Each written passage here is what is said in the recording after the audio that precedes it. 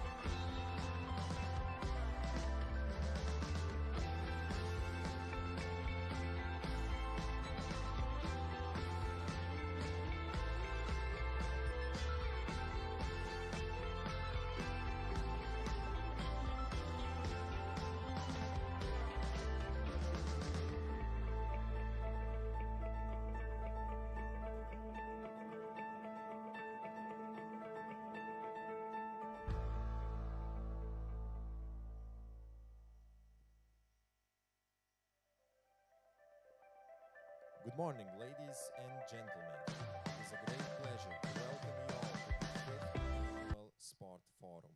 It is truly fantastic to see such a diverse and enthusiastic gathering of sports athletes, experts, researchers, students, and others who are passionate about sports all in one place. Please welcome Rector of Lithuanian Sports University, Diana Reklaitinė, to open the Sport Forum.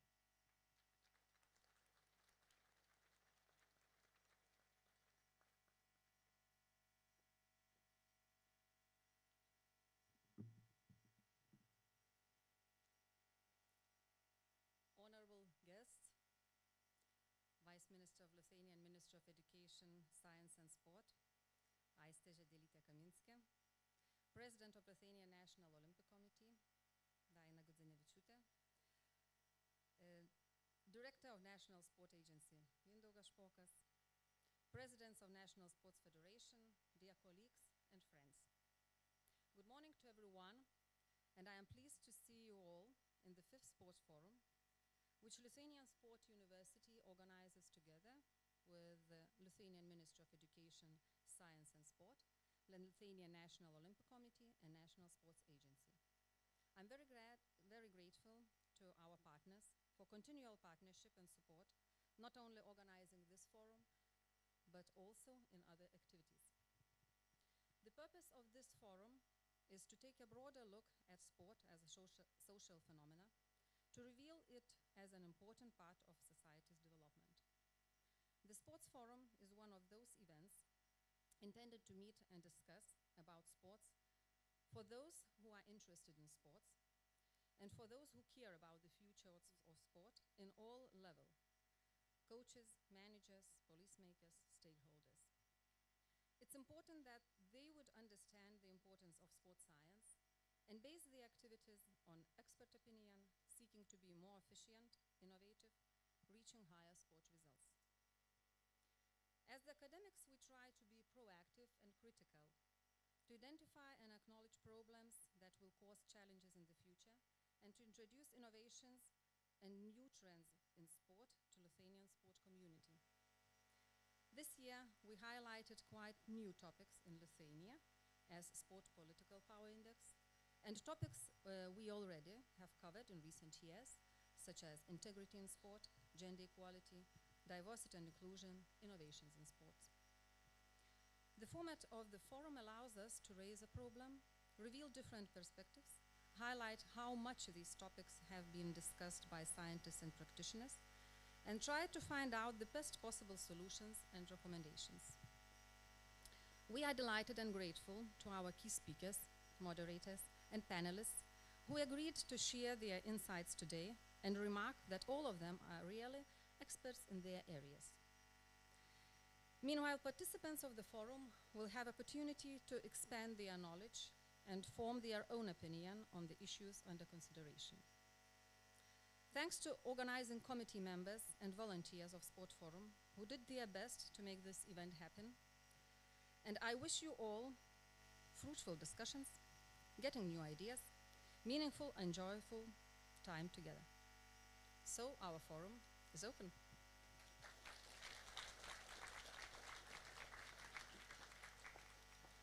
Thank you to the Rector of Lithuanian Sports University, Diana Reklaitinė, for the opening word.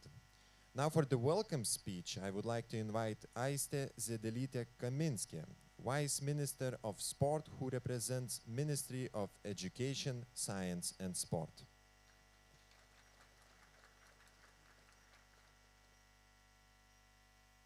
Ladies and gentlemen, it's my great pleasure to honor and to welcome you to this forum. The purpose of the forum is to spread innovation of European and global sport science, to share the results of the latest research with those who are related in the field of sports. As we gather here, we are not merely spectators, we are participants in grand discussion about the role of sport in the world. We came from different backgrounds, represented diverse sports, but we all share the same commitment of the values of sportsmanship, discipline, teamwork, and the pursuit of personal and collective goals. This hall This hall is attended by athletes, coaches, sport enthusiasts, and experts who have dedicated their life to the pursuit of excellence in sport. We are here to share ideas, knowledge, and inspire each other. During this forum, we will discuss in very relevant topics, fairness, gender equality, and the application of training and modern technologies in sport. I invite everyone to actively participate, share their experiences, and gain knowledge and inspiration that this forum has to offer. Let's take the opportunity to learn, communicate, and inspire each other. When we open the door to this forum, we open the door to the endless possibilities and the promise of a brighter and more inclusive world of sports. Finally, I would like to thank Lithuanian Sports University, the speakers and all participants who came to this forum and who ensure that this event has continued. Thank you, and let's make this forum a memorable and impactful experience for all. Thank you.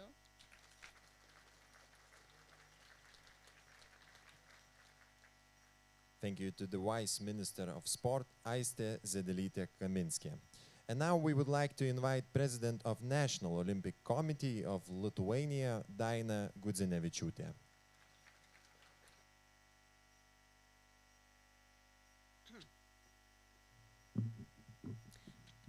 Labas rytas. Labas rytas, good morning, dear friends and colleagues. We are happy with the long-term cooperation with the Lithuanian Sports University. One of the forms of our collaboration is this forum. We are interested in many topics discussed in past or future forums, but the topics of gender equality is especially important for me. Global situation of sports politics has shown that we, the Baltic states and Scandinavian countries, have very little influence on the decision made in international organizations. A colleague from Denmark, Hans Natrop, started talking to me about it. And today I would like to enjoy the discussion about sports political power index. I would like to thank all our guests, especially colleagues, Paul, Einars, Anna-Marie, and I wish you all productive and very interesting day. Thank you.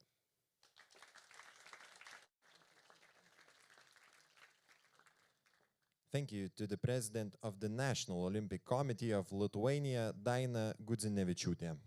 After these welcoming words of our honorable guests, it's time to start the Sport Forum and invite the first speaker.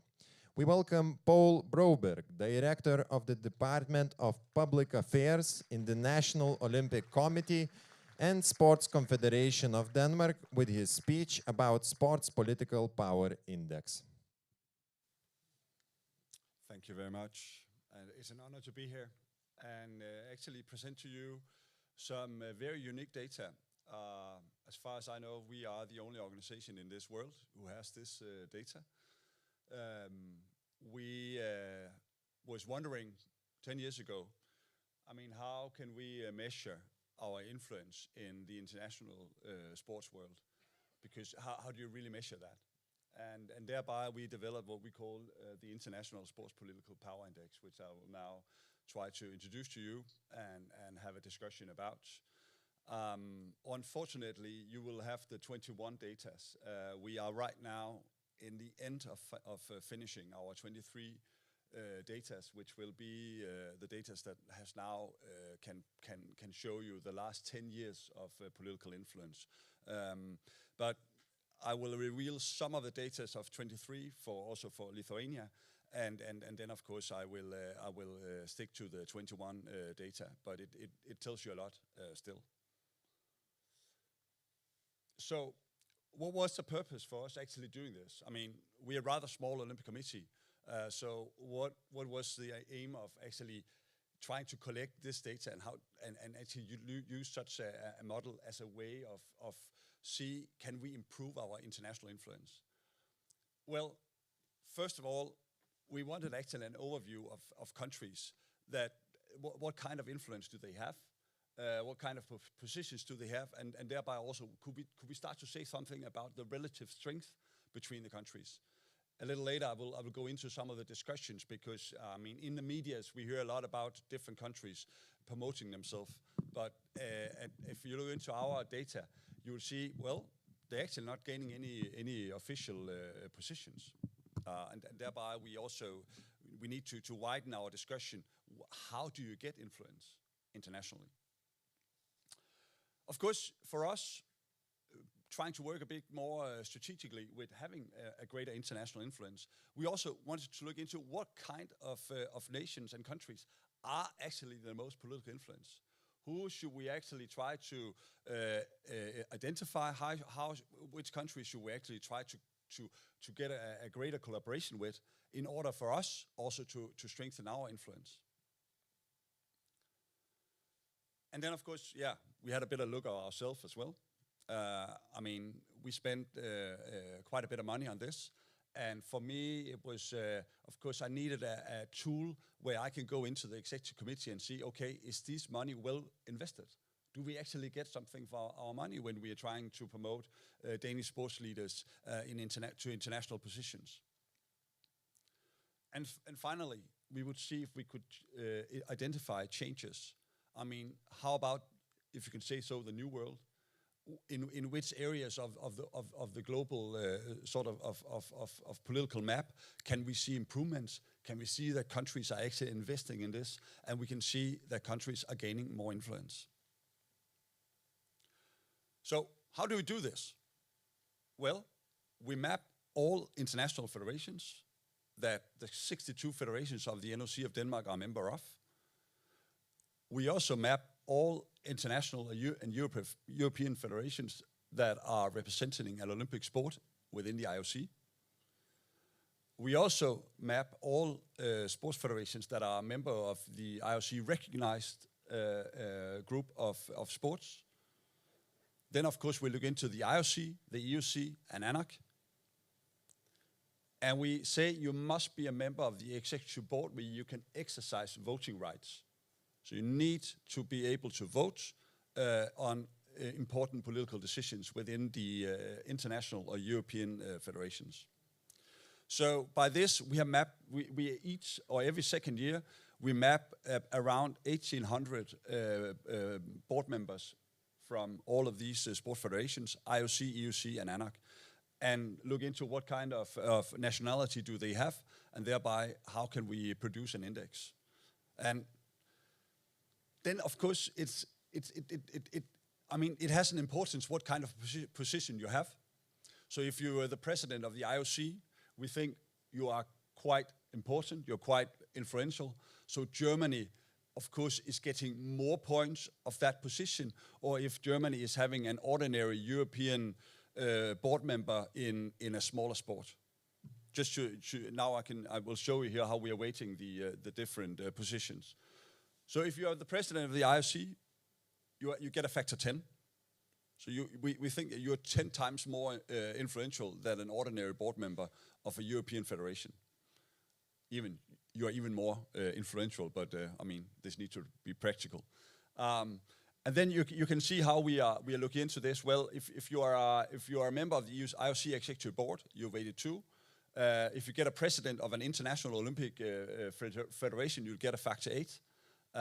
If you are a president of a European Olympic Federation, you'll get a factor 5. And again, if you're a member of a non-Olympic European Federation, you're an ordinary board member of that, you get a factor 1. That's equaling 1 and 1. Then we have looked into ANOC as well. It's the global organizations for Olympic committees. And finally, and you can change that. This is also totally transparent. You can go to our website, and all the data are totally transparent. You can choose between the different sports. You can look into the different countries, and you can thereby measure your political influence. In Denmark, because football is a national sport in football, we have highlighted both FIFA and UEFA, because we think that if you, as a Dane, is having a position in either FIFA and UEFA, it is actually counting a bit more in our international influence than in other sports, because football is our national sport. But again, you can change that to Lithuania, you might look into basketball as, instead of football. I don't know. But what are our weighting criteria? Well, we see if you're an Olympic sport versus a non-Olympic sport, you are by definition more influential if you're coming from an Olympic sport than a non-Olympic sport. That's one thing. We look into the economic turnovers of the different federations. So the bigger economic turnover you have as a federation, the more important you are. We look into the media interest. The more media interest you get in a sport or for the federation, the more influential you will be. We look into the number of members. I mean, how many are actually exercising that sport on a global level? The more people in the world that are exercising the sport, the more important or the more influential you'll be. And finally, this is really starting to get, messy to actually be very scientific about this, because we try to look into political impact. For example, if you are the IOC, you will see that you are able to change laws in national countries in order to accommodate if you want to host the Olympic Games.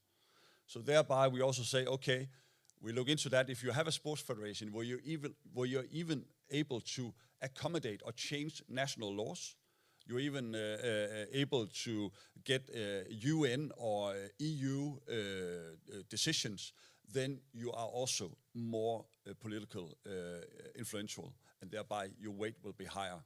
So that's how we do this. But let me tell you, of course, this is very objective, it's very subjective to measure things like that. I hope we can, in the beginning of next year, we can have a partnership with the University of Copenhagen, the political science department, where they will go into this even deeper with the data that we have. So if you look at the results from 19 to 21, we have the study is divided into two main tracks. We are of course looking into the European nations. So we have a sports political power index that is only counting for Europe, because Denmark is part of Europe, Lithuania is part of Europe. So we needed a stronghold. We needed a certain focus on Europe. But you can actually also do it for Asia, Africa, Americas. Again, the data is transparent, so you can do that. And of course, then also at a global level, where we can include the IOC and ANOC as part of that power index. Again, the next power index will be able to be presented within the next couple of months. I have a few data from Lithuania of the 2023 data set that I will reveal in just a couple of minutes. Because Lithuania, how is Lithuania actually doing? Well, when we started to collect the data in 2013, Lithuania got 6 points. Not many, actually. There was some representation in basketball, the Paralympic, hockey, and pentathlon. Now, 21 data, 18 points, so actually quite well. Lithuania has improved the position. As you will see from our European data, you're still not in the European top 20. If you look into, but we can see actually a rather impressive progress from 13 up until 21. And we expect the 23 numbers to be even better because, and Dinah is here, the president is quite important for you because Dinah is alone gaining 17 points for the 23 power index with her positions in the IOC, ANOC, and the EOC. So a single person alone will actually be able to gain a lot of points, as we see here. I will also come back into some of the other analysis, and you can see single persons can be very influential and thereby also improving the rate of the country. So we will look into an increase again for Lithuania in 23. So you can see from 2013 and then up to now, actually things are progressing in the country. But now you can start to compare yourself with Europe. Because here's the number of countries and the list of most influential countries in Europe. France is number 1. Italy, United Kingdom, Germany, and Russia. Those are the top 5 countries. And now you can actually, you can what is now really interesting with the data we have is we can start to see the progress all from 2013 up to now. So you can see a lot of the top countries are actually losing influence. Italy by 42 points, United Kingdom by 35, Germany a bit less, but Spain by 70 points. So things are not looking very good for Spain, actually. And when I talk to the National Olympic Committee of Spain, they of course look into this and see, okay, well, we're still number 6, but we can see we are losing influence a lot. Switzerland, which was, I mean, compared to the size of the country, was a bit of an outlier when we did the measurement in 2013, and our explanation was that Switzerland is hosting a lot of the European and global federations, so that might benefit them. But you can see now there is a moving trend saying that that's not enough for Switzerland, because they've lost 75% or 75 points since we started to measure this. Of course, we for the Danish point of view, when I go to my executive committee, I still say to them, well, we have actually gained points since we started to do this, 7 points, not much, but we have improved our European influence. So if we should sum up a bit, France and Italy still the 2 top positions, and of course, looking into France hosting the Olympic Games in 24, Italy in 26, we believe that those 2 countries will still be very influential when we have our new index in a couple of months' time. We don't see any changes for the top 5 countries, but we can see the largest growth is actually coming from Poland and Greece. And again, Greece, you have to be a bit careful because it's not a lot of the positions, but the president of the Greek Olympic Committee, Spyros Kapalos, in this period, he has been the president of the EUC, he's become member of the IOC, and thereby also he has gained personally a lot of points for Greece. Switzerland, just the last couple of years, they have lost 32 points, and Russia 19 points. And of course, it's going to be very interesting to see Russia for our index in 23, because what has the sanctions? How has that been influential in their ability actually to elect leaders? Of course, we expect that has really been a challenge for Russia, so we will see a further decrease of Russian influence in our 23 index. That is what we're counting on, because with the sanctions being implied in sport to Russia, that must have been also influential when Russia is trying to get leaders elected into European federations. The general trend, Eastern European countries are gaining more power. You can see from 2013 until now, Romania, Belarus, Bulgaria, and Croatia has gained a lot of points. Of course, it's interesting to see how will the sanctions imply for Belarus also when we have the 23 datas. The world. Who is the most influential countries when we come to the world? Well, here by far, as we also see in what you can call the real political world, the United States is the most influential countries in sport. Thereby again, France, Australia, United Kingdom, and Italy. So very much can you say the old world that is still dominating international sports political positions. We have to go down to, well, 6. We have Japan, China is 7. Russia is still also in our 21 data among the most influential international countries. And again, if we look into the Danish position, we are number 28. And again, we have gained 16 points since we started to do this political power index. Also, you will see that it benefits generally that you're hosting the Olympic Games.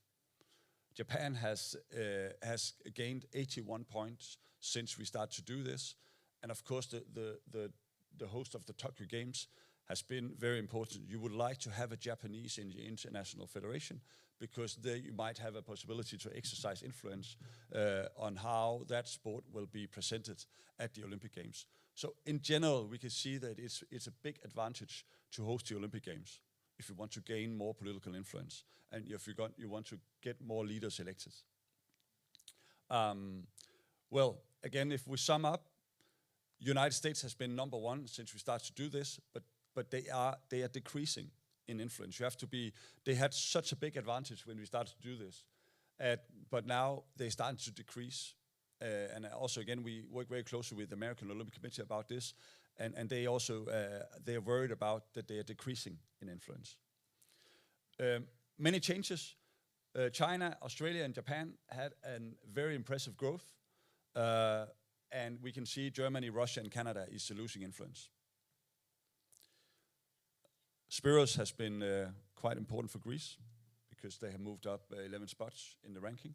But we can see a similar progress in the Czech Republic, Turkey, Mexico, and Morocco. On a long term, Japan really has to improve its influence, and also on an international level, we see strongholds in Europe losing influence. Switzerland, Spain, Russia, and then, of course, again, the United States are losing influence. Conclusions. Well, actually, from a Danish point of view, we really want to connect closer to Australia. Because already now, Australia is hosting the Olympic Games in 10 years' time. But already now we can see that they are gaining influence. So if you really want to work strategically, you would like to get a closer connection with the Australian sport leaders. But it seems like they are really growing in influence. And they have still a long time before the Olympic Games. So we are looking very closely to Australia as a country that we need to have a closer connection with, that we need to team up with in different strategic issues and initiatives. We see also the East European countries, also when we look into the global level, Hungary, Czech Republic, Poland, Romania, Belarus, Bulgaria, Croatia, Georgia, and Serbia are all countries that are on the rise, that are gaining points and are gaining influence. And again, Belarus, we need to really take a closer look at that in the 23 data set, because they will probably lose influence again due to the sanctions of sport in Belarus. We can still not conclude anything certain about Russia. So it is too early to say if the sanctions and the war in Ukraine has a major impact on Russia's ability to get leaders elected. But we expect that Russia will have lost a lot of influence in our 23 data set due to the sanctions. Again, the United States have managed to keep up and to be number one. But it's actually interesting to see that even though they're hosting the LA Games, and I mean that is it with numbers. You can always try to be very steady in your conclusions. But if you look at the United States at the moment, it seems like them being a little bit of an outlier because they've not been able actually to gain more influence due to the LA to the host of the LA Olympics.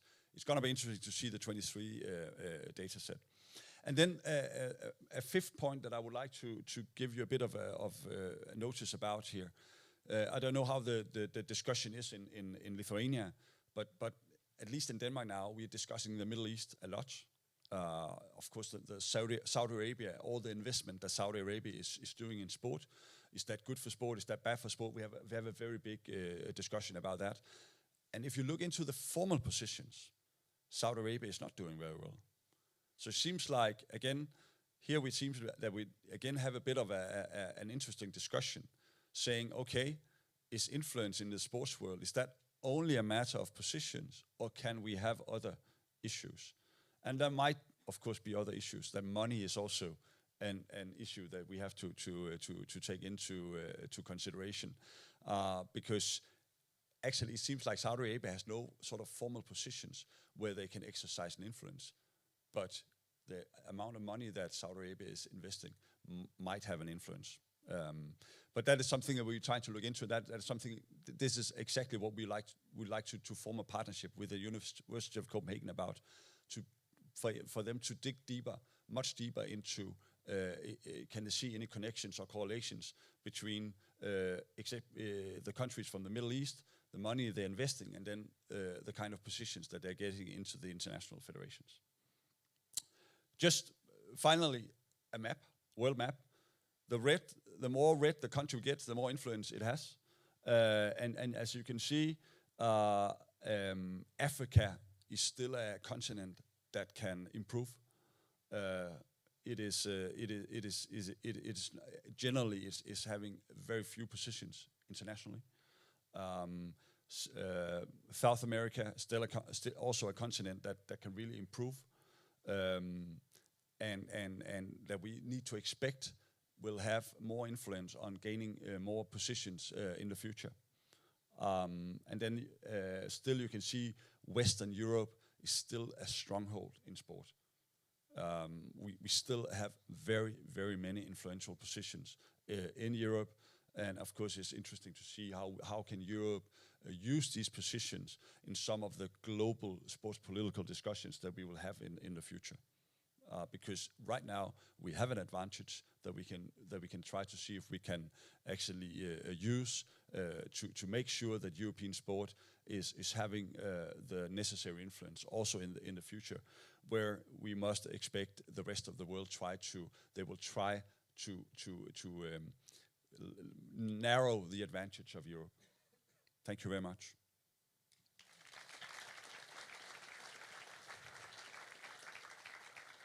Thank you, Paul, for the great speech and interesting data presented.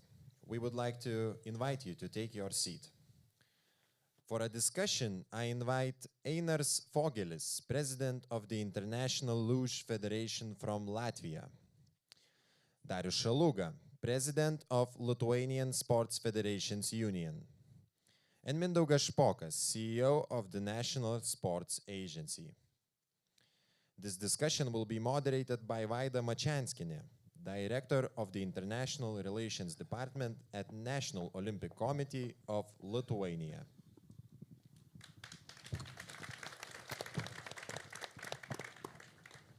Good morning. I will have really very interesting and pleasant discussions about sports power with men. Today we heard that the most powerful person we have President of National Olympic Committee. However, we still discuss about sports power with men.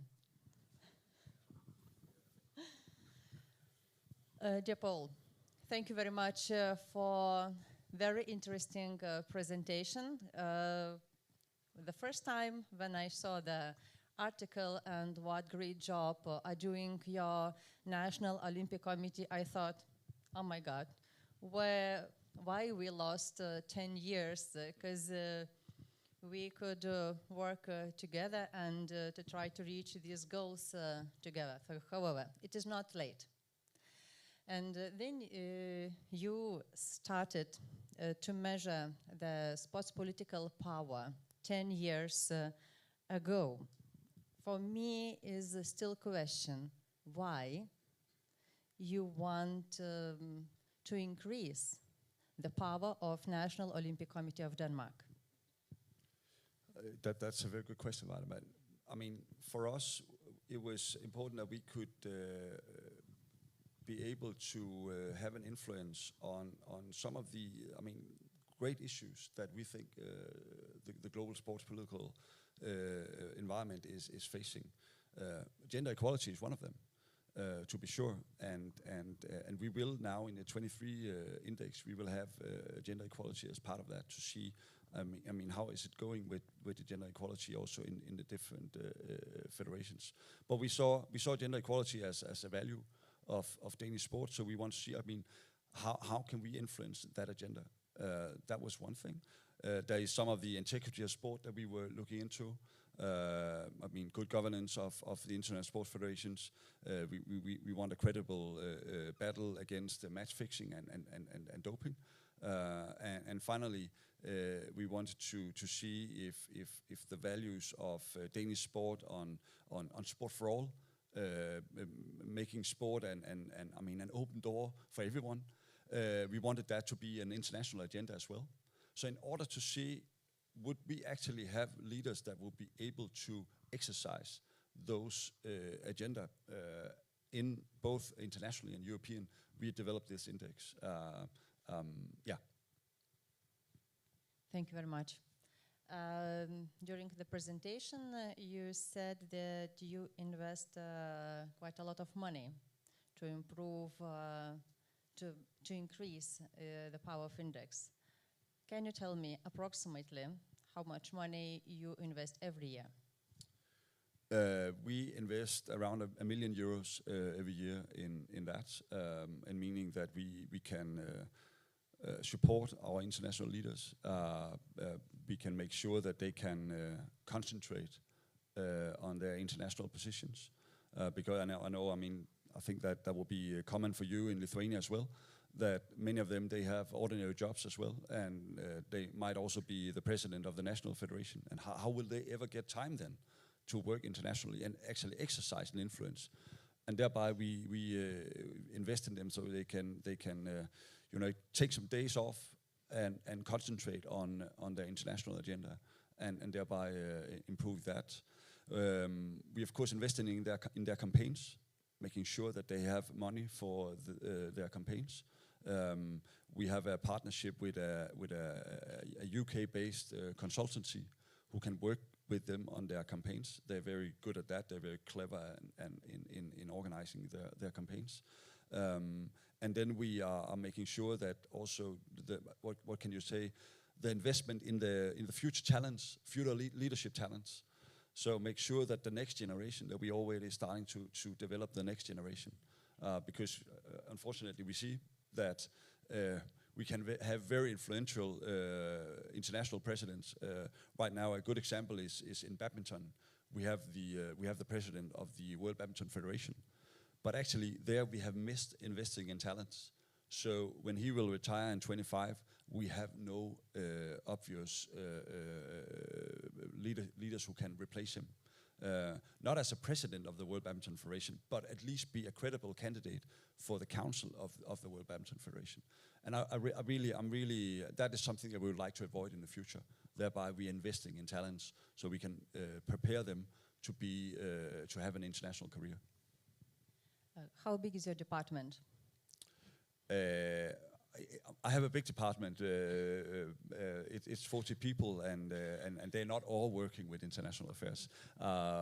We also have at a national level, we also responsible for our social responsibility work, and thereby, we need to have a bit of. I will explain. I gave this question to Paul because when I read information about your department, about the tasks, what you have, and about the international strategy of Denmark Olympic Committee, Dinah looked at me and she said, they have so many people and I do it alone. So, dear friends, that's why sometimes we really lose some small fights because we don't have enough people to cover this really very important topic. And 10 years have passed. Yeah. Are you satisfied with the results? Actually, right now, I think from a more academic perspective, I'm quite satisfied that we are having this kind of data and we can use it. And now, we are really broadening our cooperation with a lot of other Olympic committees. As I told you, the University of Copenhagen Political Science is very interested in this.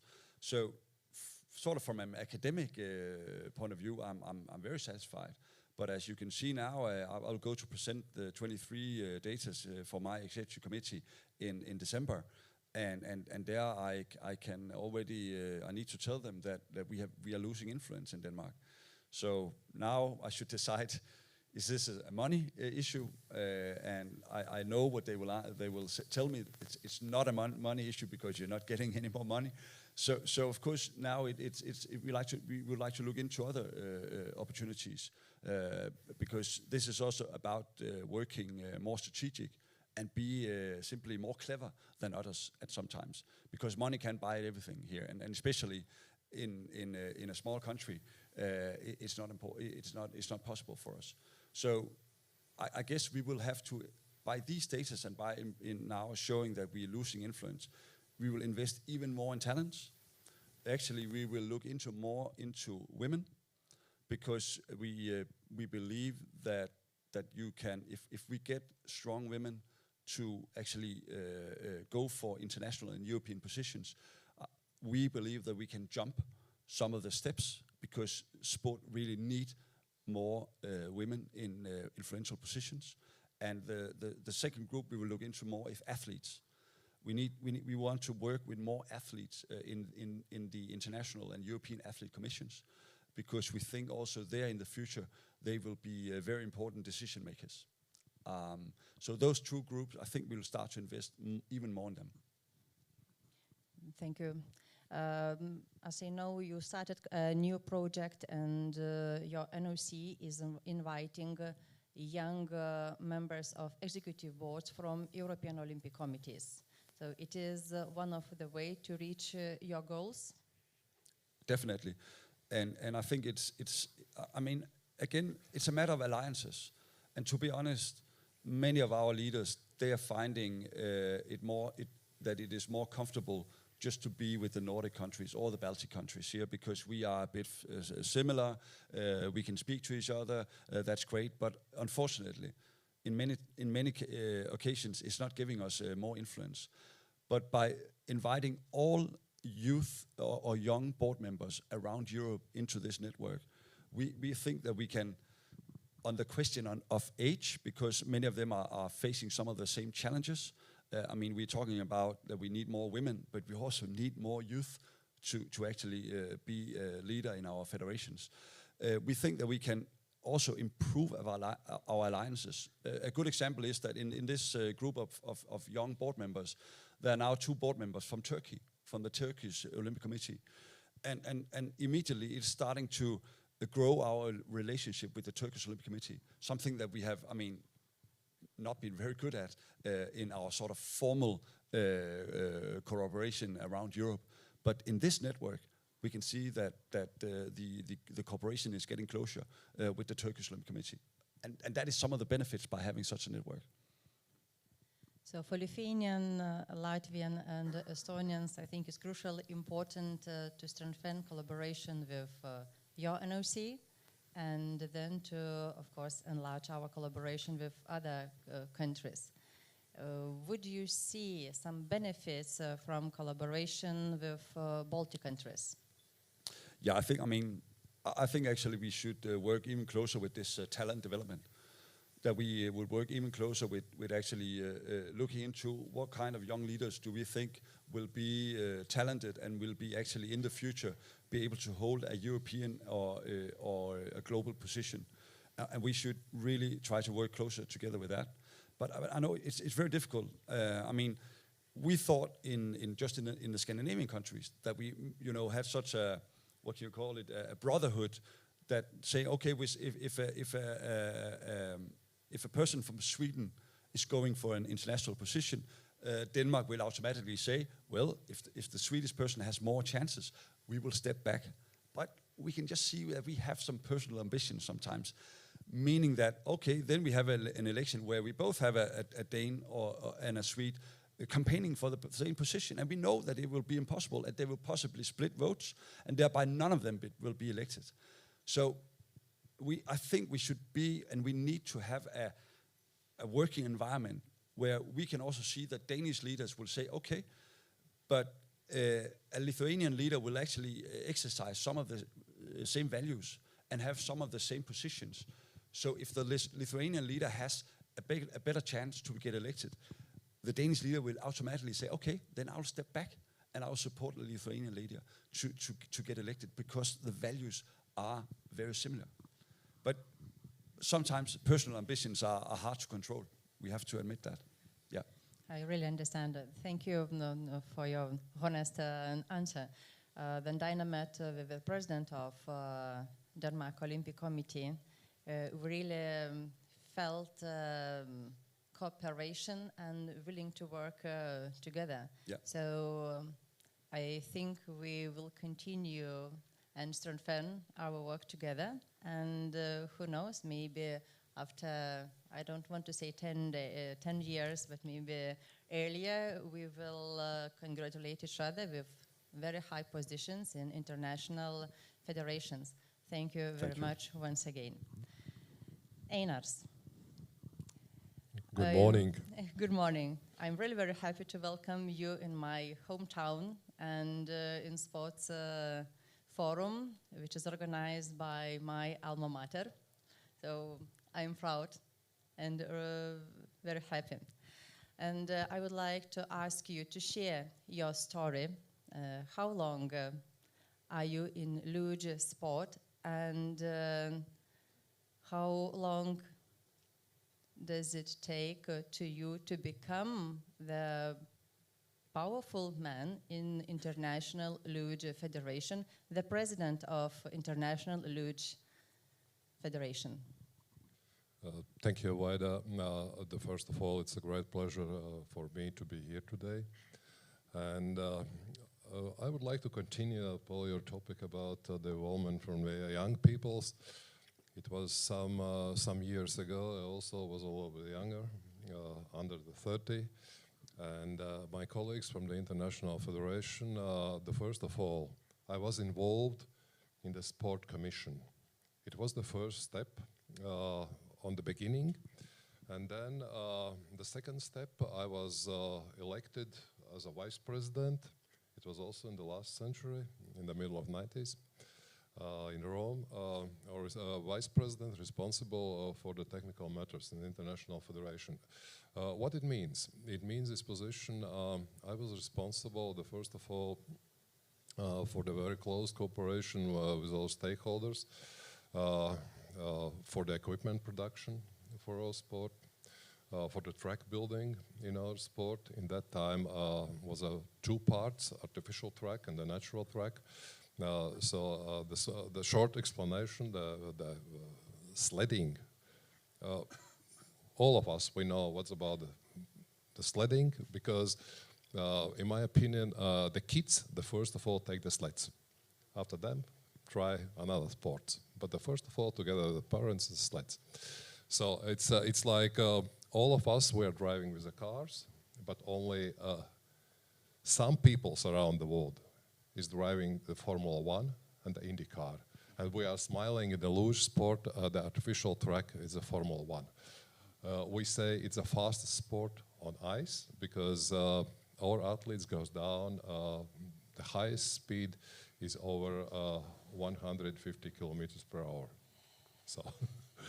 So and in that time, my responsibility was the technical matters, and then after some period, I was elected as a Secretary General, and now after them as a President of International Federation with trust and support from all member countries. So it takes a little bit more as 20 years. It's not a short period. Yeah, it's really not a short period, and you gain a lot of experience, of course, and recognition from not only in your country, but from your international colleagues. So it means that it was very good and hard work during this all 20 years. Do you know some examples from sports world about sports political power of several countries together? Yes, of course. Yes, of course. We are working normally in our federation. It's a teamwork, and first of all, we created the teams in our commissions, in our working groups. We select the peoples from the different countries with the different opinions. And all together, it's a sport power, because we are coming from around the world with very different opinions. First of all, in our hometowns, in our home countries, and the last one internationally. So, in my opinion, when we bring the peoples together, when we come to a result, it's a power. It's a real power. Thank you. And as I gave a question to Paul, I would like to repeat it and for you. Would you see the point of strengthening the Latvian and Baltic countries' sports political power?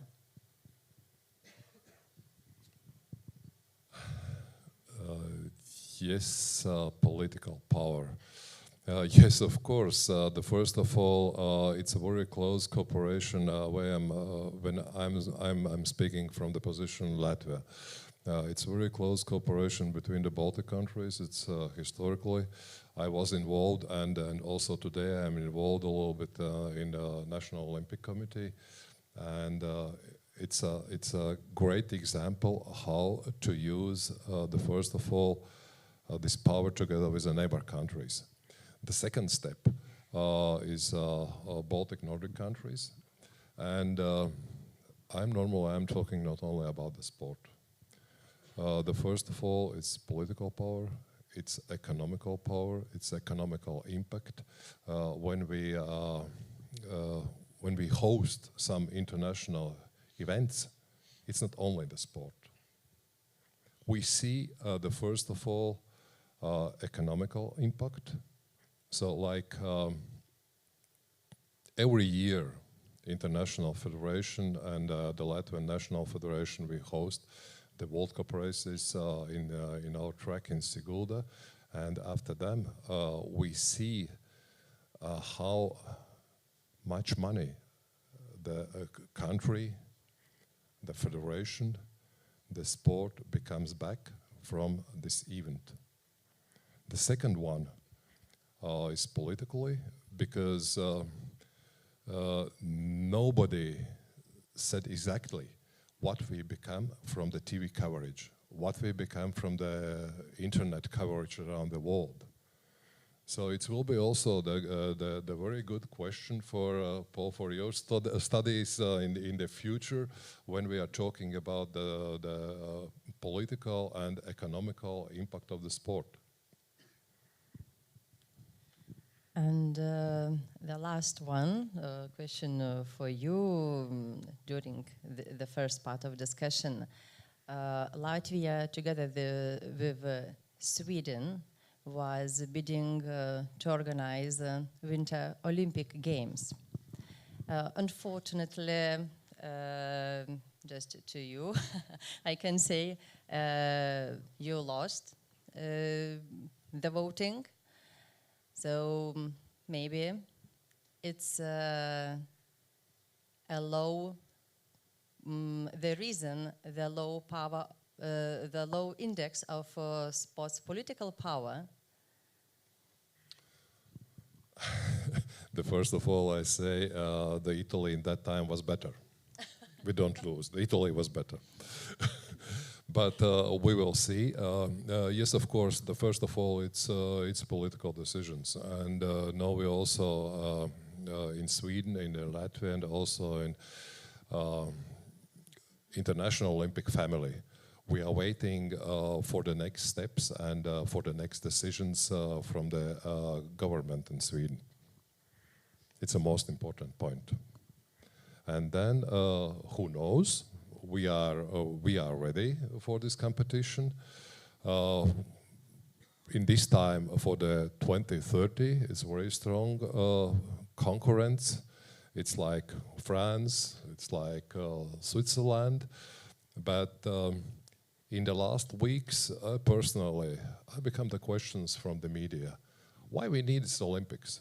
So my answer, look, the France stay with Olympics 2024, and no, before this Olympics, stay in the bid for 2030. Probably it's a reason. Thank you.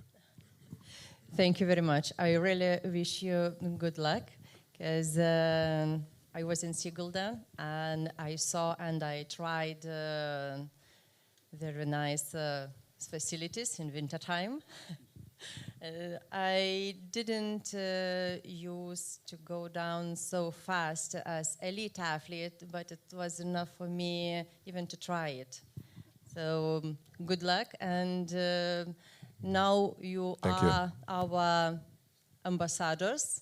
So please spread the message and support the future bid for Sweden and Latvian plans. Thank you. Thank you, and welcome to Sigulda. Thank you. Darius, now I would like to continue to discuss with you. You are president of two Lithuanian sports organizations, Lithuanian Boxing Federation and one of the biggest association, Lithuanian Sports Federations Union. Have you ever thought about applying for a position on the executive board of an international sport organization before? Thank you, Vaida. First of all, I would like to thank Sporto University to invite me to such great forum. And I think that the topic of the forum is very important because Lithuania even doesn't have such goal.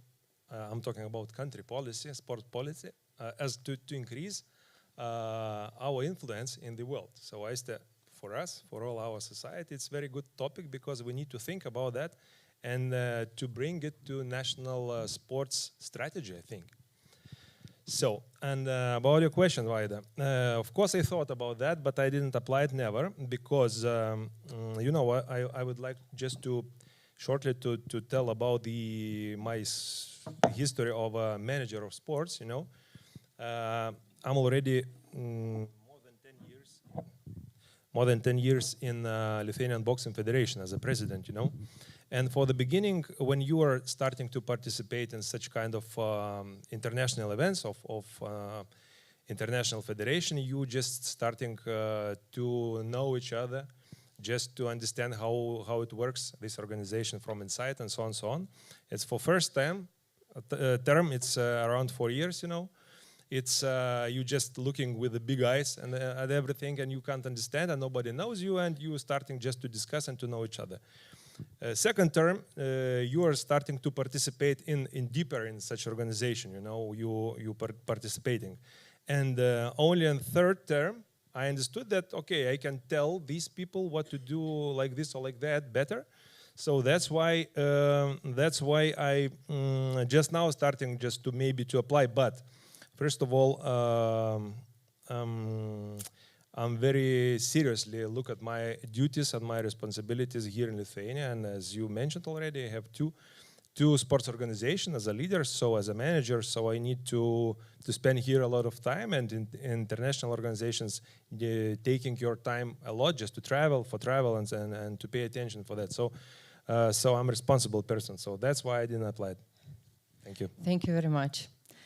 Darius, do you think it is easy for the sports community to find a candidate who is willing and qualified enough to hold leadership and decision-making position in sports organizations in Lithuania? Is it easy for the sports community to find a candidate who would like to work as member of executive board? Yes, it's very, very good question too. It's not easy. It's not easy. Just in one sentence, I can say because today I'm representing 75 sport federation of Lithuania, and we are talking about the problem with the specialists. Not only professional sportsmen who mostly invited in the activities of federations and the sports community and activity of that. But the main problem is management, because anyway, whatever we spent already a lot of years after Soviet Union, but still we have a myth here in Lithuania that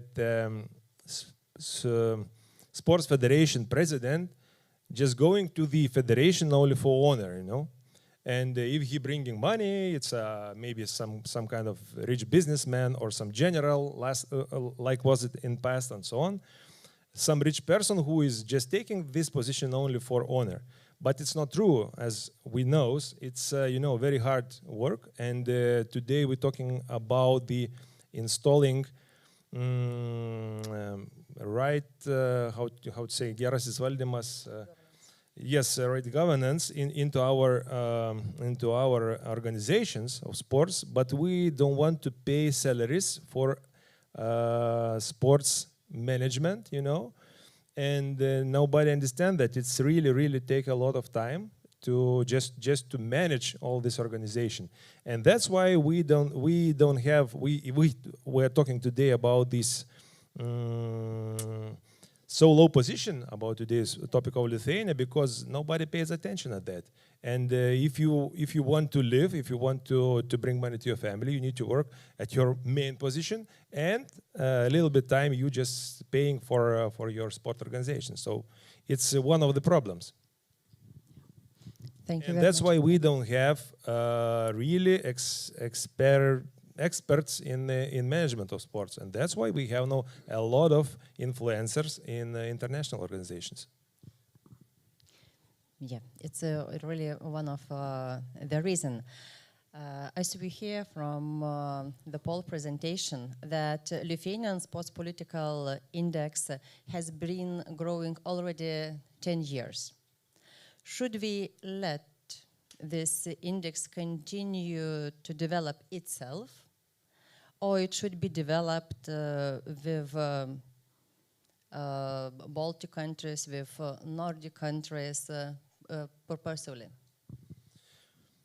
I think that, first of all, we need to understand that it's really important for Lithuania, and as already talked in the first part of my speech, that we need to understand and we need to increase this index and how to increase it in Lithuania. And after that, just to talk to our colleagues in the Baltic states or maybe in Europe, and to make some kind of unity, with the aims of that.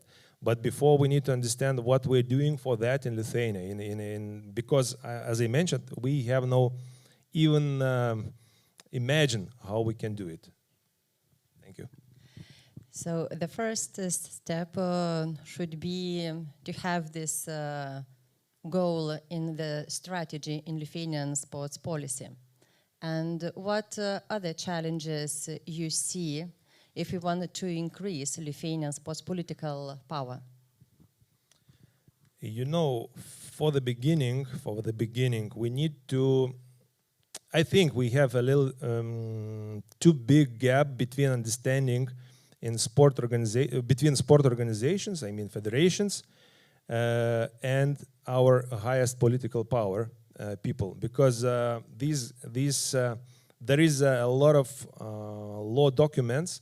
First of all, it's sport law, what we have with the big problems here in Lithuania for sport organizations. And first of all, for example, our parliament, I don't know why, but they decide that for Lithuanian Federation, for the management, for committees and management, it's enough only 2 terms. It means maximum 8 years. But as I already mentioned, after 8 years, only international societies of sport, some organizations, just starting to see you at all. So there is impossible to increase our political power of sports in international organizations. So I think, first of all, we need to find the solution to talk about the problems and about this index here in Lithuania, and to help all sport organizations and to make society as one unit, not different opinions, and to find, first of all, the solutions with the law of sports of Lithuania. Thank you, Darius. As you hear, Lithuanian sports organizations really wants to increase their sports political power, and they need some help from their country's responsible persons, I would say. Absolutely agree. Thank you very much. Thank you. Mindaugai, please share your story. Since participation in Atlanta Olympic Games, swimming as an athlete, later becoming a powerful man in basketball, and now the most powerful man in the Lithuanian sports world, because now you are director of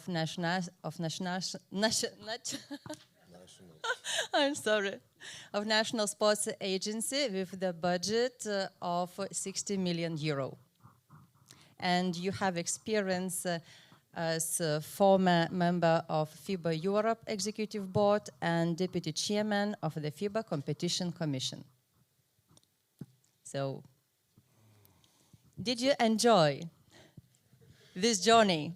Yes, first of all, I'm very glad to be here, also in my alma mater, also in Sporto University. Also a very interesting topic because it's a very wide topic and very deep. And we now going only to the wide part and we cannot go to deeper wide part.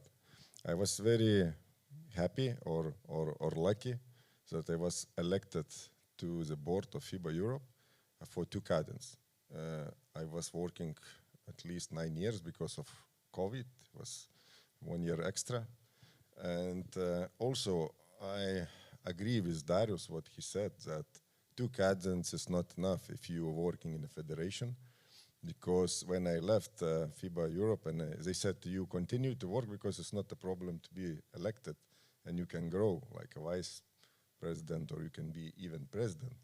And they're saying, no, I will work to National Sports Agency, and by our laws, I cannot have any duties in other organizations. But it's really stupid because and strange, and we must think about the laws. And even I quit my membership in Rotary because of, I don't see any conflict in these things, but by our law, you must to say in which part you involved, in even FIBA position was putting in the paper that I am member of, and maybe I will be in a conflict with something in the future. So, but yes, we have bad history of Belarus and Russian, and it was very also interesting to be and to see how organizations adapting this situation. You mentioned a lot of things about the Scandinavian countries. I have different opinion. I always thinking that Scandinavian countries finishing in the middle of Latvia, because my colleagues, which is I better in contact with them, with Poland, Spain, France, bigger countries, because I will say that when you are big sport and you taking big power in the sport, you're having big partners. When you are small, you continue working with the small. I was always surprising that we are very good friends with Iceland, with Denmark, with all Nordic countries, but Estonia always in Nordic countries. Latvia, something like between, and Lithuania is always, I don't know, something we are not in this part. But it's also depending which position you are aiming and what you're doing. I was very interesting from my experience that first years, what Darius mentioned, first 2 years in the FIBA board was, oh, it's so nice. It's new, you know. Later, you're adapting how to work, you knowing people knowing you. You cannot lie. You cannot make promises, you must work. Later, you're also working with your federation, you're growing. I also really happy that I left few people, or not few, a lot of people in federation who's now grow like a persons. Also, it's really sad that they left the federation. They're now working in different federations, like Justas in a league, another Justas in the swimming federation, because main target for leaders to produce another leaders, not to think about yourself for all life. So also, I must to think that we must to sit with eyes and to think about the cadence stories, because I think 2 cadence plus 1 more year, 1 more cadence will be better, first step. And also, it's mentioned a lot of things here, which is interesting, and also we must do considering sitting a little bit down and go deeper, because I saw how many federations we having influence in. So I saw hockey, I now seeing few faces like new federations who's taking some positions. We're really glad that our Olympic committee president still continue to work in very wide and big positions, because it's very important also. When we're talking about women in sport, we're also unique country because Prime Minister, Parliament, Chief is also ladies. Now Aiste is here also lady. Before that, Rector is lady. So yeah, we cannot complain that only men That is. are now But we sitting. have discussion with men, not with ladies. I don't know why you not invite them here, because we can sit also here. But I think now we split this situation, and I also think a lot of girls from Olympic Committee and from our sports group in the ministry. So I think everything is okay. Now we must to concentrate what we're doing, how we're working, how is our legal acts doing, and what we must to change. Thank you very much for really very optimistic answer. And you mentioned very important changes, what we need to do, and you already see to whom you can speak. I can only add that as NOC with the most powerful woman, we really would like to be involved in this discussion and future works, because as Olympic Committee, we are small, but our voice is heard and we are powerful. Dinah became one of the most powerful women, not just per day. We really discussed a lot. We read principles of good governance, what is the most important in the world, and we try to cover most important topics, and for us, for Lithuanians. We work in gender equality area 10 years. We have reached some only results. We have 2 women who became, became Secretary General of Sports Federation. The second was invited to work for European Federation. But during 10 years and so many invested money, it's not a big result. So we need to work together, of course, not only for gender equality, but in other areas as well. So, dear men, I really hear a lot of interesting ideas. At first, that in Lithuania, we should start to work on a strategy and how to develop the sports law. And we should see not ourselves, not sports political power of Lithuanian, separately Latvian or of Denmark, but what can we reach together? Because if we have a candidate, we can just take a phone to give a call and ask for support. And I hope it wouldn't be a problem, except if there is own ambitions. As we hear, it's very important as well. Yeah, we, as small countries, don't have so much money as Arabian countries have. But we have people who are smart and who wants to be in high positions. Yep.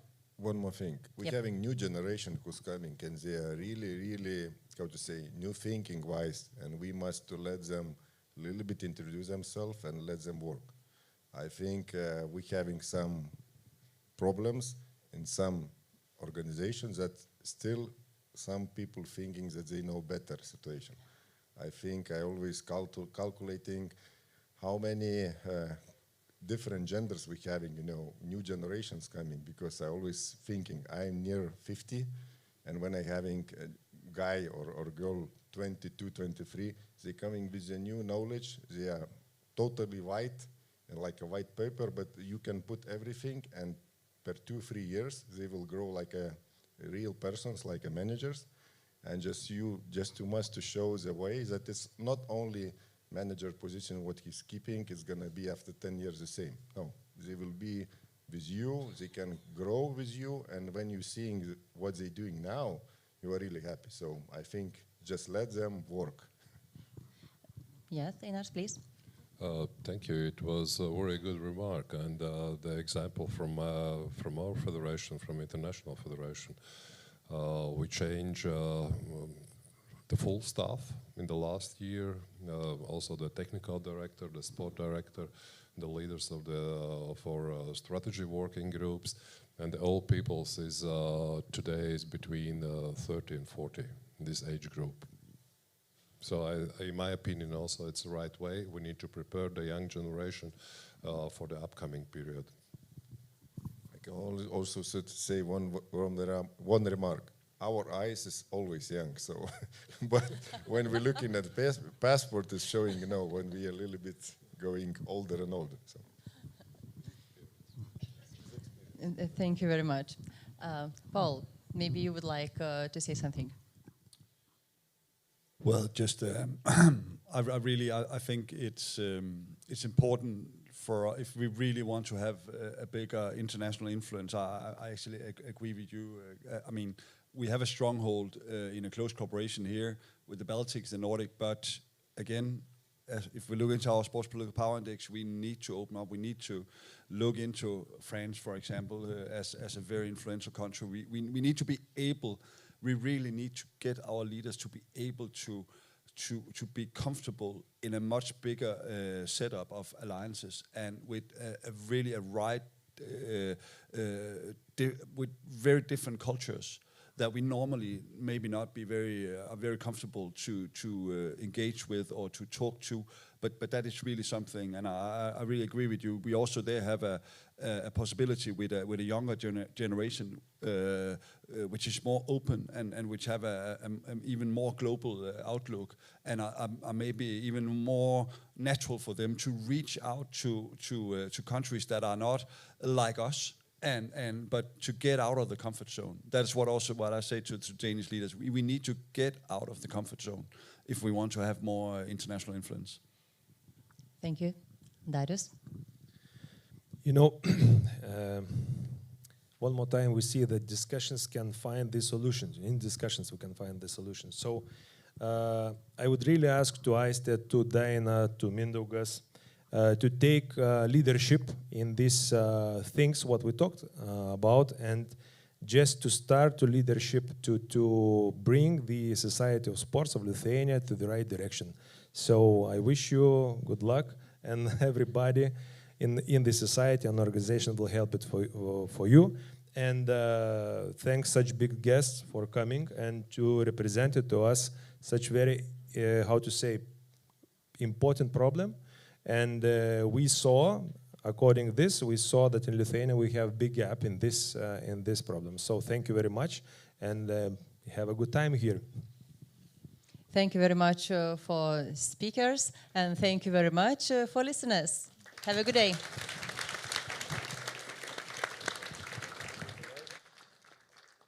Thanks a lot to the moderator and all participants for the thoughtful discussion. Let's give applause one more time.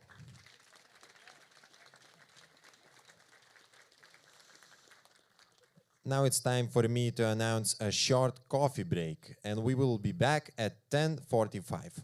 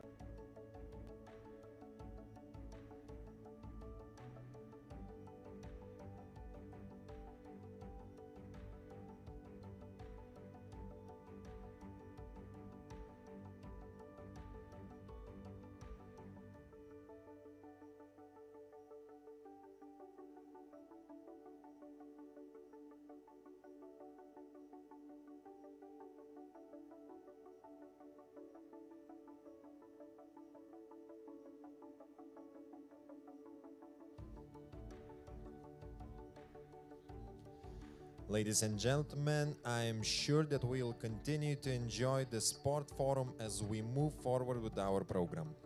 For the presentation, I invite Peter Nicholson, Head of Investigations and Intelligence at Athletics Integrity Unit. Peter will speak about the integrity in sport. Peter, the stage is yours.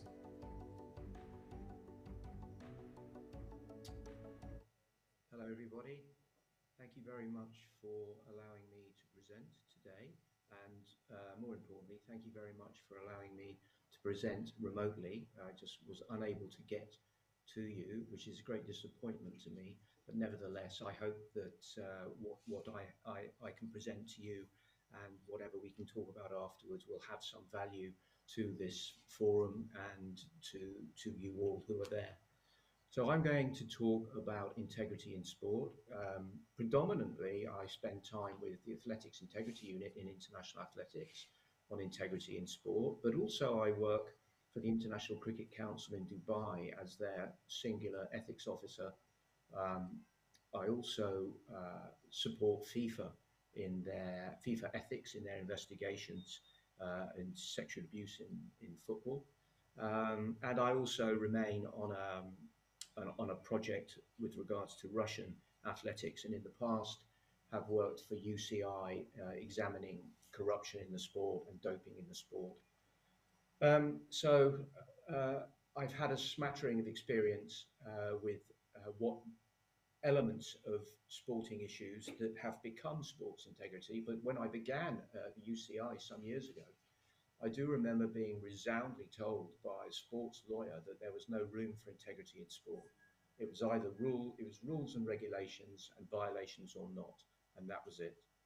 And I'm very happy that that was proved to not be correct, and that there has been a recognition over the years that integrity in sport is a valuable thing. It is a challenge to deal with integrity in sport, but it is also an enormous opportunity right now as we are speaking pretty much.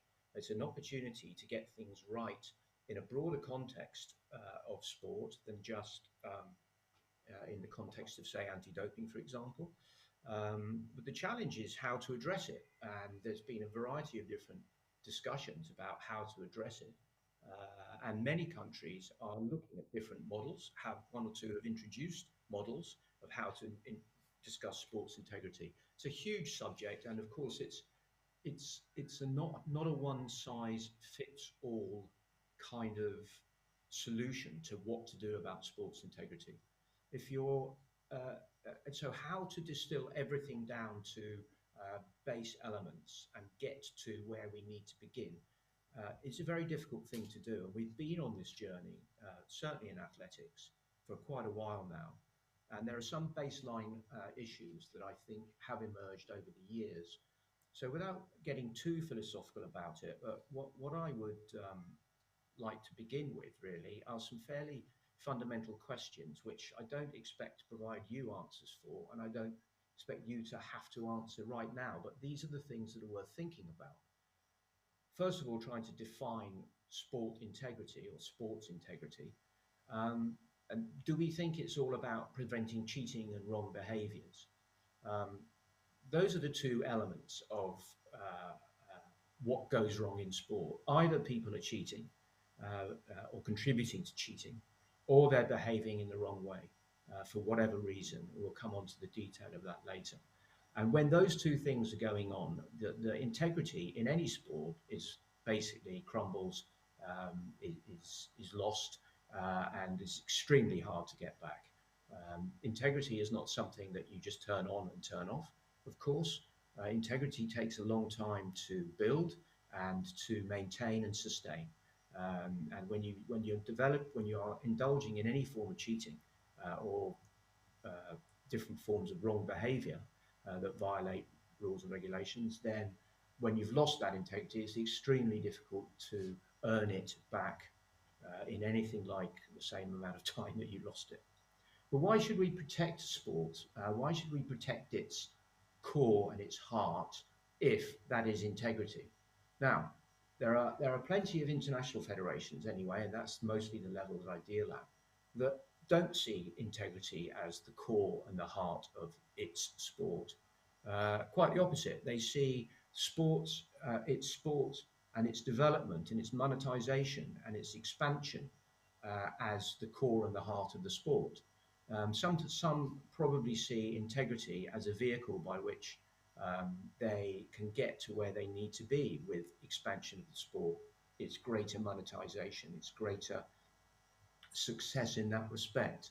And that gets quite difficult because if you're not seeing sports integrity as a critical component of your sport, a fundamental building block, then it can be up for grabs rather too easily and up for negotiation rather too easily.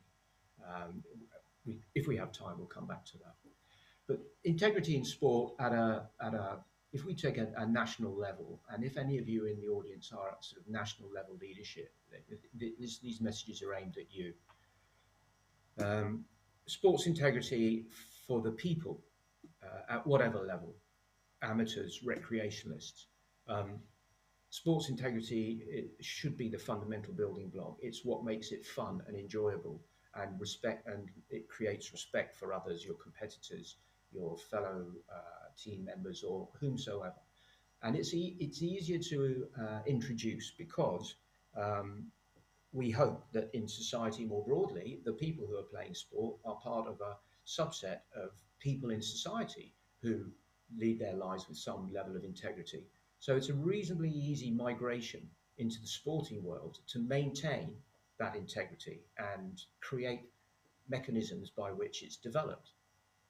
As you go up the chain of sporting prowess and you become, say, a national level something, and more importantly for us, or in my world, an international level participant, then sports integrity is not necessarily the first thing that you think about when you are single-mindedly trying to be, for example, the best in the world, or trying to get to an Olympics, or participate in a World Championships.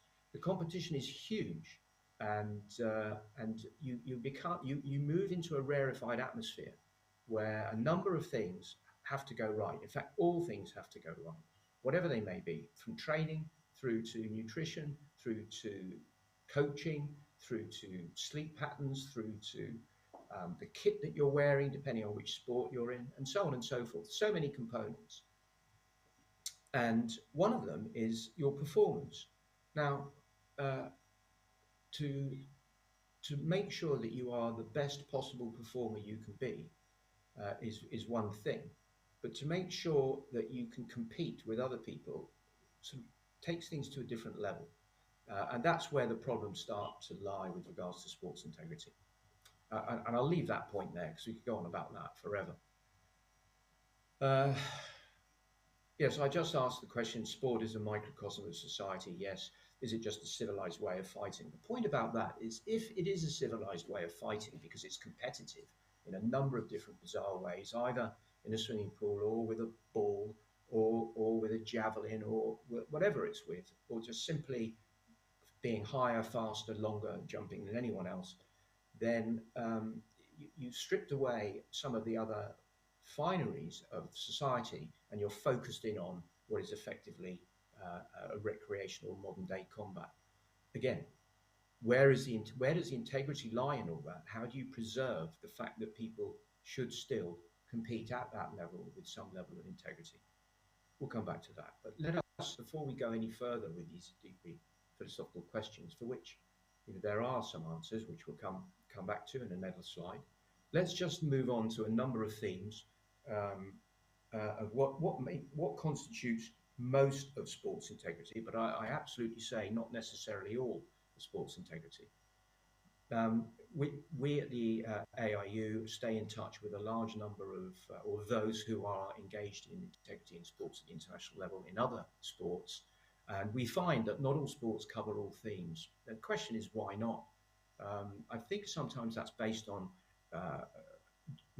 ignorance in a kind way of using that word. It's just a way, as we did, of evolving your knowledge to realize that in the end, only focusing on certain themes, because that's what you think you have in your sport, is a bit of a fallacy. If you have problems in your sport with different behaviors, including doping, but others, and we're just coming to them, then you will probably have all forms of themes of integrity difficulty. Okay, let's get on to what are those themes. Right, so here's what we think are, in athletics anyway, are the cheating behaviors. Included in that is doping, but you'll see we treat it these days pretty much as an equal thing. as any other form of cheating. Why? Because competitive advantage at the international level can be won by any means, not just doping. Now, doping is a great big focus in sport, or anti-doping is. I'll come back to whether or not that's actually the proportionality of that focus is healthy or not. But right now, so we have age manipulation. In athletics, we have it. It's a huge, huge issue. We are now dealing with it in a prosecutorial way within athletics. It didn't used to be like that, but it's an insidious type of cheating that ruins junior events, global events, world championships, and so on, and is relentlessly pursued by countries, not just by individuals. There's a widespread and systematic approach to age manipulation where it's very sophisticated. False passports, or I beg your pardon, genuine passports with false dates of birth are procured from government departments and allocated to athletes so that they can continue to compete, or they can begin competing in, for example, under 20 championships, some years older than they are. People know it goes on, and it's very sophisticated in the way it's done. Very, very little of the cases that we process are really founded in an individual athlete doing his or her own thing and mocking up a passport or an identity card or a birth certificate and doing it all off their own bat. It is not like that. It's quite a shock. Technical cheating, in athletics anyway, no longer are the days where a pair of plimsolls or a pair of basic trainers were what you use with spikes. Technical cheating now with equipment in athletics, particularly shoes, shoes are now highly technologically based pieces of kit, and they can change the course of an event, of a race. And in athletics, we are seeing a lot of world records tumbling now, and many are saying that shoes are now playing a disproportionate part in that. And were they available to all to compete equally, it might make a difference, but they're not. So technical cheating with a good pair of shoes is probably as useful as microdosing with EPO if you're a long distance runner, for example. I'm not saying athletes do either or. We're quite confident that athletes do both now that shoes are available. Fixing outcomes. Fixing outcomes is different for us from competition manipulation. Fixing outcomes can be related to betting, but not only. It can be for other reasons too. And especially when you are working in a league environment where points are needed and you can manipulate how you get your points and how you let others get points and so on. So you're fixing outcomes for a purpose. And that might include for illegal betting purposes. But competition manipulation, we see that a lot with regards to qualifying for championships like the World Championships or events like the Olympic Games. The only aim there in competition manipulation in that sense is for a federation to get an athlete who's significantly substandard, is highly unlikely to qualify for the Olympics, to cheat and get that athlete qualified. If they get one athlete qualified, that means that federation is going to the Olympics. They're going to rub shoulders with other countries. It's all about soft power. It's all about greed and ego as well at the individual level, but it's a lot about soft power for countries to be able to say that they're going to the Olympics. And there are an extraordinary amount of ways in which countries cheat to get those athletes there. It's again, quite an insidious way of cheating. And again, because it involves federations, it's quite serious. And then offshoots of either fixing outcomes, of course, is betting and illegal betting. But it's in athletics, I almost daren't say this, it is not rife. Other sports suffer the blight of betting and illegal betting far more than athletics does. We monitor that all the time. And so as yet, we're lucky with it. But they are all forms of cheating in sport. Therefore, they are all those things, all those 6 areas are eroding the integrity of athletics. And we find that some countries or federations, groups of athletes, participate in a lot of those behaviors in cheating. If you find that athletes in a country are regular dopers, it's not unlikely that you will find they're also age manipulating a lot and are into competition manipulation a lot. Now this becomes important because the idea that these individual things should be treated individually is what we have learned is incorrect. They are lateral, they interlock, they may involve the same coaches, they may involve the same federation people, and they may involve the same athletes working laterally. So when we talk about sports integrity and introducing it into sporting institutions, into certain countries in certain different ways, it's very important that it's understood that there's a lateral connectivity to this, and these individual issues are not to be siloed off. And so for us, sport is only clean if all can be prevented. Now, we'll come back to the narrative of if you are clean if you don't dope, whether or not that narrative is actually working against sport. In the AIU, we believe you're only clean in sport if you're not prepared to do any of these cheating behaviors. And we are working and developing on our rules and regulations and our sanctioning, because it's a very interesting area, and it's exciting because there's over 20 years now of established infrastructure of how one prosecutes an anti-doping case. There is almost zero infrastructure about how one prosecutes an age manipulation case. Different violations and different sets of rules, but trying to establish at a very fundamental level, is cheating worse than doping? Sorry, is age manipulation worse than doping? It's almost a philosophical question, and we are in the business of looking at what the impacts are, what levels of violations there are, what sort of behaviour there is involved in either of those two things. For example, the egregious nature of that when the federations are involved. If they were involved in anti-doping, it would be a heinous crime. Is it the same in age manipulation, for example? So these are issues that need confronting if and when a country or an international federation decides it's going to have integrity, because it's the new word. This I word is a new thing in sport. When I say new, certainly 6, 7, 8 years old only, pretty much. Okay, I talked about the other behaviours. So these aren't really related necessarily to cheating. Nevertheless, they are significant, and they are rife in sport, in athletics, and in other places. Harassment and abuse sport is littered with a number of awful investigations that have gone on and are ongoing over harassment and abuse in sport. Sexual harassment, bullying, verbal abuse, online abuse. It is rife. It's probably a perfect microcosm of society. It may be amplified in sport because of the environment and because of the different types of relationships inside sport, particularly with regards to coaching, the relationship between coaching and athlete.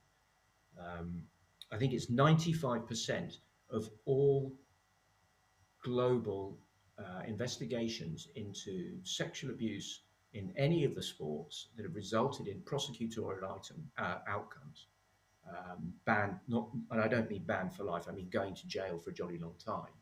95% of those abuses were committed by coaches, and 80% of the abuses had been ongoing for years. So it's a very, very serious behaviour, and it's woven into sport far more deeply than many people would be willing to acknowledge or understand. Conflicts and corruption. Okay, in the athlete community, in the participant community, yes, there's conflicts and corruption, but really this focuses much more on the administration, management, and the leadership of sport, where conflicts and corruption occur at the most significant level. And herein lies an issue with regards to integrity. If you cannot get a leadership of an international federation, of a national sports entity, and anything in between, if you cannot get the leadership of whatever the organization is or structure is that you have to buy into sports integrity and live and breathe it and believe it's central and core to improving the environment of sports, you're never going to get there. Ultimately, you can do quite well, but you will never get there. You have to believe in integrity in the sport being more important than anything else. And if you have that, then having conflicts in your sport, especially financial ones and incentivized ones, or corruption in your sport can be reduced. But otherwise, you are always vulnerable to a leadership who has the eye on the conflicts and corruption ball, and therefore isn't going to have the eye on the full integrity requirements. So leadership here is critical. Another kind of violation is trafficking and illegal transfers, especially in these days. Athletes migrating from, not always, but regularly and quite often, socio-economically deprived countries or athletes who are in a socio-economic level where they have a talent which can be attractive to a rich or more wealthy country.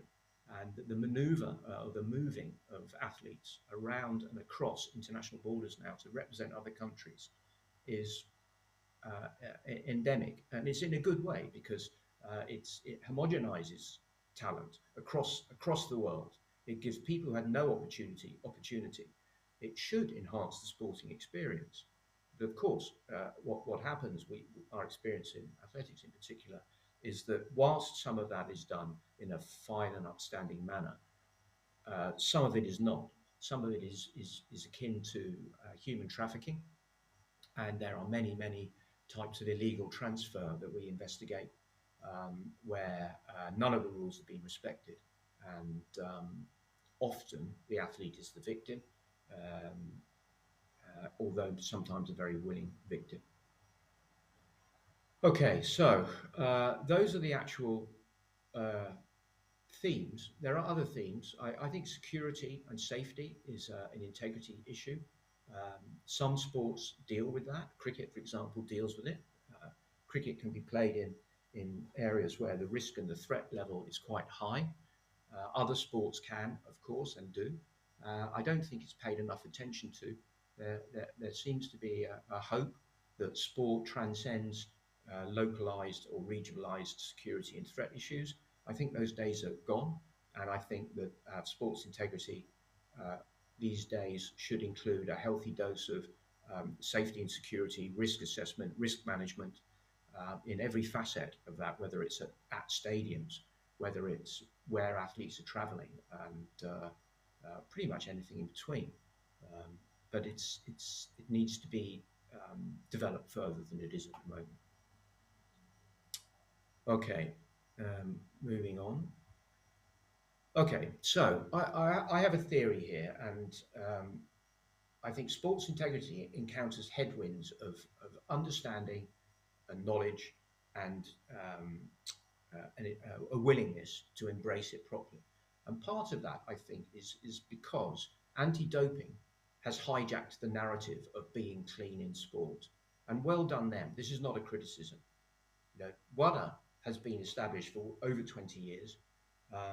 And whatever one thinks of the success or otherwise of the global anti-doping program and its purposefulness, or is it fit for purpose or not, they have developed a narrative which is, you know, you have to be clean in sport, and that is a very strong narrative.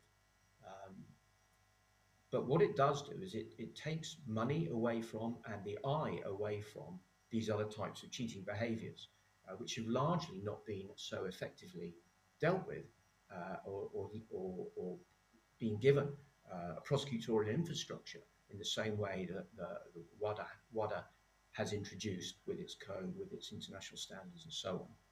So we have to rethink the narrative, I think, and you know, single purpose agencies such as an anti-doping agency now have to acknowledge, I feel, that they are not the predominant cheating behavior in sport. Because who's to say they are? Who's done the research in their sport to say doping is actually the biggest scourge of our sport? Is it? Or is it age manipulation? Or is it competition manipulation? And anyway, how do you measure, as I said earlier, how do you measure what is the biggest scourge in your sport? If an individual athlete takes a substance and is caught, maybe no one else knew, and that athlete was doping. But if a federation is cheating with a number of its athletes, pushing them through junior competitions 5 years on their, older than their passport says, and then reverting to their old passport when they're now old enough to go into competitions using their full state of birth, that's almost a conspiracy. That's much more egregious behavior than a single athlete taking a substance and getting caught once at perhaps at a competition or when he's training or she's training. So we have to really understand, what is a single-purpose agency? What should they be doing now? Now, at the national level, single-purpose agencies are being considered, and some have already re-rolled to become some form of integrity agency. The ARU wasn't like that. The ARU pretty much began as an integrity agency. So we were obliged to look at the idea of integrity from the beginning, and folded into our unit was the anti-doping piece. Others have done it the other way around, and some countries have said, no, you're an anti-doping agency, and now you're going to be an integrity agency. Get on with that. And what I would say about that is that's a mistake, because it's going to take a long time to get where you need to be. And if you're a government and you're into whatever government is, which is short-termism in a lot of respects, you're looking for pretty much instant gratification. You're dealing with an issue which takes a long time to get right. And herein lies a rather cheeky question, which is this: if one believes the anti-doping, the world of anti-doping, the system, the processes are not that fit for purpose, the amount of people that get caught every year, it bubbles along at less than 1.5% of all tests done globally. And that's been the same statistic pretty much for 20 years, I believe.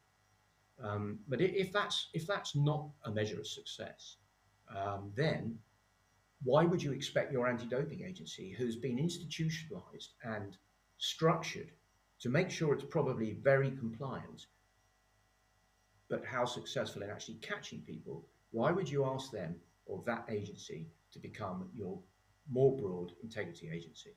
And my only point about that is it's not the fault of the people involved. There are fantastic people in anti-doping at the international level, at the national level, but they're being thrown into a world for which there is very little knowledge and experience, and it takes a long time to develop. And some of the key things that you need is you can't do it on the same money. You need a new leadership approach, because you need to reevaluate the value of anti-doping relative to any other themes that you're trying to prevent in your sport. And you need a far broader array of skill sets than you find in anti-doping. Now, some people have already tried or insisted that we need an international sort of sports integrity agency. I think I would say at this stage, no, we don't. Because the inclination will be to create it like WADA. That will not necessarily be the best idea. I think whilst it's a little bit of a Wild West out in the world of sports integrity, with lots of entities, countries, states doing their own thing, doing different things, we need to learn from what's going on now to develop a body of knowledge to understand what would make an international entity a useful contribution to the world of sports integrity.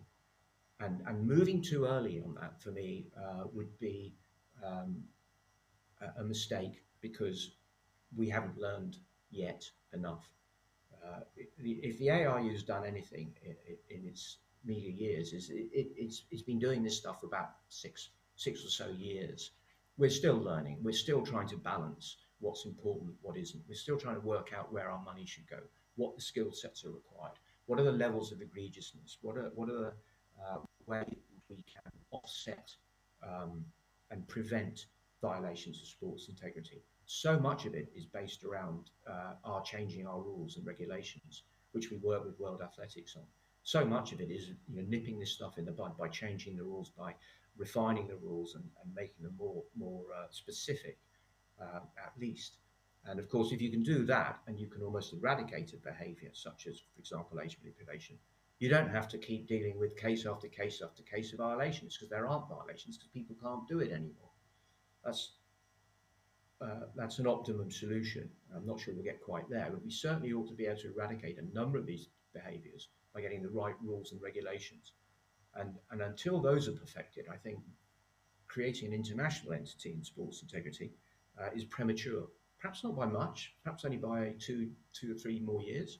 But I think we should all think about, let's deal with this at the national level and have a lateral cross-pollination at all times, and then a consensus will start to appear from the protagonists at the national level. And that's valuable because you have knowledge, you have a basis and a background of experience to be able to feed into what would make, if we're going to ever do this, an international sports integrity agency. What else would I like to talk to you about or mention to you?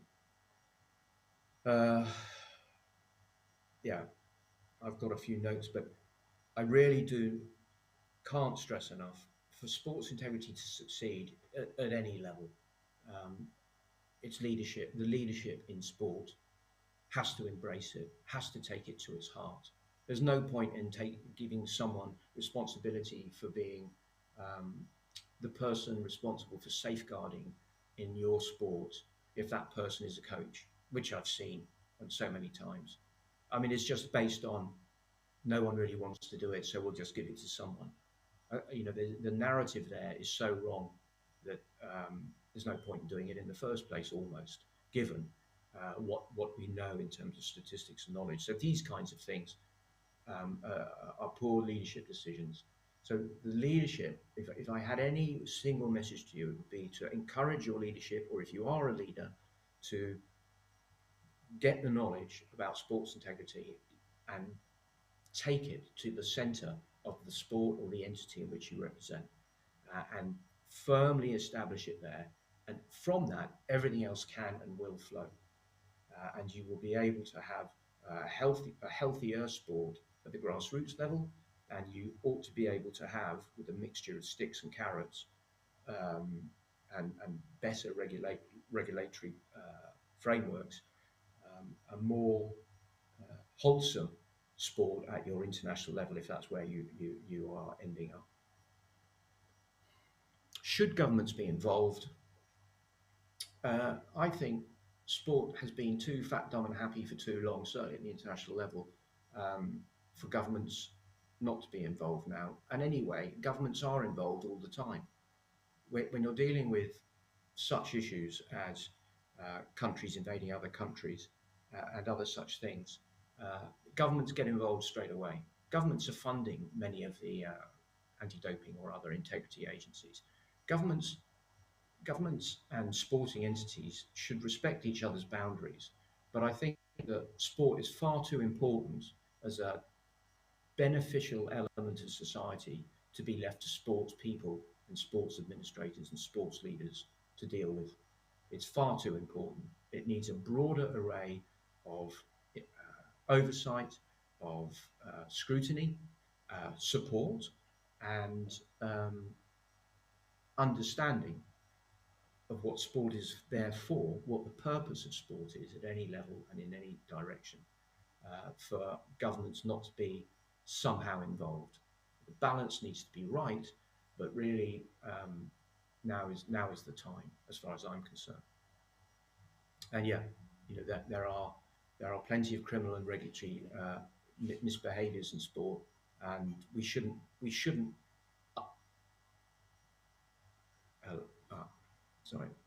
and we shouldn't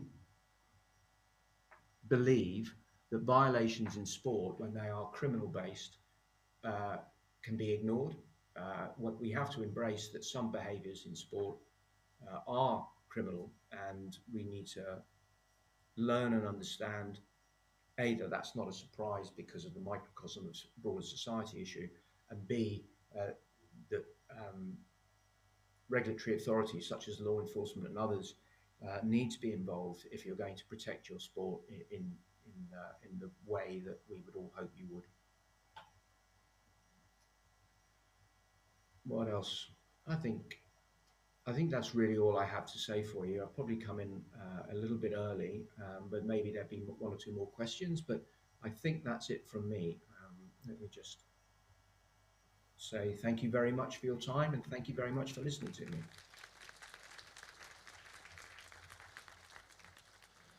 Thank you, Peter, for the interesting speech, and I invite you to stay with us online for the discussion. Now, I would like to invite other participants of the discussion to take their seats on a stage. Dominik Müser, Head of Integrity Partnerships at Sportradar from Germany. Giedrius Grybauskas, Lobbyist of Sport Integrity, former CEO of the National Basketball League. Pijus Biriukovas, Head of the Betting Division from Top Sport Company.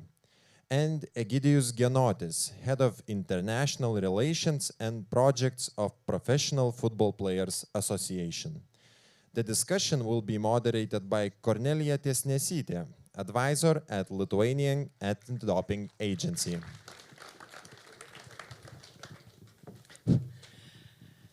Hello, everyone. Hello, Peter. Hello, audience. It's a great pleasure to be here today. Peter, I know Peter myself, and every time we meet, we have all these philosophical long discussions. And I'm very thankful to you because you really show the issue. How is that right? How is that wide? And now we have in this arena to get a little bit down to earth, I think. So first of all, I would like to ask my discussion, by the way, Vaida, we're continuing the same way, as you know, as you can see. Only men participating in the discussion and women moderating. I hope that's going to be a tradition. And so actually, I have one question to all of you. Do you consider yourself a sport fan? Do you consider yourself a sport personality, sport person? Dominik. I start? Yeah, first, thank you for inviting me.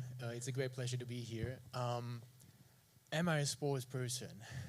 I'm a former athlete. I love sports. I'm coming from athletics, 100 meter, which was mainly most of my youth, standing on the track and just enjoying this time. So I love sport. And then I was confronted with the integrity issues. And my strong belief is that you need people who know sport, who know what sport can do for people, for the society, to fight for sports, for the integrity of sports, and protect athletes at the end of the day. So I think, yeah, I'm a sports person, yeah, consider myself as that. Thank you. Giedrius, what about you? Also, thank you very much for inviting me, and also thank you very much for the new terms of my position as lobbyist. That is new for me also. I am very sportman, and sorry for to saying that I'm not a very happy sportman to speak about this topic today, because as sports, Dominik said, we as a kids we was in each sport very active. But if you speaking about in sport about terms like investigation, etc., that's not very good. So I'm happy to speak about. I'm not happy to speak about this, but that's why I'm a sportsman. Thank you very much, Pijus. You? Yes, thank you for inviting me. I can call myself a sports fan, one of the biggest, I guess, because I played for 10 years basketball. Because when you are from Kaunas, you have to do that. Yeah, I didn't reach my level what I wanted to be, but at the moment, yes, I'm the biggest sports fan. When I work in the industry like that, I have to be a fan. So, yes. Thank you, great. Egidius, what about you? Hello, everyone. It's difficult not to be a sports fan because it's in your daily routine and you work with athletes. Yes, this topic is very important to athletes and it's something that we need to be talking a lot more, I guess, directly with athletes, giving them knowledge, not just into what is going on in integrity terms, but the key would be, I think, the prevention. So educate them more, so that won't be happening. Thank you. And Peter, I know you are a sports person. So we don't have sound, but I will just give you... No, we don't have sound. Okay, thank you, Peter. But I know he's doing jogging. So really, the person who is doing jogging is definitely should be a sports person. So why I'm asking this question, I try to catch a little bit from the previous discussion and also to show that usually sports people, they do sports, they love sports, they work, if they are not very successful with their careers, sporting careers, they work for sports. And this is also a very good example of the leadership. But on the other hand, when we talk about the integrity and we talk about the protection of the sport, so it means that we need people who understand how it works and what threats you meet personally, what threats meets personally every athlete in their lives. So when we go down to earth, we talk about the match fixing. One of the threats of sport. Have you ever did betting? Personally, you? No. Yes? No? Giedrius, what about you? No? Yes. Yes. Egidius? Guilty as charged. Me personally, I never did that, and I'm to be honest, for me it's quite a tricky topic. I prefer my money to be in my pocket. But you should try. Okay, we can do the workshop probably. So with Sport Radar, we had 2 days of the education program for police officers, for people from basketball and football. Dominic, you know a little bit about the Lithuania and situation in Lithuania. Do you think we are different from the global view? Do you think we have match fixing in Lithuania or we don't? That's a great question, and thank you for that. But it's not an easy question to answer. So the situation here in Lithuania is comparable, I think, with the situation globally. Peter already pointed out what the situation is, that some of the anti-doping organizations are considering to become an integrity organization. They are doing it in different ways. We see it in Australia, we see it in Finland, we see it in Switzerland, and in other areas of the world. And they have different approaches, and some of them are not, from my personal perspective, not really successful because they are doing exactly what Peter described. They're using the anti-doping structure and just adding additional topics on top of it. Compare this to Sport Radar, what I learned there, and I joined Sport Radar 5 years ago. Before Sport Radar, I spent 12 years at the National Anti-Doping Agency in Germany, responsible for education and the education program. Was that it's first a super complex topic, match fixing in general. You have to switch pretty quickly from the national view to an international and global view, because that's how the match fixing operates, and that's how it works in general. Knowing this makes it even more difficult, because you think about, okay, how can I bring all of these complexities into a single organization? And it requires alignment, it requires political backing, it requires the right staff, the right skill set, the right leadership, exactly what was pointed out. And I think if you work on that collectively within a country, you can build up one organization which is pretty effective in tackling this. And in addition to that, especially with match fixing, I think technology is playing a very big role. And coming from Sport Radar, a little bit of and sorry for talking a little longer, but a little bit of background of Sport Radar, what we are doing is we are basically a data and tech company. We have different areas, starting with betting and gaming, then about sports entertainment, sports solutions, and then integrity. Integrity is a core part, and using technology and data we have to detect match fixing globally, and that gives us a good overview and insight. So no, I would say, back to your question, it's not exceptional, it's not kind of a different situation. I think there are lots of discussions going on, and we need some clear answers and leadership in this topic, how to tackle generally the integrity threat on a national level, and then connect most effectively with the international community. Thank you, Dominic. Giedrius, I know you are sure that the match fixing in Lithuania exists.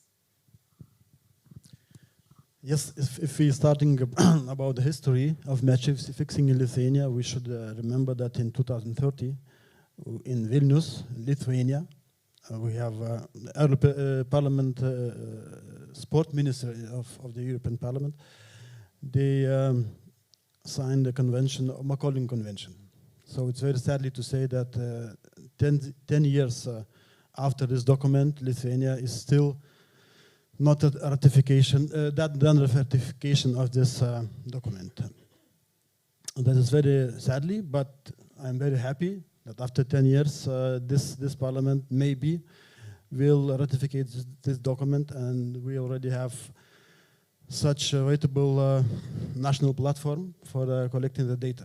Data is very, very important, as Dominic said, and I want to use the opportunity to thank you to Andrew Kolinski and for a very good education 1 year ago.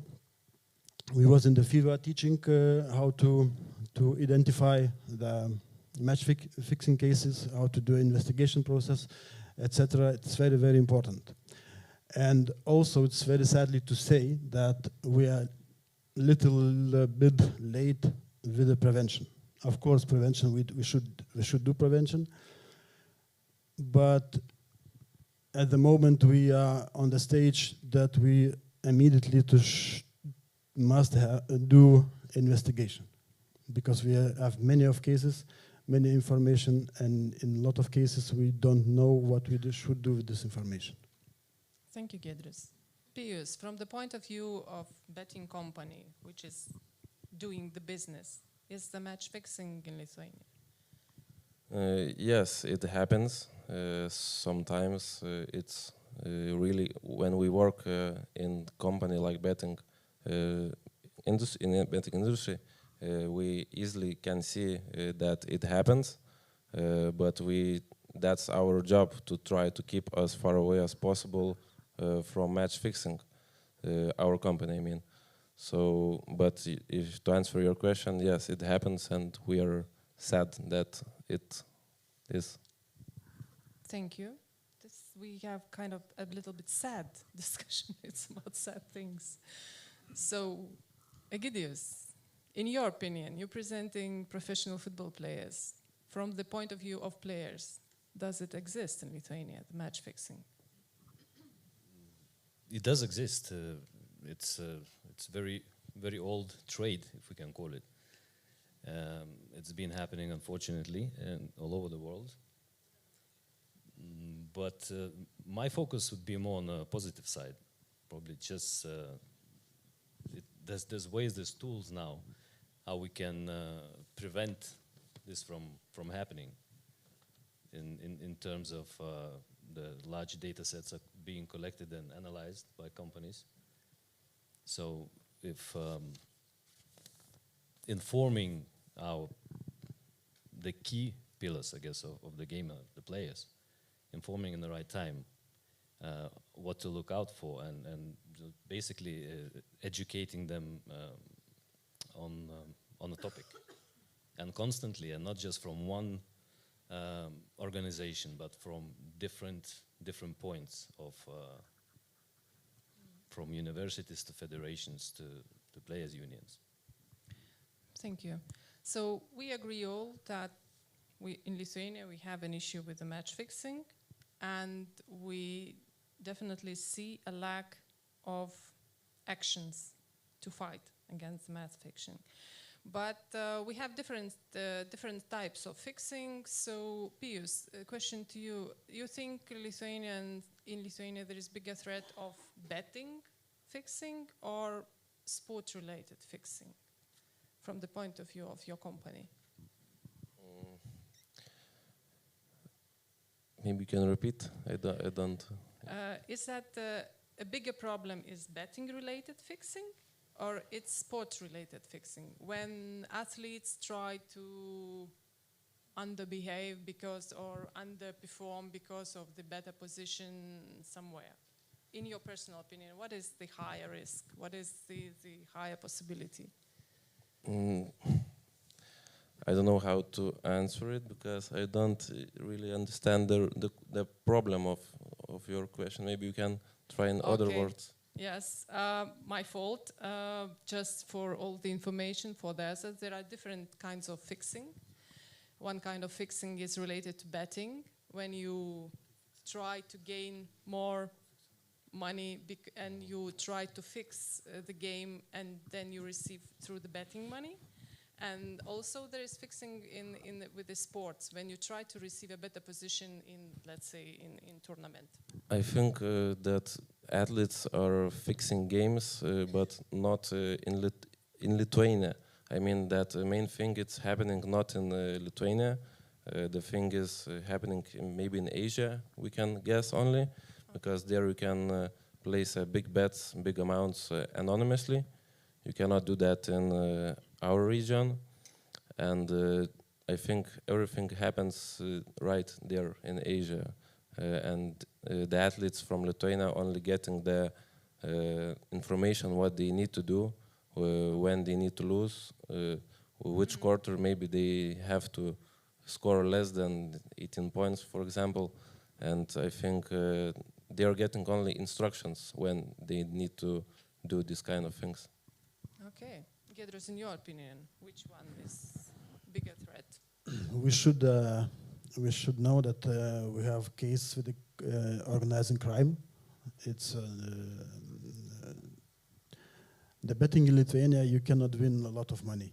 I mean, the sports in different sport arts are used for making result, for match fixing, not for the betting. In general. So we have a small market, and we should also understand, maybe I'm not a police officer, but I should not speak about this, but the organized crime mostly doing the things where the Interpol is not accessing the license of the betting. So Asia, Ukraine, is all, Poland. In Lithuania, we do have a bigger connection with the police, and match fixing is mostly organized.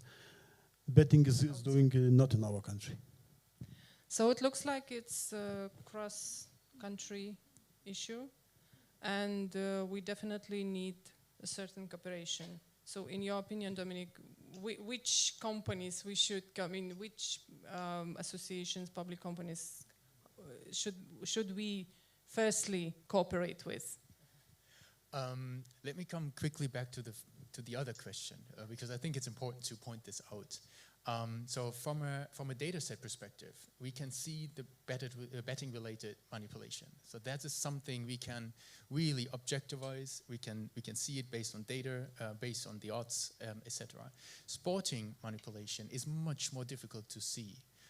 There is there is this differentiation. We have to see this, but we should focus on the betting-related manipulation because that's, I think, there are like detection methods in place we can use, and from a sport radar side, we have one with the UFDS. We have one system which works exactly this way. There are others in the market which are working slightly differently. I think it's more about like the implementation of these kind of methods, and again focusing on this area of betting related manipulation. And then yes, it's about, to tackle this issue, it's about collaboration, it's about cooperation, and companies, data companies, like guys like Sport Radar and what we are doing is one piece in a puzzle. But it's just a small, it's a tiny piece in all of this. We are not, we can point out suspicious matches, but you need the rules and regulation in place. You need the investigative power. You need the law enforcement included to really follow up on this and to really focus on the key elements, which are criminal structures, which are really dangerous people in this world who are trying to influence young people, young athletes, to fix a match. I mean, that's what we have to realize that is happening. And that's why I want to come back to the educational point. I think, and coming from this part, I think education is an absolute crucial element we need to focus on globally and not as a lip service. And working in this space, I heard a lot about lip services. Like, yeah, we do something, we do a workshop and done. No, that's not what athletes need. Because if I do a workshop on match fixing, doping, whatever, once a year I make it mandatory, athletes have to go there. The coach is not happy with it because it interrupts his training program, right? It's like that's the communication. Yeah, you have to go there because you have to do it. That's the wrong approach. We need, again, a culture of integrity. We need, this has it has a part of it is a part of an athlete's life. And what we want to do with education is we want to give them tools to resist effectively the influences they face from outside. So we want to make them resistant, right? And I think that's what we and we want to create individuals which are acting with integrity, which also leads to the next generation of leaders. So I think the education part can do so much, and it must be included in government structures, in funding structures, for my opinion, just to make everyone aware that the power of education, and what we can do with that. And if I ask around about like some specifics, and I won't do it, no concerns, but if I would ask around about some specifics, easy specifics about match fixing, I think I would. There is like, why should you know? No one explains it to you, right? So it's like creating, like scaling it down, making a very complex topic simple and easy to understand. I think that's the challenge in education for literally every single structure, starting with young athletes at a young age, and talking about like the values of sports and how I have to how I can behave and what option I have in critical situations. The decision is on the athlete. No education will impact like the final decision of an athlete, because it has so many factors which are counting in. But yeah, that's full stop my point here. Thank you, Dominic. Giedris, you wanted to add something? Maybe to show how important this topic is, Dominic or you, Andrew, can say to the audience how many money is staying behind this, because the amount of money is terrible. It is, and like these are estimations from 22, I believe. And if we are talking about the global turnover in the betting market, we are talking about 1.41 trillion euros. Trillion, not billion, trillion. If you scale it down, the majority of these comes from Asia, is in Asia. Like the highest turnover, it's about 950 billion, and then followed by Europe and others with a large distance. What we can also see is developments in countries like South America by legalizing sports betting, for example.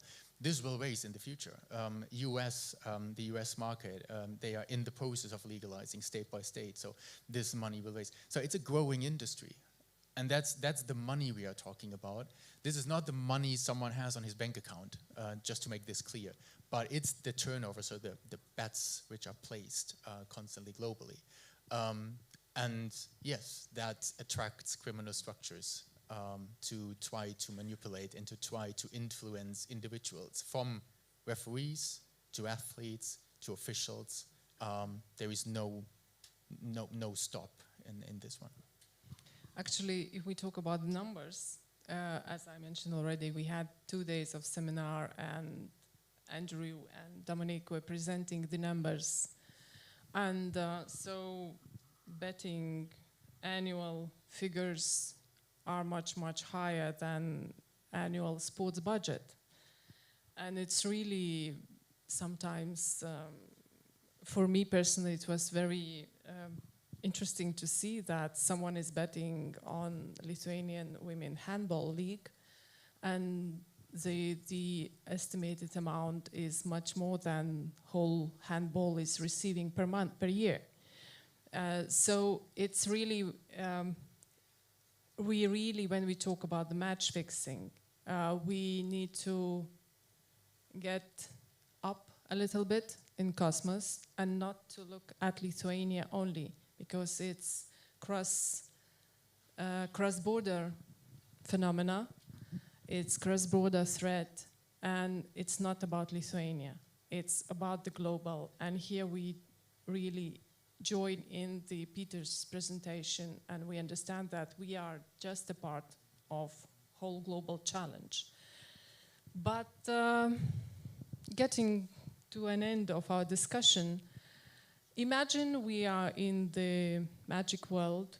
Imagine you have any budget, millions, trillions, whatever. And imagine you now have boundaries. Nobody is asking to write legal acts, regulations. You are allowed to do anything you want. So what is one instrument you implement in the fight against the match fixing and protecting the sports integrity? Egidius. Well, dreams are good. It's good to dream. Yeah, I guess kind of in a realistic way, there's I know there's some good initiatives coming through LSU as a player development managers role, which I hope will be put forward soon for ex-athletes or still student athletes to take on. I think this is a good role to help tackle those issues in terms of being close to athletes and having probably experience in sports psychology and career development and educational side of when it comes to match fixing, anti-doping, and probably more of the integrity issues which we will face in the future. So role model. Yes. One instrument to implement role model. Okay, I'm counting. Peter, do we have a sound with you? Maybe you have an idea in the magic world? Can you hear me? Yes, we do. It's in the magic world.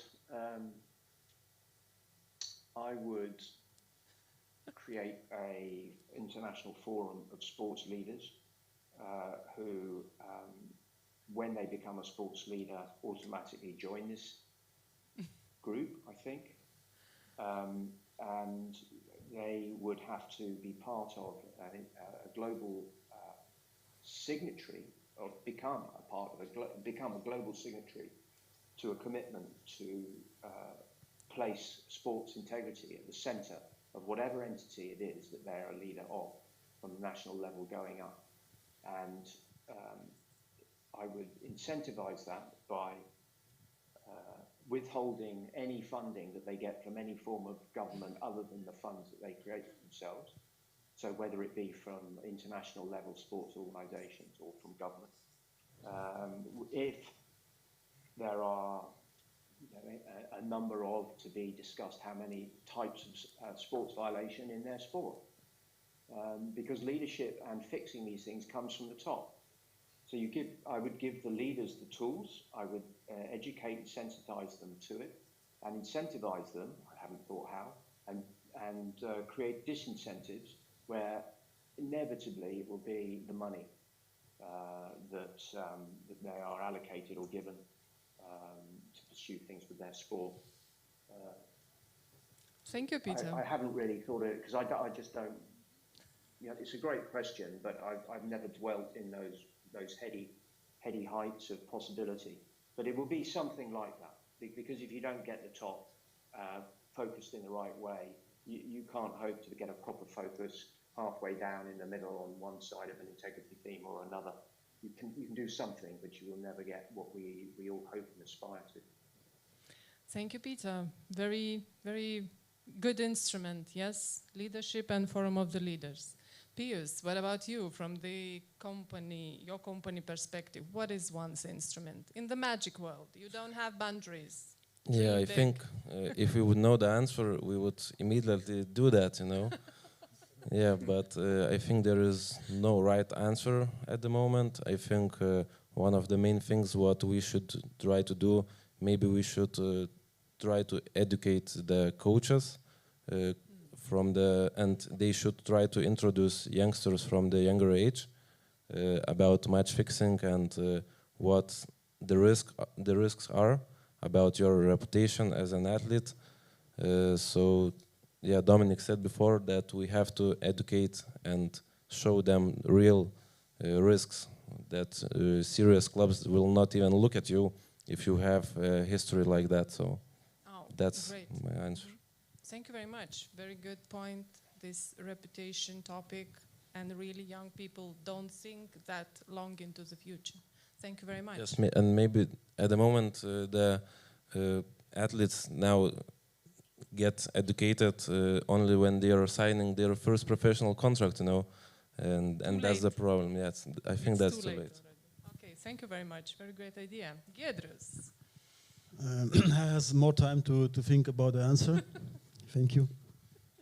That's a good way from the colleague. If we have magic world and we have time for preparing for match fixing, my wish would be to prepare of collecting data of the sportsman, bank accounts. I know that is BDR or personal data. Looks like investigation. But I think if we have a political or international way to prepare of collecting data, bank accounts, international, then we can be happy. Okay, data. It's kind of, and it's a bit of because the data is a future, and artificial intellect. Artificial intellect is a future. Thank you, Giedrius. So, role models, leadership forums, education, reputation, data. Dominic. I had the longest time to think about it, which is great, but a couple of things were already said. You made the data point, I'm happy about that. No, it adds a little bit to the others. It's an international network of experts, but based on where I'm coming from, informed that with a key focus on education and global education, not developing an effective and efficient education program which can be evaluated and based on data adapted. That would be absolutely fantastic to provide every athlete globally a level playing field, because and we know it from anti-doping, that's what's currently not existing. And nevertheless, the rules we implemented, which are you can question it, you can criticize it, but it's a step in the right direction. But there is still a lack of a level playing field globally, and I think to gain the trust of athletes, because a lot is about the trust we can get. I think this would be an enormous advantage, but it costs money, it needs investment, it needs belief, and it needs support from leadership. So it connects a little bit to the other points. So thank you. And I think the most important point is that when we talk about our dreams and we eliminate all the boundaries, it doesn't matter that something is very unique and flying somewhere up there. We can get down to the earth and we can implement that. And after these days and after communicating with you, talking, listening to Peter, I think from our as National Anti-Doping Agency point of view, we have already a certain plan, and you helped a lot to point out a certain part of our strategy. And I hope with the support of the state and with support of the colleagues from National Sports Agency, from the federations, we will be able to build a good strategy, and we will start to protect our athletes more. Thank you very much for participating, for sharing your ideas. Thank you, Peter, for your philosophy, as always. Happy to hear that. And for the rest of you, have a wonderful day and much more deep discussions. Thank you. Thank you. Thank you.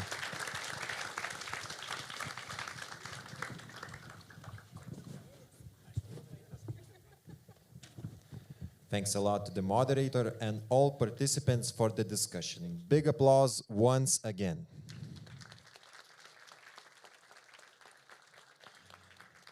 And now it's time to announce a lunch break. We will be back at 1 p.m.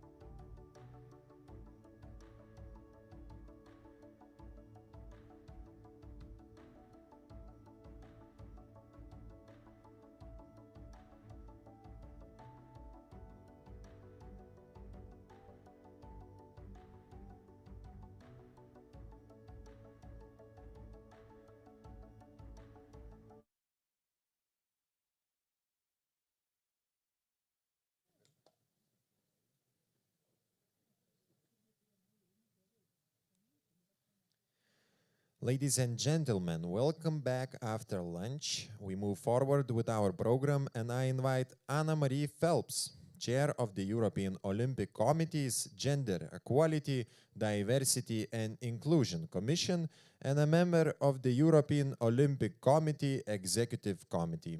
Anna Marie will speak about Europe's work on the International Olympic Committee's Gender Equality, Diversity and Inclusion goals for 2024. Thank you very much for that kind introduction. Let me just move on to my slides. So, thank you very much. It's a real privilege to be able to speak to you all today from my base for the week in Edinburgh in Scotland. And I want to be able to share with you the work and some of the data that we've been collecting on gender equality across the European Olympic movement and also give you some global context to that.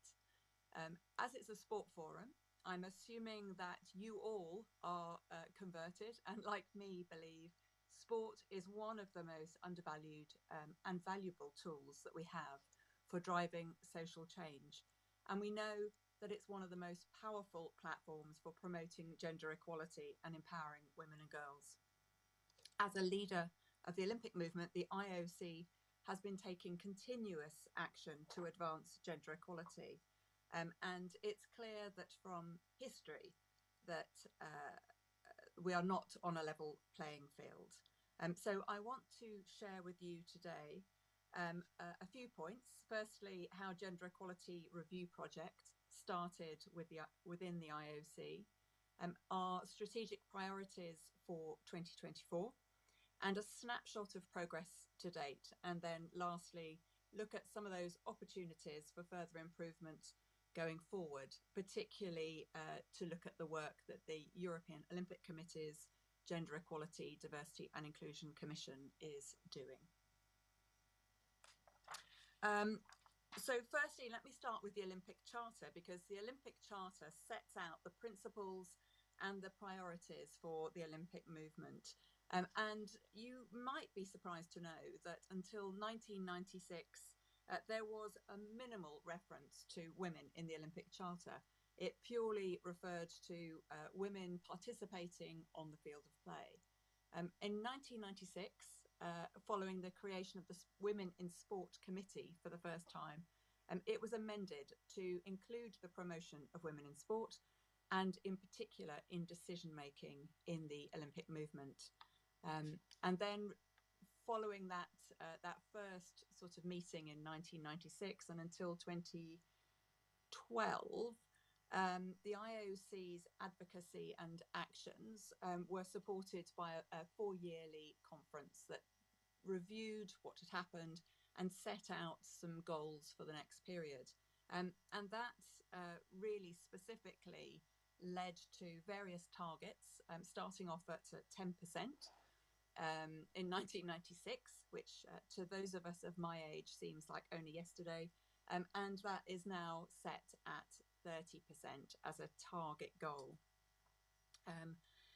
Today, the IOC's mission as part of the Olympic Charter includes the encouragement and support of equality for women at all structures and at all levels. So we've really broadened from just looking at the field of play and also including discrimination of any form in sport.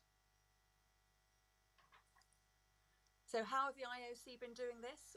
Well, this has really accelerated under the presidency of the current IOC president, Thomas Bach. In the beginning of his tenure, he set out many goals in Olympic Agenda 2020.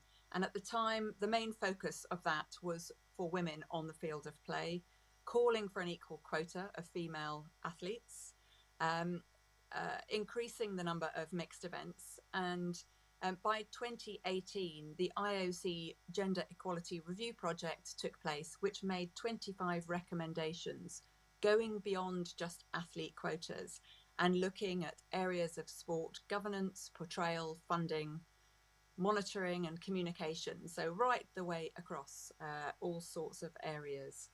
And the main outcome of that 2018 review was really a mainstreaming of gender equality actions across the IOC. And it highlighted that actually we really didn't know an awful lot about the numbers, or we didn't have any proper quality data to be able to go on from that. So moving forward to 2020 plus 5, in 2020 the IOC published its next strategic agenda, and this really reached out beyond the field of play, looking at the promotion and the support for women across all areas of sport. Oh, let me go back one. So the key commitments from the IOC looking forward, particularly to 2024, are to make sure that we reach 50% of participation at the Olympic Games on the field of play, and accelerate gender balance in sports leadership in a much broader way. And the goal is 30% representation, but as we see in a little bit, and with some of the data that I will share with you, that itself is going to be a little bit of a challenge for us, and particularly for us in Europe. It's clear that advancing gender equality, diversity and inclusion has got to be a collective effort, and that's why the IOC have developed this framework. So there are 4 spheres of impact, from the most controllable, the IOC as an organisation, out to the broadest areas, which is Olympism in society, which is really work that the Olympism 365 team are doing from Lausanne, and that we can all do every day.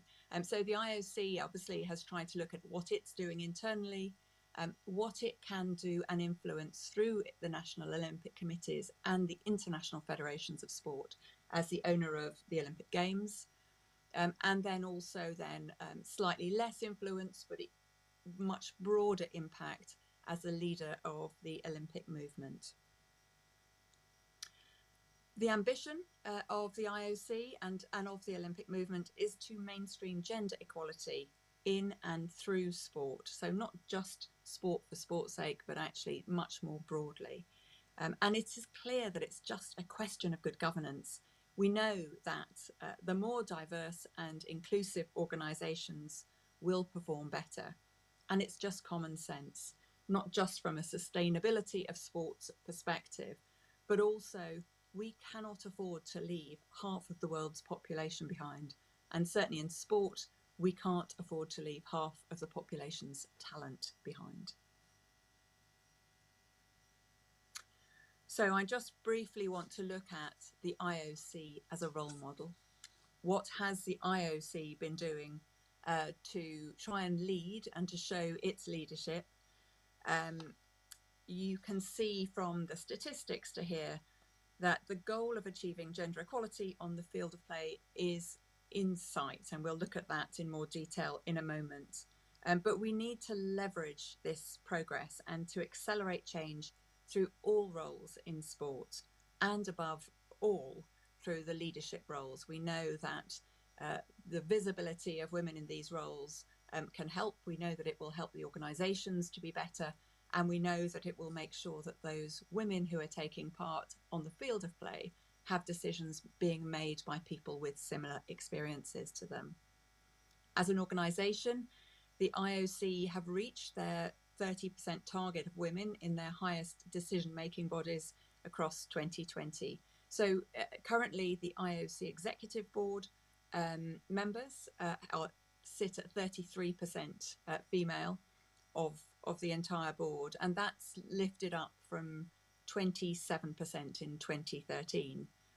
The members, the IOC members who make up the voting constituency for the IOC decision making have risen from 21% to 41% in 2023, and the commission chairs have leveled up from 2013, when there were only 18% of commission chairs female, up to 42%, and then overall commission positions are above 50%. So some great, really determined statistics, and it shows that with deliberate strategic action, it is possible to make change.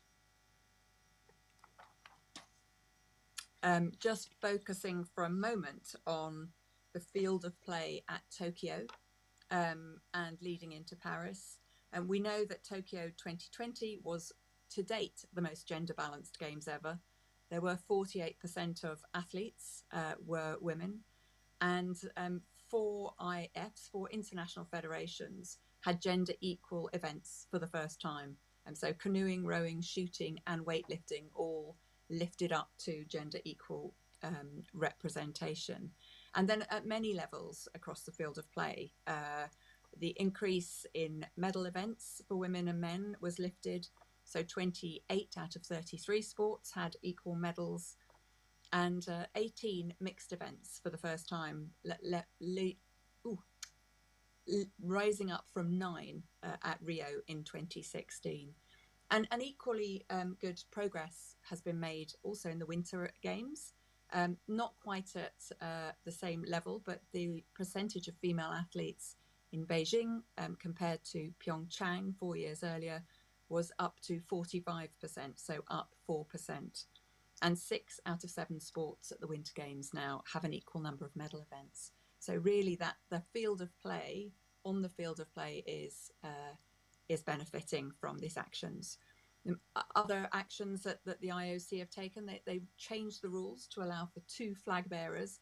And this was phenomenal. It led to 91% of national Olympic committees having a female flag bearer. So by allowing 2 flag bearers, 89% of national Olympic committees made sure that they had both a man and a woman carrying their flag into the games in one of the most viewed sports events that there are globally, the opening ceremony of the Summer Olympic Games. So I just want to take a brief look then at the national Olympic delegations in a little more detail, because it's all very well having female athletes in equal numbers, but if we look at the team behind the team, we'll see here that these numbers in green are the numbers of men in the delegations of national Olympic committees, the average number of men in the delegations, and the yellow blocks are the women in the national Olympic delegations. So this looks quite gloomy. I can promise you this is quite good news. So for example, the number of coaches, whilst it is only at 13%, it rose from 10%. So at Rio and at London, only 10% of the coaches at the Games were female. We're up to 13% at Tokyo, and real efforts have been made to try and increase that so that by Paris, those numbers are much better. If we look at team management and team leaders, again, both have risen from Rio to Tokyo, but still only at 17% and 19%. So there really is room for improvement. Likewise, medical officials at 28%. It seems crazy that there are plenty of good medical officials, and I think given what we know, and I'm sure you will be looking at it as part of sort of sports and sports science, will be ensuring that there are enough female doctors and doctors who understand female health properly. So overall, we can see progress against most categories at Tokyo, and we hope that this will continue into Paris. We're definitely advocating and asking our NOCs to think carefully about the decisions that they are making about selecting their team officials, so that we can try to level out this imbalance, I mean serious imbalance here in the numbers of delegates. I want to move on now just specifically to some figures about the Lithuanian team at Tokyo in 2020. The IOC have been collecting data as part of that 2018 review. As I mentioned, they recognise that there was a lack of data available, and this is really key in driving change in sport. Sport is competitive, And we know that if we show people data and we give them aspirations, they will want to improve once they understand where the gaps are and where the areas they can strengthen are. So if we look at this this slide, we'll see the Lithuanian team score for the sort of gender equality score versus the average gender equality score of all NOCs in these sports. So there are a number of sports, obviously, where the gender equality score is low. And then if you look at the comparisons for the Lithuanian team in Tokyo, you can see where it can improve. It's just the average, the Lithuanian team versus the average from all. Again, if we look at officials, there's a little bit further to go. There are some real areas of strength here within the team for officials representation. And the idea here is with this sort of web in the bottom left-hand corner, we want to push out the markers as far as we can to gender equality. And you can see where there are strengths here in the Lithuanian team for Tokyo, but also areas where we can really improve on coaching and team management, for example. Let's have a look now onto the National Olympic Committees more broadly across all of our continents here and compare where we are with Europe. These are a key, executive boards, a key decision-making area for our National Olympic Committees. And the good news is that Europe, since the previous survey, has improved by 3% on this. So we're now at 26% of women on average across all the NOCs in Europe. But if you look at where we sit compared to other continents, you can see that certainly we're not outstanding, and only one of those continents actually meets the 30% target set by the IOC for gender balance. I would personally argue that 30% isn't quite enough. I think 33%, you definitely need a third, is where we want to be too. So I think it's important not just for the aesthetics, not just to look good when we publish who's on our executive committees, but really to make the right decisions and to make the very best decisions for everybody. We need to make sure we've got diverse executive boards. And this really is reflected, and you can see here why there might be a barrier for for women and problems with identifying women for these positions on the executive boards of National Olympic Committees.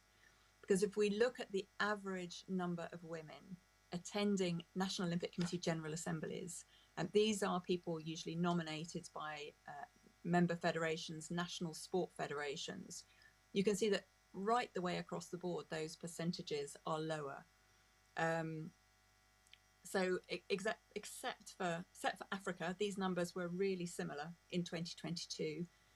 Africa has improved hugely. It's now at 15% or so.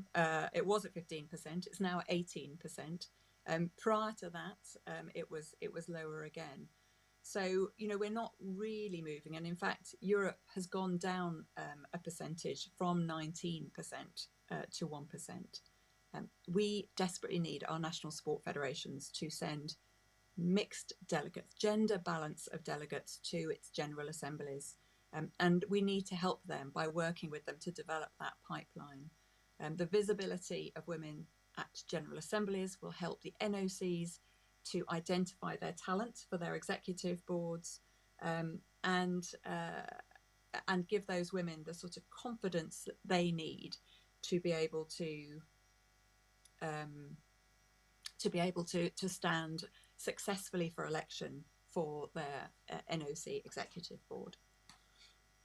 So if we come back down then to a very specific to the country level, again, the 2022 National Olympic Committee's annual review shows the percentage of General Assembly delegates against the executive board delegates within the NOC of Lithuania. And, we can see why it might be a limiting factor if the national sport federations are not sending female delegates. Only 11% of their delegates in 2022 were female. It makes it really difficult for the National Olympic Committee to be able to both identify and have elected a more equal number. But delighted to see that Lithuania does have over 30% females on its board. So, it's great to see that gender balance, and congratulations to all of the executive board of the Lithuanian National Olympic Committee for being able to push this in spite of that difference there. The National Olympic Committee priorities. So the IOC have set out 5 priorities for 2024. These are not going to be easy to meet. We are right up against it, very close now to 2024 in the Paris Games. But as we look forward, the IOC are asking NOCs really to focus on 5 priorities.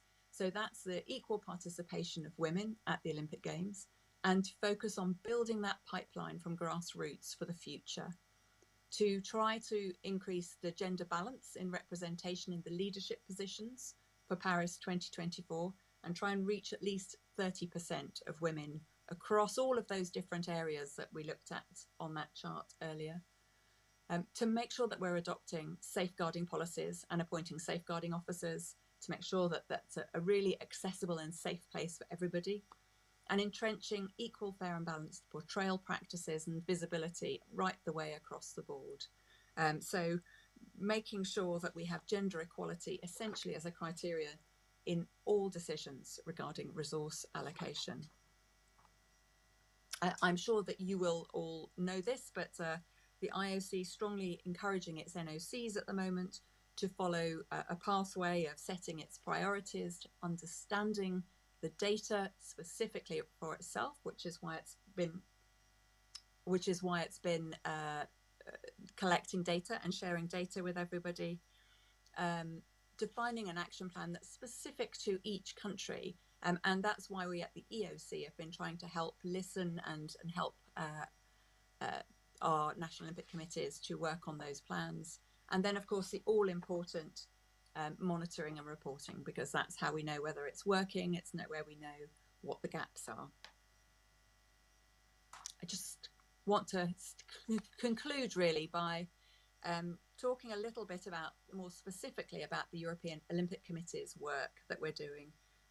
Those of you within the National Olympic Committee and the Olympic movement in Europe will be aware, I hope, of this Strategic Agenda 2030, which was published and agreed last year. And that sets out 6 strategic priorities. What we've done is not to have a specific gender equality strategic priority, but to have a thread of gender equality and inclusiveness through every one of those 6 areas.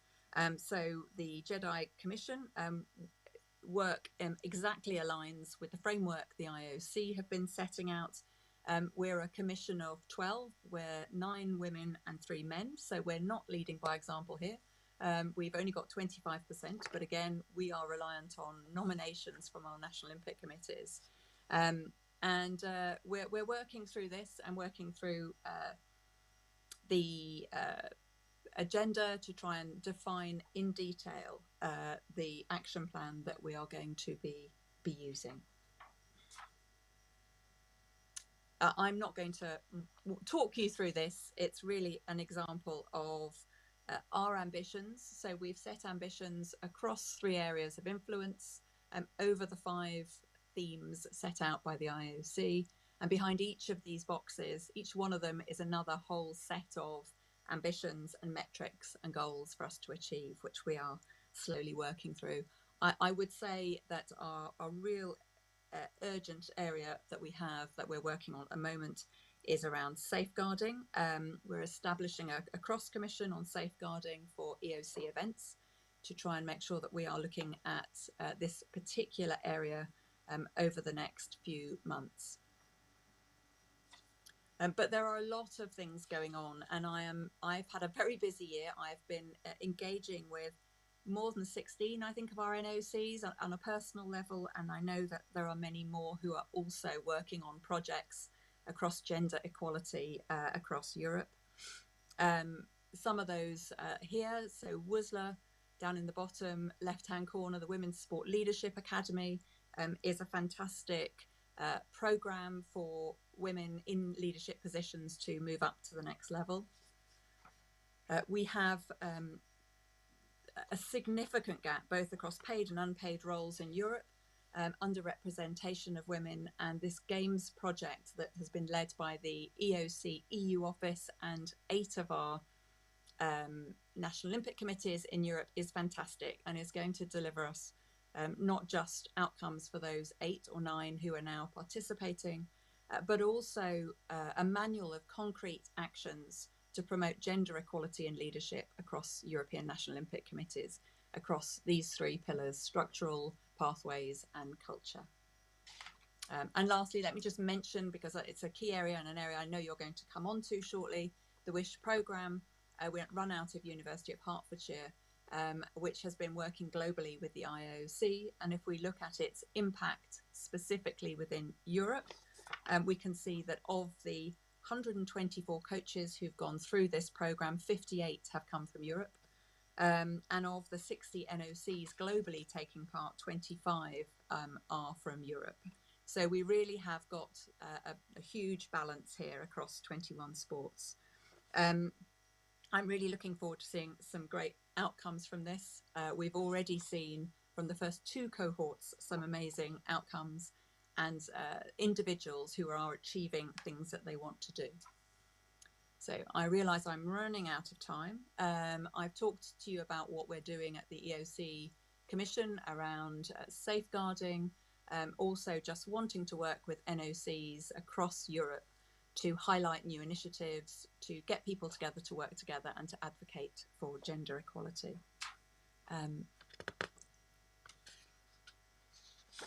There are plenty of support for those of you working in sport, and please do look at the IOC website for some of these amazing resources, and I can't praise them highly enough. They're really very, very good and well put together. Lastly, if I've got time, I hope I've got time to play you a very short video. Thank you. Hopefully some sound.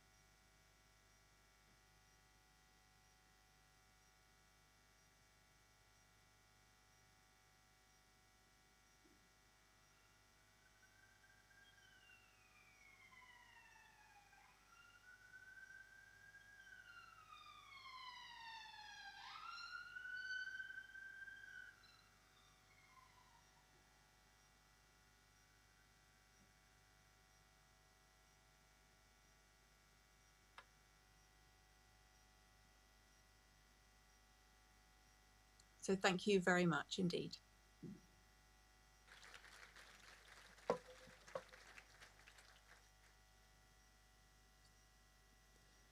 Thank you, Anna-Marie, for the presentation about the Europe's work on the International Olympic Committee's gender equality, diversity, and inclusion goals. We would like to ask you to stay with us online, listen for the next presentation, and join us for the discussion later. And now we would like to invite Annette Stride from the Leeds Beckett University to speak about the gender equity in sports coaching and leadership. Annette, the stage is yours.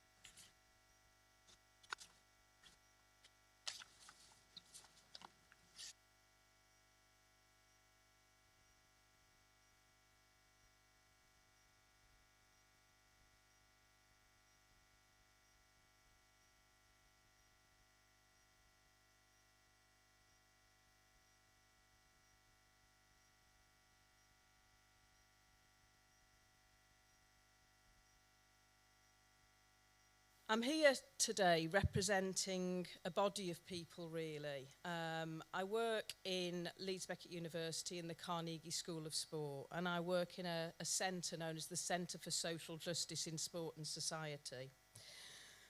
The centre consists of over 65 members of staff, and we work across some very different disciplines.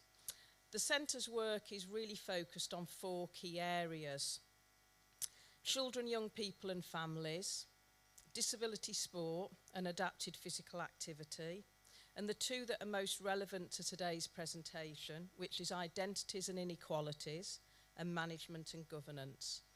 The centre was established back in 2020, and it's seen as a place for academics and external organisations to come together where there is a joined interest in sport and social justice. And that space is one where we can learn from each other and we can work together to create change. Our partners in the centre, with whom we're either currently working or we've recently worked, thank you very much, in this space, include governing bodies of sport, large national charities, local government, schools and other universities.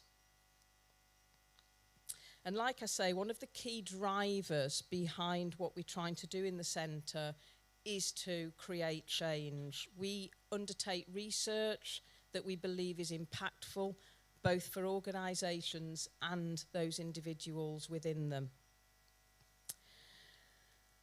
So for the next 40 minutes, I want to take you on a journey about gender equity. And like any journey that we go on, we have to have a really clear understanding of where we want to go and why we're going there in the first place. So we're going to call that today our target destination or our goal. And this journey needs to involve us taking stock of where we are now in relation to gender equity. And that includes having an awareness of our context that we're operating in and what we might need to navigate to reach our target destination. And we're going to call this our reality. Knowing where we are now and then where we need to get to, we can better plan our strategy for getting there or reaching that gender equity goal. So what options do we have and what challenges might we face? And then finally, do we have an appetite and a willingness to take that journey, to work towards gender equity? Do you know how each of you in this room can contribute to making that journey easier? And are you appreciative of the kinds of people that you might want to take with you on that journey? In other words, do you want to see change? Who's happy with the way things are? and who's benefiting from the current system. And of course, I recognise that some of you might not want to take this journey. Some of you might feel it's a waste of time, one that's too costly to make. Some of you might feel a little bit frustrated that we've been on this journey before and we're going around in circles. And some of you just might feel a little bit lost. But however uncomfortable the journey might be today, what I'm hopeful is that instead of asking, are we nearly there yet, we might all learn something on today's travels. I don't think we'll solve the issue of achieving gender equity in sports coaching and leadership, certainly in the next 40 minutes. But hopefully, all of us in the room can find something to take away that will be useful in either our thinking or our practice. Okay, so in terms of the destination or the goal, gender equity, what does that look like for you? I'm not asking you to answer the question, I'm just getting you to think about what does gender equity look like? Because I can guarantee that not everybody in the room is going to have the same answer. And so those are discussions to be had within your organisations. And those discussions are really important because research has demonstrated that actually there is not always consensus within an organisation. In fact, sometimes there's quite contradictory understandings of what gender equity is all about. One of my colleagues in the centre, Leanne Norman, has done some research with national governing bodies. And when she asks them what they understand gender equity to be about, it's very limited towards issues of access and opportunity. And that's in direct contrast when she asks the same question to coaches who have very different experiences of gender equity on the ground. Other research has suggested that some organisations see gender equity just as a tick-boxing exercise so they can get some funding. And other research has demonstrated that organisations see gender equity as something that will just give them a better image. But without a consensus within your organisation or a shared destination or goal, what you'll find is that individuals will be going off on different journeys. And so that makes it really ineffective in trying to reach that target destination of equity. What we do need to be clear about is the differences between gender equity and gender equality, and I'm aware that people sometimes use those terms interchangeably. In the centre, we don't see those as the same concept. So equality is about treating everybody the same, and we feel that that's problematic because everybody is different. So we move towards this notion of gender equity. And gender equity recognises that we're all different. We all come from different backgrounds. We have different life experiences, different qualities, different skill sets.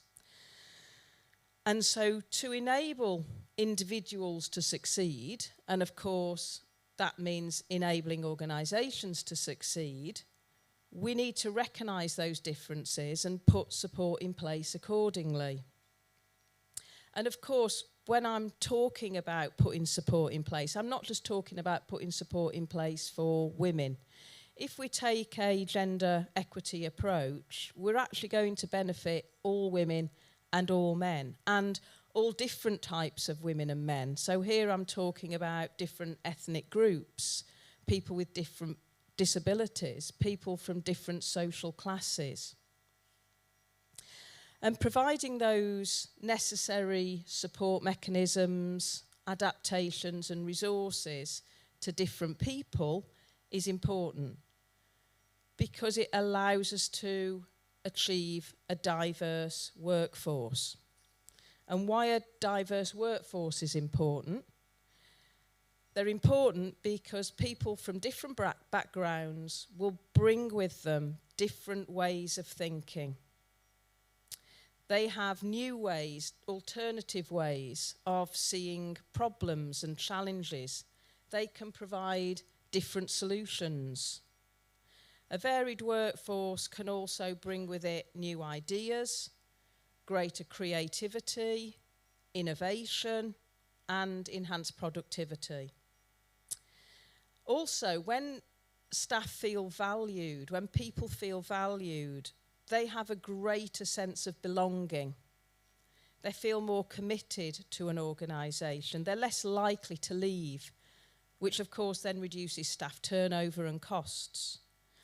So gender equity shouldn't be seen as this separate objective from an organisation's other instrumental goals, whatever those goals might be, whether it's winning more medals, making more profits, getting bigger audiences. In some research by McKinsey, they noted that companies that had a more diverse workforce returned higher financial profits above the national medians of their industries. So making staff feel valued, making staff feel supported will benefit everybody, men, women, and your organisation. So if gender equity is your goal, what is the current reality? So within the UK, for example, we are told there's plenty to be happy about when it comes to sport and gender equity. In terms of participation, women's rates in sport continue to increase and in some places close the gap on men's. We're informed that women's football is still the fastest growing sport in the country. And the appetite for women's sport has apparently never been better. A recent survey showed that 59% of the adult UK population have declared an active interest in women's sport. However, that particular message that we are receiving can also mask some other realities. So what does participation look like in all sports and in different countries? How does it compare to men's, for example? And what about the opportunities to enter a sport and then remain within it? What about the opportunities to get a career out of sport? And that brings us to this topic of coaching and leadership.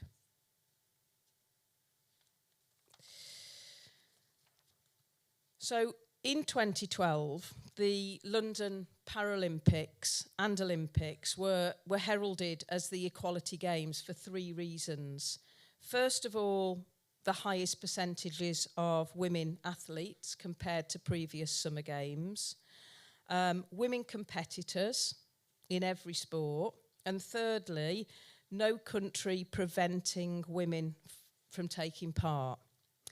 However, and Anne-Marie's alluded to this, despite the fact that 44% of athletes at that games were women, this was not reflected in the coaching workforce, which was 11%.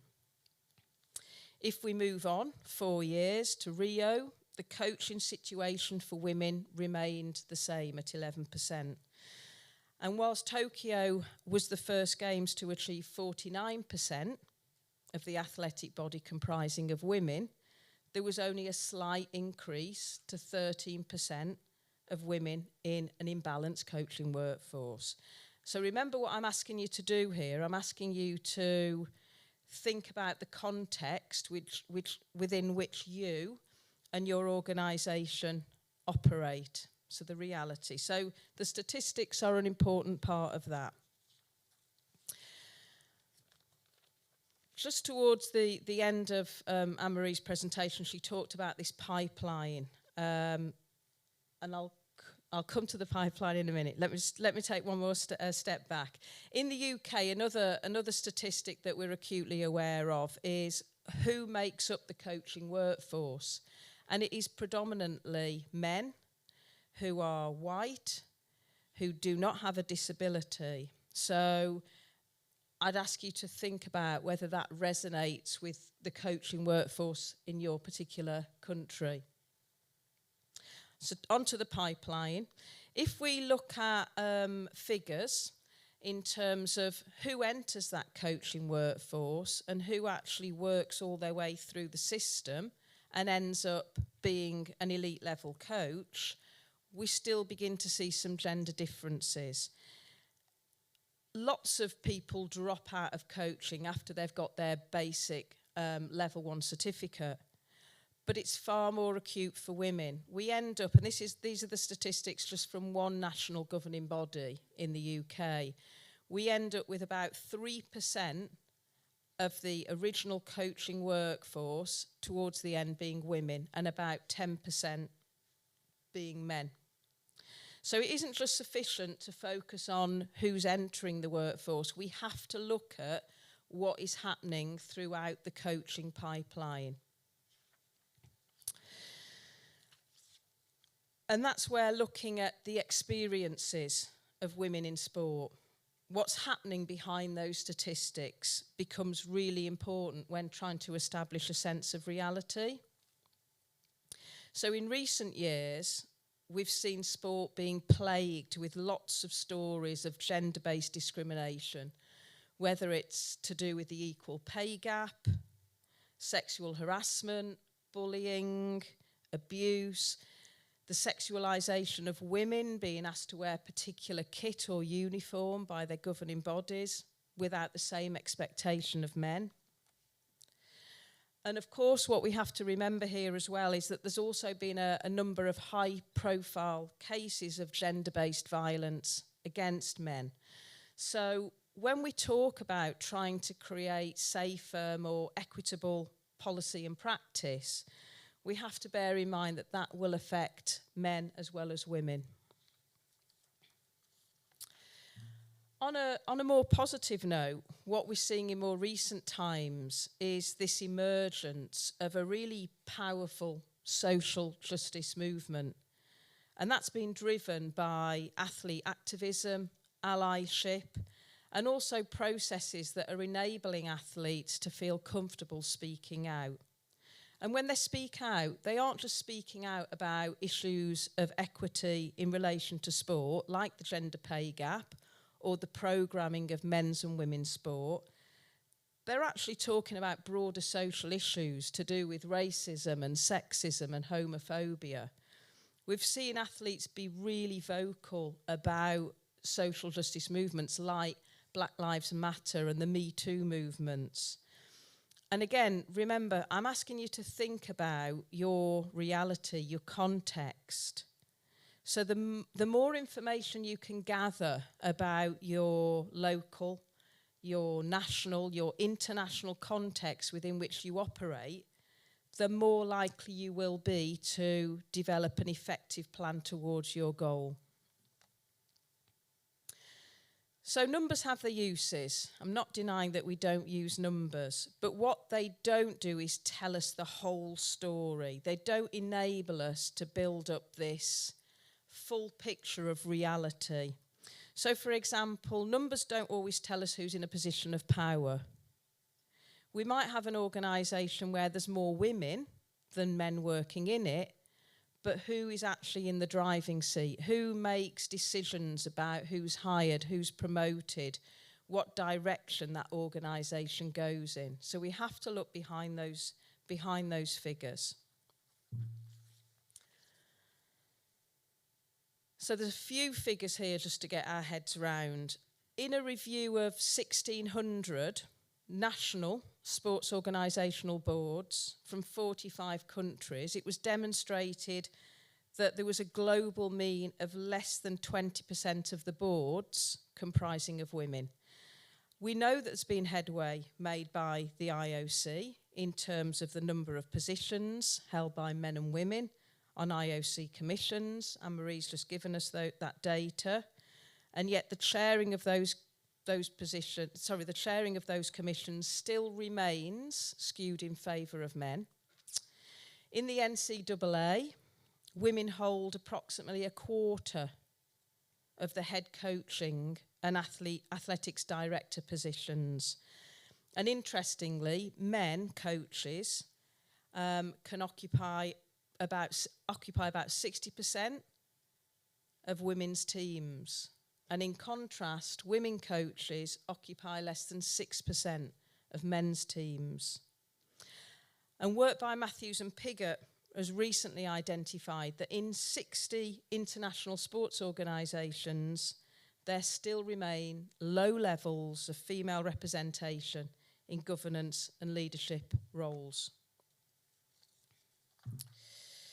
And of course, if women continue to remain in these marginal positions, they're unlikely to have a voice, which means they're unlikely to have a say, and that means they're unlikely to be able to influence change in any significant way. So once we've got our idea of our goal, the vision of where we want to be as an organisation, and we've got an idea of context and our reality, what options are open to us to achieve that vision? So commonly there have been two key approaches when we tackle gender inequity. And the first approach is that the issue lies with the individual.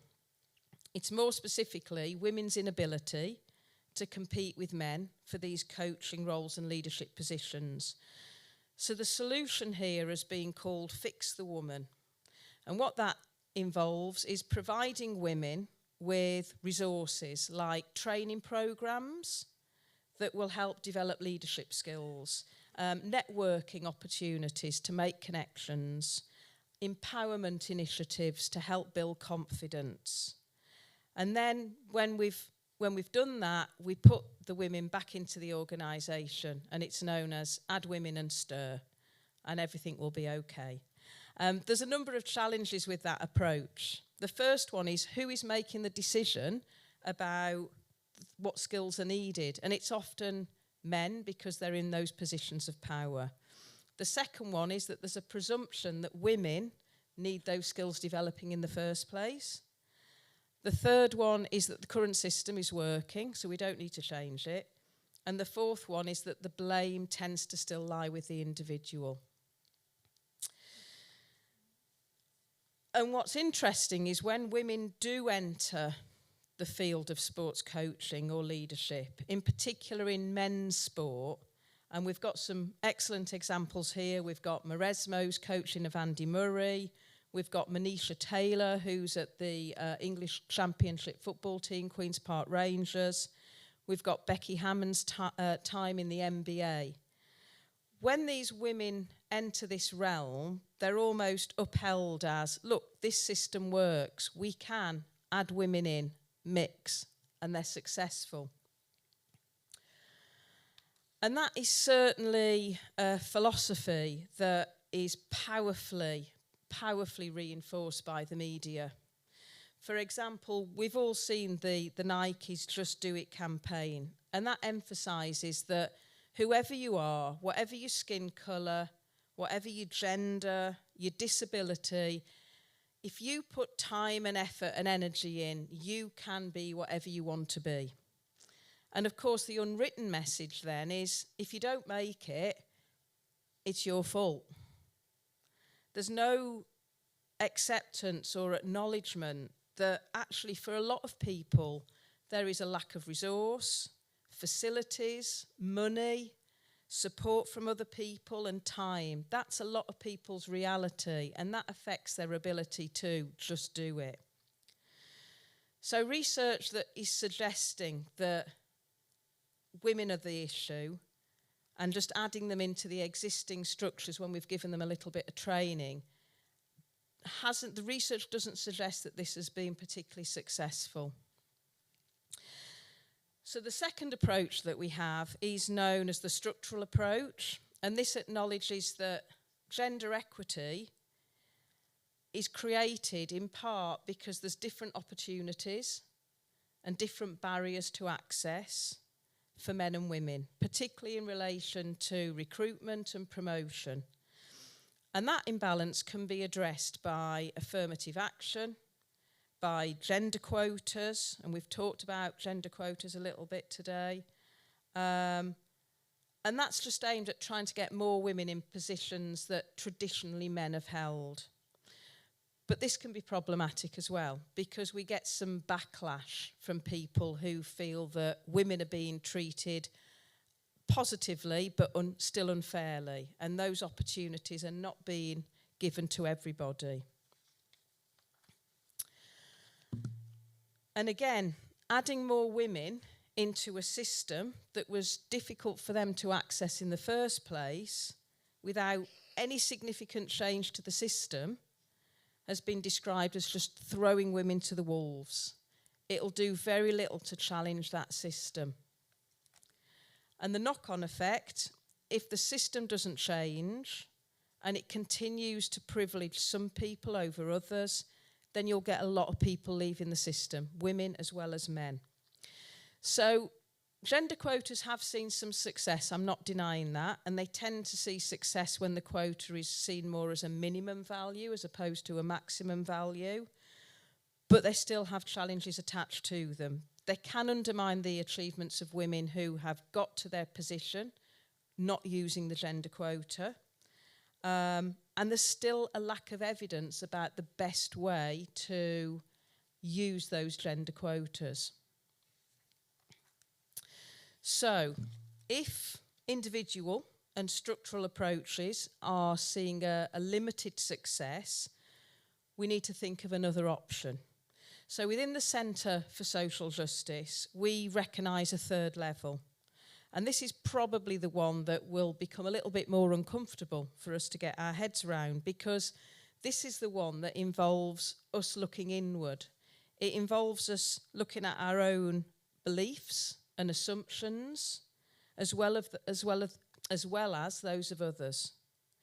It gets us to question who's been successful in an organisation and why, and how is success defined. In essence, it's moving away from the individual and away from the organisation, and it's getting us to look at everybody in an organisation and the role that they will play in either forwarding that gender equity goal or wanting everything to stay the same. So the journey will get a little bit bumpy here. We're going to take a lens to existing work arrangements that have served particular interests well. And by putting everybody under the spotlight and considering an alternative way of doing things, it might mean that there will be significant change. So what is that other level that we need to scrutinise? So individuals and organisations don't exist in a bubble. They're not divorced from each other and everything else that is going on around them. Some of you might be aware of this model. So it's the socio-ecological model by Bronfenbrenner. And the model has been used across a variety of disciplines. It's been really popular in explaining individual behaviours, development and experiences.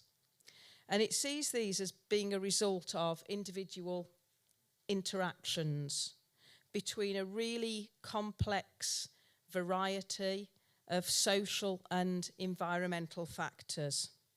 For example, each one of you will be influenced by the people around you, through your education, through the media, through the legal system, through work. And it stands to reason that organisations, which are just a group of people, are also susceptible to those forces as well.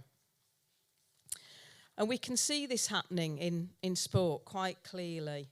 Sport is both influenced by external forces, but it's also a really highly influential institution. We've seen how sport can be, it's not immune to external forces like social justice movements such as Black Lives Matter and Me Too. it was not immune to the COVID-19 pandemic, and it's not immune to big movements like war. But sport is also highly influential because of its relationship with the media. So the success of sport, the appeal of sport, is in part based around this notion of winners and losers, of one team or one individual dominating another. And competition is absolutely key to that success. And it's competition that really rewards and values and celebrates particular forms of masculinity.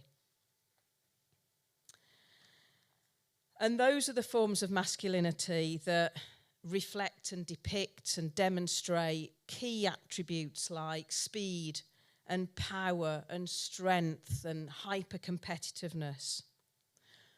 But when those attributes are demonstrated by women, we don't quite see them treated in the same way. They're definitely the exception, and they're seen as exceptional, but it doesn't always mean that they're exceptional because they're great. They're exceptional because they're not the norm. And so this idea of men being better than women within sport remains intact. And it's that kind of idea that men's position and their competency in relation to playing sport, that contributes to this almost unquestioning of their presence in other sporting arenas, like coaching, like leadership, like management. Because those roles as well, if we think about it, those roles as well are associated with particular qualities that are associated with being a man. So being competitive, strong, having self-belief, being unemotional.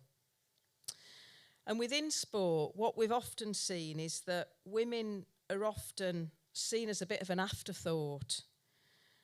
For example, if we take Serena Williams, until relatively recently, she was topping the charts in terms of number of Grand Slam wins at 23. But when we were having debates about who's the greatest tennis player of all time, her name was not automatically mentioned. So women have often had a history, and it still continues in some areas, of being viewed as an add-on or an interloper, or almost being invisible in some sports fields. So if that's happening in elite level, we can understand how that might occur in the boardroom or on the coaching field. So this is very topical because we've just had lunch. In terms of how we can explore gender inequity at different levels, the work in the centre has moved away from just looking at the structural and the individual to what's going on in between, and this is the cultural level. So how does the culture within an organisation influence recruitment, promotion, and the experiences of women in that organisation? And it's been argued that culture is twice as important as individual factors in increasing women's confidence and creating opportunities for them to be successful. So what do we mean by culture? So culture can be a whole host of things. It can be the actions and interactions of individuals. It can be the language and the images that are used around buildings or in documents or on recruitment campaigns. It can be the way that people behave and think and how that translates into policy and then gets practiced. And like I've said, taking this approach, the cultural approach, is not easy because it involves us scrutinising what are very often subtle and deep-rooted practices and behaviours that have been repeated over such a long period of time that they're easy to miss or dismiss as that's the way we do things around here. It's always been done like that. But it's that level of analysis that considers how to do things differently that can offer alternative opportunities. And that analysis has to take place through entire organisations. And I'll keep saying this, if we can make a workforce more supportive and inclusive, with opportunities that everybody feels they have an access to, it will benefit different men as well as women. And if we have a look at the research that's been done in this area, we can see that it's taken this multi-perspective approach. If we look at some research that's been done at the macro level, attention has been really drawn to this idea of organisation demographics and how they can reinforce this belief that men and women are best suited to particular roles. If, as we've seen through the statistics, men dominate leadership positions, we get this implicit association created, and that is that men, masculinity and leadership go hand in hand, and we don't question it. And then, of course, when men maintain those positions of power and they're in charge of who they hire and who gets promoted, we can be in danger then of that never being disrupted, because we often associate and relate more to people that are like ourselves. And that implicit association, it's not intentional, it just exists, and it's something that we need to interrogate, we need to question. In terms of more meso-level research, it's considered how that implicit association bias plays out. So there's a tendency for women to take on roles that are more clerical, more involved with caring and pastoral, or marketing positions, for example. Whereas men will take more of a role in facility management, strategic change, decision-making, finance. And the pattern of bias can also be seen in coaching. As I've said before, men can take women's and men's coaching positions of men's and women's teams, but for women, they tend to be operating just in women's sport. So again, are those patterns something that you're familiar with? And also meso-level research has looked at how policy can impact upon recruitment and experience and promotion.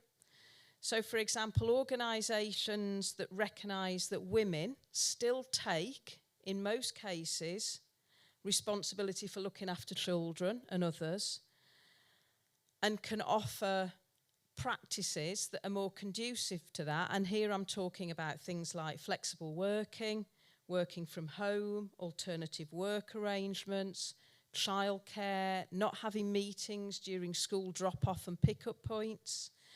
If that's recognised, then women are less likely to leave the organisation. They're more likely to take up leadership positions. And then finally, at the micro level, research has looked at how women make sense of their organisation and their place in it, as well as what expectations they put on themselves and what others put upon them. So one of my colleagues, Scarlett Drury, has done work on women coaches and referees in football, and they noted how they felt they had to work twice as hard as men, just to get the same level of credibility and knowledge. Another colleague, Hayley Fitzgerald, has done work in boxing with women coaches. And again, they talk about this need to constantly prove themselves, to have to do a more lengthy and more grueling apprenticeship as a coach, and also having to demonstrate better boxing ability than the men. Other studies have looked at access and treatment and how that contributes to women's beliefs about themselves. So some of my work with women volunteers has linked confidence levels to broader stereotypes about who can do particular roles in women's sport. So by looking at these different levels, and in particular this cultural approach to gender equity, a range of interventions become possible. And they can be tailored to individual organisations. So rather than trying to engage in some wholesale change, different interventions can be incrementally introduced. And on their own, they're not going to transform the organisation, but they can make a change to some practice. And by changing practice, we begin to see possibilities for some broader changes. So in terms of considering options, what is open to us? So again, some research from McKinsey suggests that 2/3 of men, male executives, are not aware of the difficulties that women face in the workplace. So we shouldn't be presuming that men know what's going on and they're not bothered. And if we want to have this cultural shift in an organisation, we need all employees working towards that end goal. And to help in that regard, we need to secure strong male allies at different levels to champion gender and other equity issues. And it was good to see at the end of Anne-Marie's presentation, she talked about this notion of male allies. We also need to raise awareness with everybody about the benefits of working in a more equitable organisation and what the opportunities are and progression routes for everybody. So on that note, for those of you that work in organisations, I would ask, how are pathways for progression within your organisation advertised? Is information clear and transparent? Are the criteria for promotion clear and advertised well? Is a range of support offered to everybody in the organisation that will help them learn and grow and develop? For example, informal support networks have been proven to be really powerful ways of retaining women leaders in organisations. Mentoring schemes, whilst good, need to represent the workforce. So are there diverse mentors that will be able to relate to a diverse workforce? And remember as well what I talked about at the start in terms of getting a sense of reality. So in your organisation, do you keep data on who's in leadership roles? What kinds of roles? Who gets promoted and why? And is that interrogated for patterns? And if it is, what happens with that data? How is it acted upon? In terms of audits and reviews, who sits on recruitment panels and interview and promotion boards? And does it represent a diversity of opinions, experiences and roles? When was the last time anyone looked at recruitment campaigns, and were they analysed for different images, gender appropriate language and skills and qualities? Do you interrogate your recruitment data? So who applies for jobs? Who gets interviewed? Who gets the job? And then where do they go? Do they get promoted? Do they leave? Do they remain? And why? And that kind of data will offer a baseline to develop very specific interventions and strategies, both in recruitment and retainment of women actively engaged in the workforce. But it will also help identify some bias. And on that note, I would encourage everybody in the room to take the implicit association test. You just need to Google it. You'll be taken to the Harvard University website, and you can take a range of tests on different bias. And it's about recognising we all have bias. We can't escape that. But what we can do is begin to acknowledge our bias, because if we acknowledge it, we can do something about it. Not just individually, but we'll begin to recognise it within our organisations. And finally, taking a critical eye to your policy. We know that just because something is written down, it doesn't follow that it will be carried out. So how is policy around gender equity experienced by different individuals? What is your policy on work arrangements? What's your policy on boards and committees? How are they currently compatible, for example, with family and personal commitments in relation to when they're called? How long do people remain on boards? Are fixed-term posts used so you can have a circulation of new people and new ideas? And how is that good practice recorded and celebrated and promoted? everything that I've talked about today needs conversation. Fundamental to providing solutions for any problem, any challenge in an organisation, needs to have conversations with people in the organisation. So Judith Glaser's work with executives and leaders of over 30 years promotes this notion of conversational intelligence. If we can have conversations, we build relationships. If we build relationships, we can see change occurring. So it moves us beyond this very functional idea of communicating a message, information, or agendas. What conversations enable us to do is to make connections, to see similarities and differences within women's experiences within an organisation. And then what do we do about that?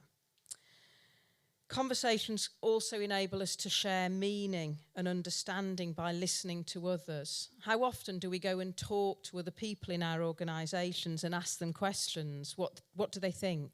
What do you understand by gender equity? What does it look like for you? What assumptions do you have about men and women as leaders?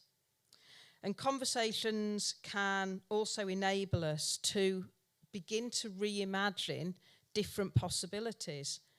So questions like, what alternative skills and qualities should we be looking for in the next generation of leaders?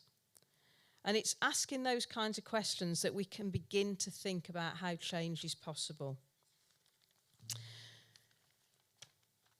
So, whilst we might be at the end of today's journey, I hope it marks the start of another journey for some of you and your organisation, one that might lead to a more balanced gender workforce and one that might be more diverse in other ways as well. And for those of you that have tried some of the approaches I've talked about today and have felt that they might not have worked, it might help you to think of another type of journey that you'll go on. I think what the message I'm trying to get across today is that achieving gender equity isn't something that we can do quickly or through one approach.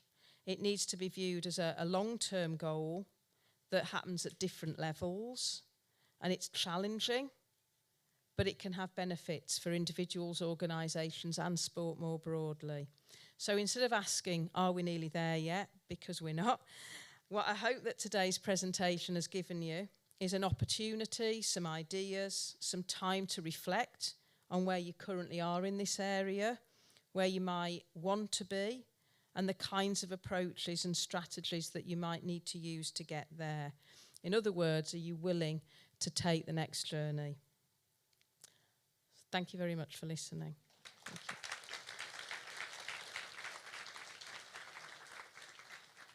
Annette, thank you for the great speech and interesting topic presented. Please take your seat for the discussion.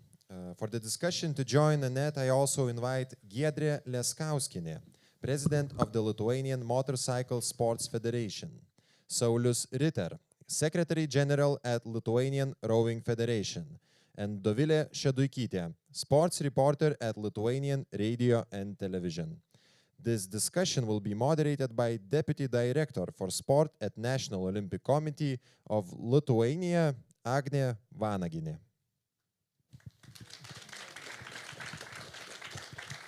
Thank you for all those who are still here with us after the lunch break. And actually, I'm really proud of my panelists. Do you see the difference between the first two? Yeah? You see? You feel it, right? And that's the topic, the gender equality, what we are going to talk about. And actually, I need to mention that it's very symbolic that we are talking about it, as today or this week is the European Week of Gender Equality. So I'm really happy and proud that we are talking about it. And probably worth to mention that as a member or the staff member of the Lithuanian National Olympic Committee, when our leader that you saw this morning, Daina Gudzinevičiūtė, was elected 11 years ago as the president of the National Olympic Committee, one of our targets or the main driving forces themes was the gender equality, and we implemented quite a lot. I believe that it was a journey, a long journey, and Annette, thank you for the presentation. We will talk about it, but still I believe a lot need to be done in the future. So first of all, I would like to start from Anna-Marie. So just a few weeks ago, Anna-Marie have visited Vilnius in person, so thank you for that once more. But EOC was always, IOC, not International Olympic Committee, was always a role model, and we saw actually very vital data, especially in a competition progress. And when you showed us the data, so the coaches, team management, team official field is absolutely imbalanced here. What is your opinion? Why is that? Why we have such an imbalanced data in the field of athletes, where the IOC takes the leadership here, and the coaches and team management and team officials field? Oh, sorry, Anna-Marie, we don't have sound. Can you hear me now? Yes, yes, perfectly.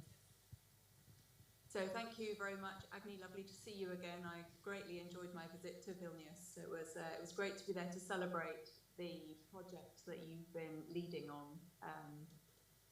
on women's leadership. A fantastic couple of days.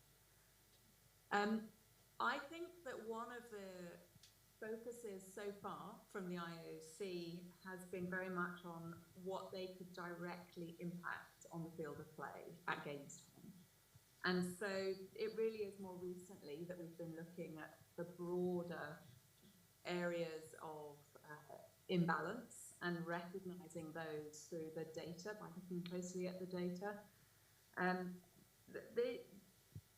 There are lots of different reasons, and Annette has also reinforced what I believe, which is, these structural and cultural barriers that we have are embedded historically in sport. If we look back 100 years, all of sport really was run by men for men. There were very few women participating, and 100 years is not an excuse, but we've been really slow to change constitutions, to recognize the contributions women can bring. And there are still a lot of people out there who really don't value women's sport in the way that it should be valued. It is slowly changing.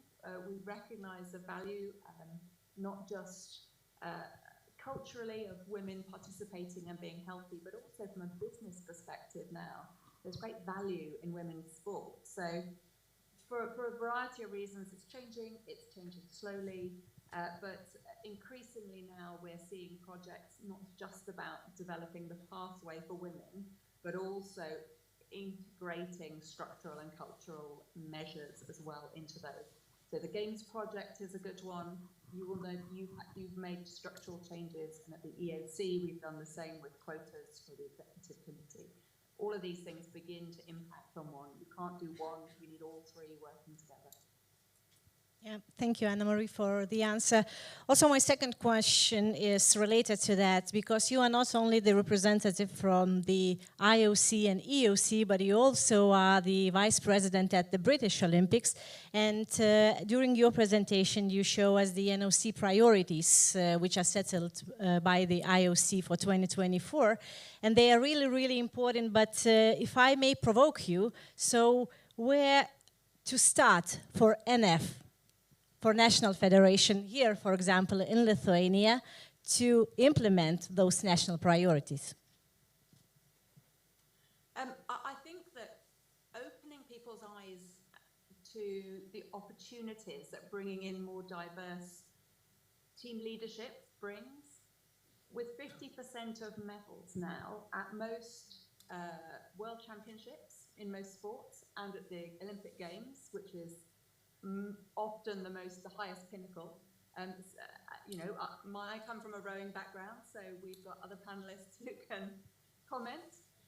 But if we're not trying to win every medal, if we're not allowing women to participate at every opportunity that's out there, then, you know, not only are we not giving them the great opportunity, but we're wasting resource, and we're wasting that for our organisations. So I think the national federations, they need to set themselves targets.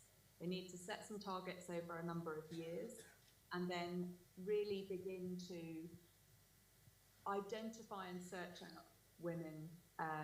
And once you reach a critical mass in any organisation, in any committee, it will begin to change the culture and change the questions that are being asked and change the way that those committees work. And it'll make it much easier. So you'll have seen from the National Olympic Committee having a female leader in there, bringing in more women in leadership positions. You have different conversations, you attract more women into it. And Annette set out really clearly what those, some of those benefits for it. One other interesting statistic that came from a McKinsey report, which I'm sure Annette will know, is that in many commercial organisations, corporates, about half of all men think that 1 in 10 women in leadership is a good gender balance. So we need to shift that thinking completely by letting them see what having a critical mass of women in leadership positions looks like, and how much better it feels, and how much more successful it can be.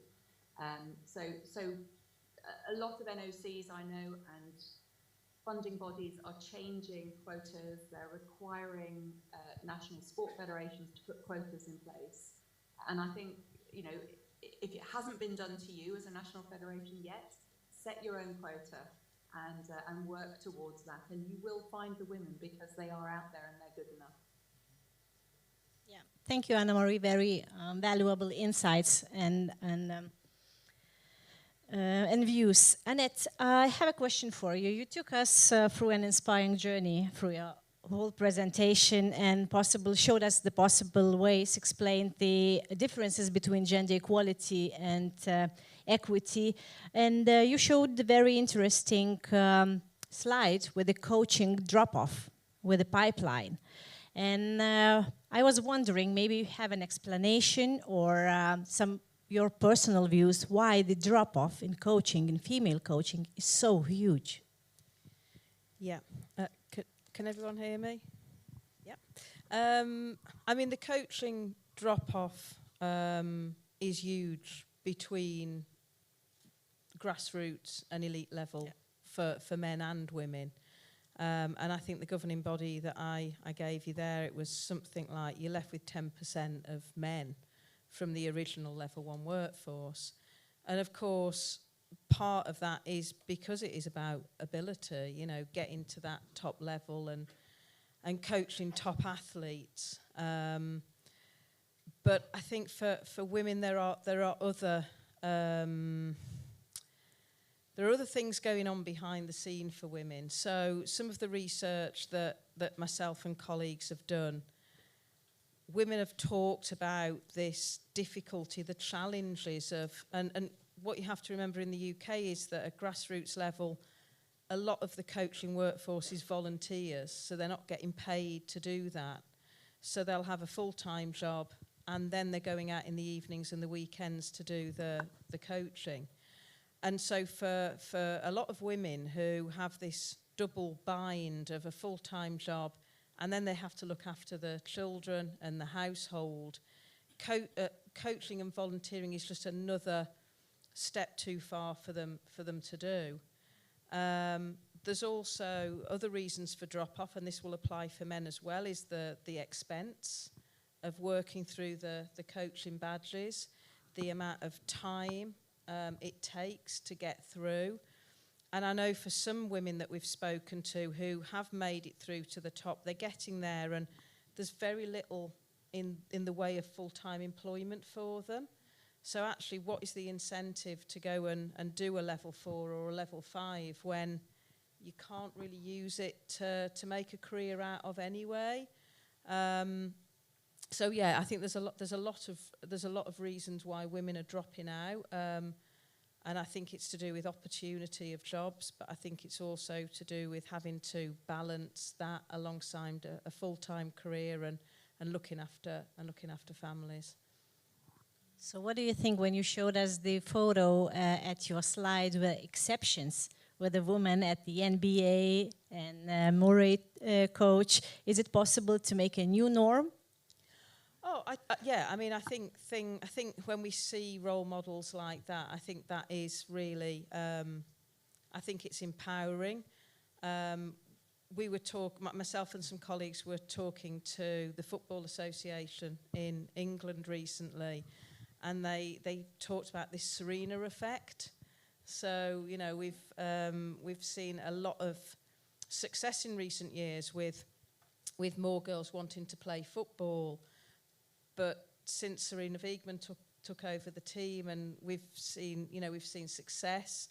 We've seen the women's football team appearing on the television so people can actually watch games. We've seen more interest in people going to watch live games.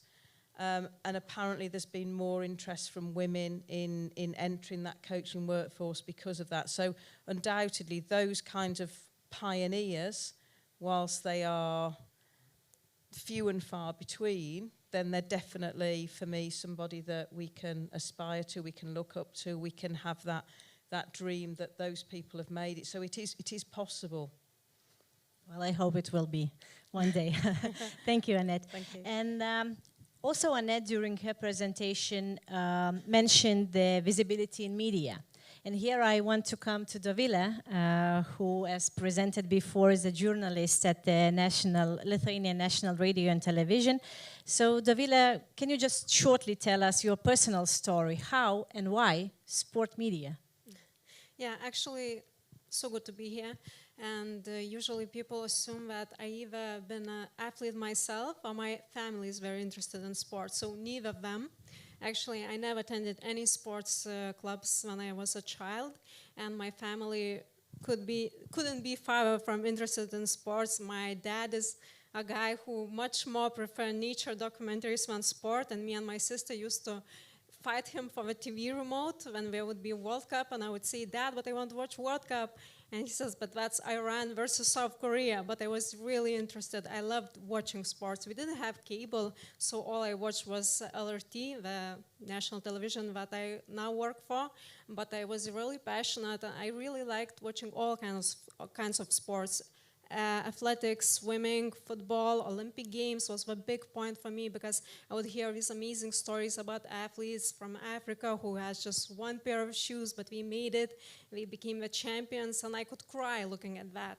I would get super emotional, and when I decided to study journalism, I knew that I will be in sport journalist because for me it wakes up so much emotions that it's easier to carry and tell story for others when you personally so invested in that. So right now it's easy job, it's my dream job, just telling these stories that I always was interested in to other people and make them to fall in love with sports. Of course, very interesting presentations by presenters. We have troubles in sports media coverage because we want to show more women, but as was addressed, the coaching pool is so little for women, even though we want to cover women's sports, for example, our national women basketball team or any other team or top clubs, but all of the coaches are men, and that's the problem, because I want to talk about that, but when you usually get the coach's comment, and it's usually male, so that's a problem, and I would love for women coaches growing up and being those leaders that I can talk to.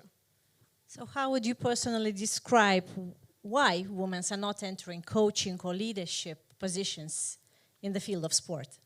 Well, it was talked about, but it's more hurdles, more obstacles. For me as a woman too, I mean, I had to stick it out. It wasn't always easy. I worked 7 years with crazy hours in news portal before I reached television, which is more flexible and you have more time to do more stories and so on, but working from early on, it was very hard to assert yourself, because I think the reader or the viewer always assume when he sees women and men sports reporters or coaches, they always assume that the man more capable of. So what helped me, and what I think everybody who tried to make in coaching or so, have to be even more prepared.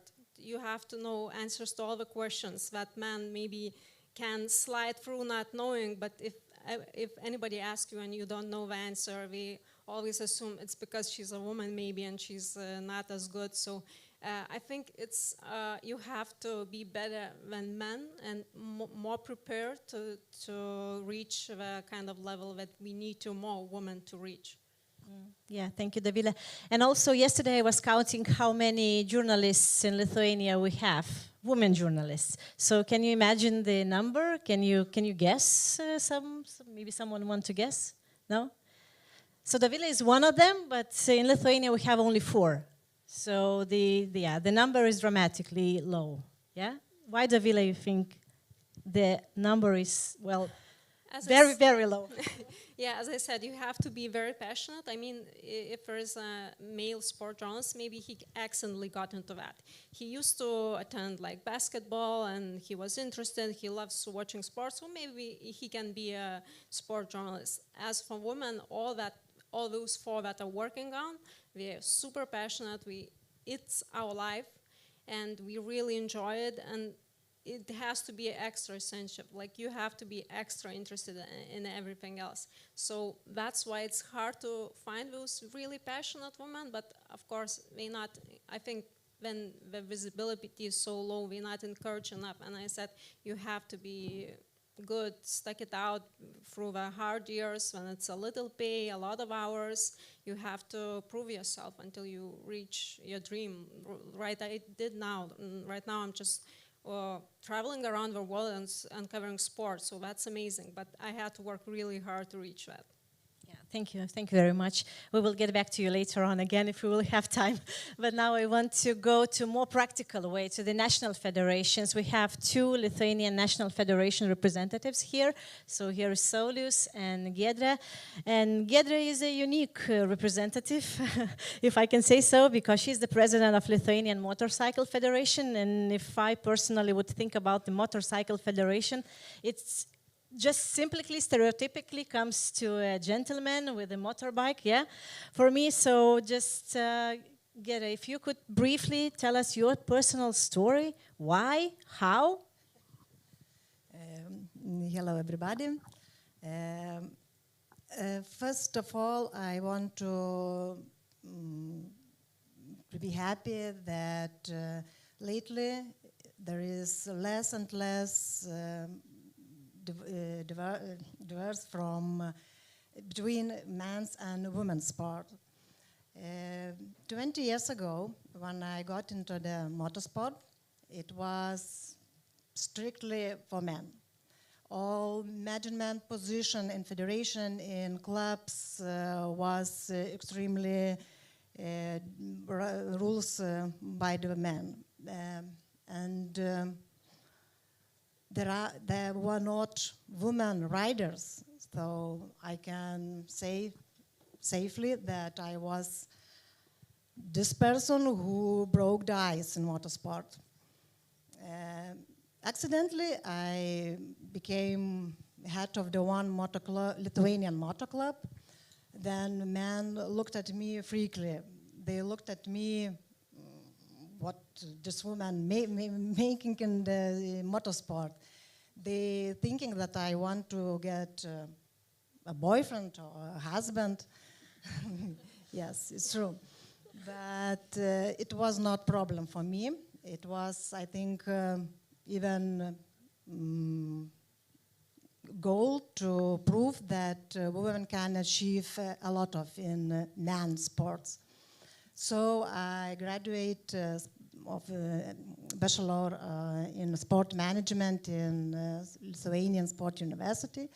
I started working in Lithuanian Motorcycle Sport Federation.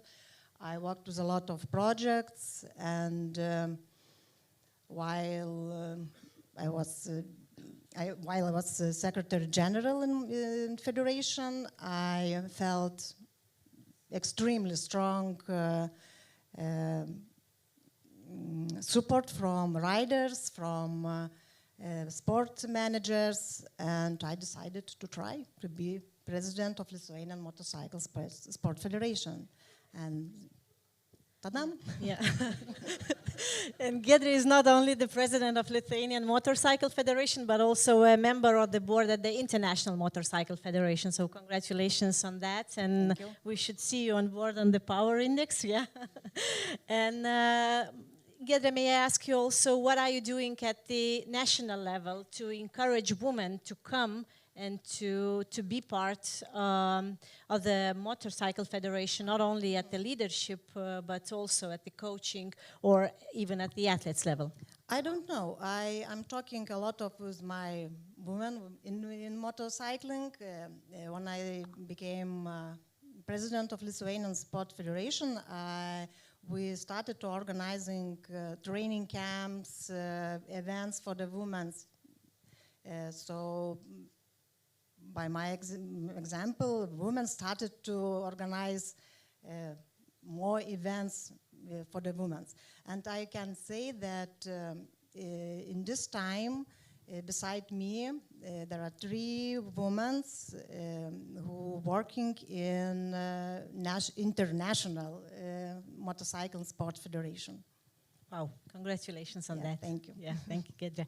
And now Saulius. Saulius is our Olympian, silver medalist at Rio Olympics, also a rower, and the Secretary General at the Lithuanian Rowing Federation. Actually, our Lithuanian Rowing Federation and her athletes are famous in Lithuania and I believe worldwide because of the high achievements they have. Many of them actually are gained by women, and we are all very proud of it. But only less than a year until Paris, we already have 5 out of 6 quarter places for rowing gained by women boats. So congratulations on that. So how, Saulius, have you achieved such a great results? And maybe there are some differences, no, in coaching, in leadership? Well, first of all, thank you. I feel really honored to be here with my fellow speakers as a single person man. So, but well, it's the same situation, I think, at the Federation at the moment with our top athletes as a team who won the Olympic qualification spots. So if we share the statistics for this Olympic cycle and compared with the past 2 ones, we have 84% of women who have qualified the spots for the Olympic Games for 2024 Paris. And for the past 2 Olympic cycles, we had only 20% in our team with the women. And we're really, as a, with the federation, but we're really proud of the numbers at the moment. And well, hopefully for the next year, we will have a chance to qualify few of the men, but this is only because we are looking on that they will have a chance as beneath other crews. But basically, I think that the reason for that, the growth of women at the moment at the federation as a top athletes, is that we have a really strong leader in women who is like an example, very experienced. With the, if it will be the Paris, it would be the 4th Olympic Games for her. So she is bringing up the level for the women team to the next stage, and she's giving the example for the younger generation. So this creates a very good, healthy environment and competitive environment. Also support of the coaches with the mental support, with the right guidance for the technical, and all crew members are really respectful for each other. So I think that creates a really healthy environment in the team. Yeah, thank you, Solus. And the last question for you, because we're out of time, so very briefly, just can you tell us what is the situation in Lithuanian rowing in regard to coaching? And do you have any initiatives on the national level to increase the woman representation in coaching and in leadership? Well, at the moment, of course, it's quite an issue with the elite team. We don't have many, well, actually, we don't have any women coaches that are coaching elite athletes, senior team. But based on the national level, we could compare that it's basically half and a half the same amount of women and men. But for the initiatives, we really support the idea of the athletes who are choosing coaching as their future job, and we would really support coming in for the senior coaching as practice, and that would maybe bring them on the next level. So the federation is looking really forward for that. Yeah, thank you, Solus. Thank you, all panelists. Thanks all those who were listening. And I can just finish up with Anna Marie quota that she mentioned during her presentation, that strategic actions can make a change. So let's do it.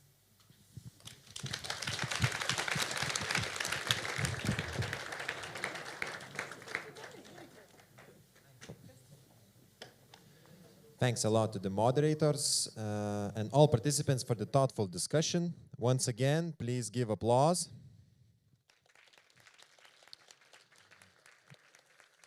And now it's time to announce a short coffee break. We will be back after 15 minutes.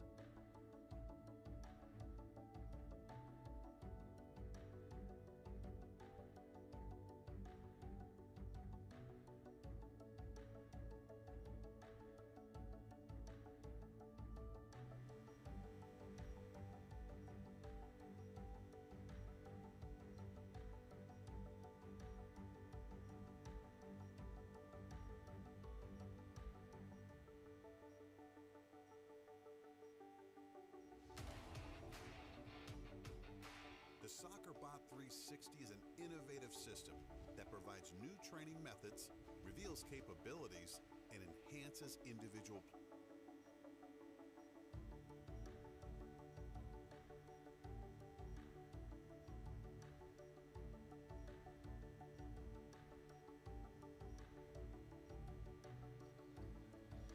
Ladies and gentlemen, presentations will begin in 2 minutes.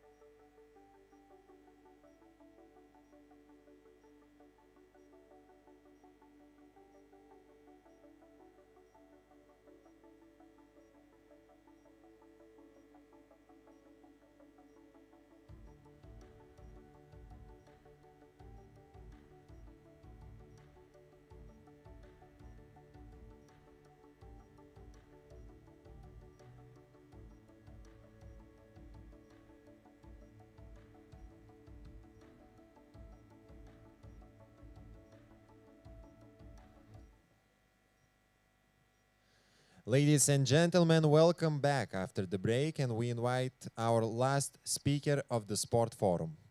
Christopher Carling, Head of Science and Performance at the French Football Federation, will speak about how innovation is changing the way we prepare athletes and their performance. The stage is yours, Mr. Christopher.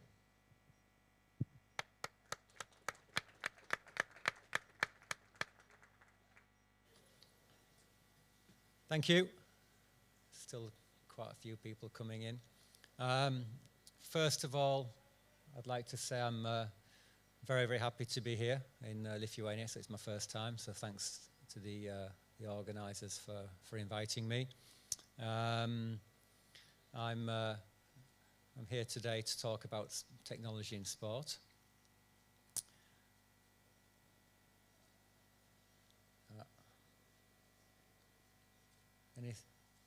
Is that not working? Or work? Oh, here we go. There we go. So yeah, so I'm head of science and performance at the French Football Federation. Yeah, okay, no problem. Thanks. So again, yeah, so I'm here to talk about technology in sport this afternoon. The aim of my talk is briefly to, well, I'll move on to the next slide. Where am I supposed to point it? There we go, okay. So a brief introduction to technology in sport. And then the aim this afternoon is to give you the maximum examples in a short period of time of the various technologies and data we use in football specifically. These technologies are also extremely relevant for other team sports and also for individual sports. So we're going to look at all these various areas, physical analysis, biomechanical, match analysis.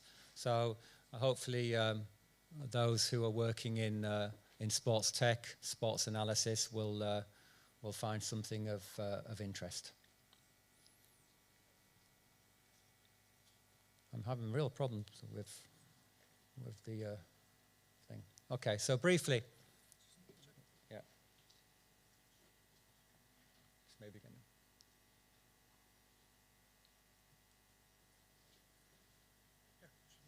It's good. Yeah. Okay. Thanks. Yeah. So briefly, I think it's important to give a bit of context to technology in sport. This is a graph which histogram which I took off the internet. A great example of how important technology is in sport, not just for performance, but in all walks of life, really. So you can see, how much the sports technology market is worth currently in 2023, and you can see where that's predicted to go in 2032. So it's going to increase by 5 times. So it's a massive amount of money, a massive amount of investment, whether it's in wearables, stadium experiences, fan experiences, etc. A lot of money and a lot of investment. Okay, so briefly, which areas is technology impacting sport? Lots of different areas. Okay, so I mentioned fan experiences, stadium, betting, training, coaching, analysis, strategy, game analytics, talent ID. So many, many areas are impacted by technology. Here, my aim today is to talk about technology specifically for sports performance. Okay, so why are we using technology? Well, basically, I think where technology has had its major impact is it's providing a 360-degree view of sports performance.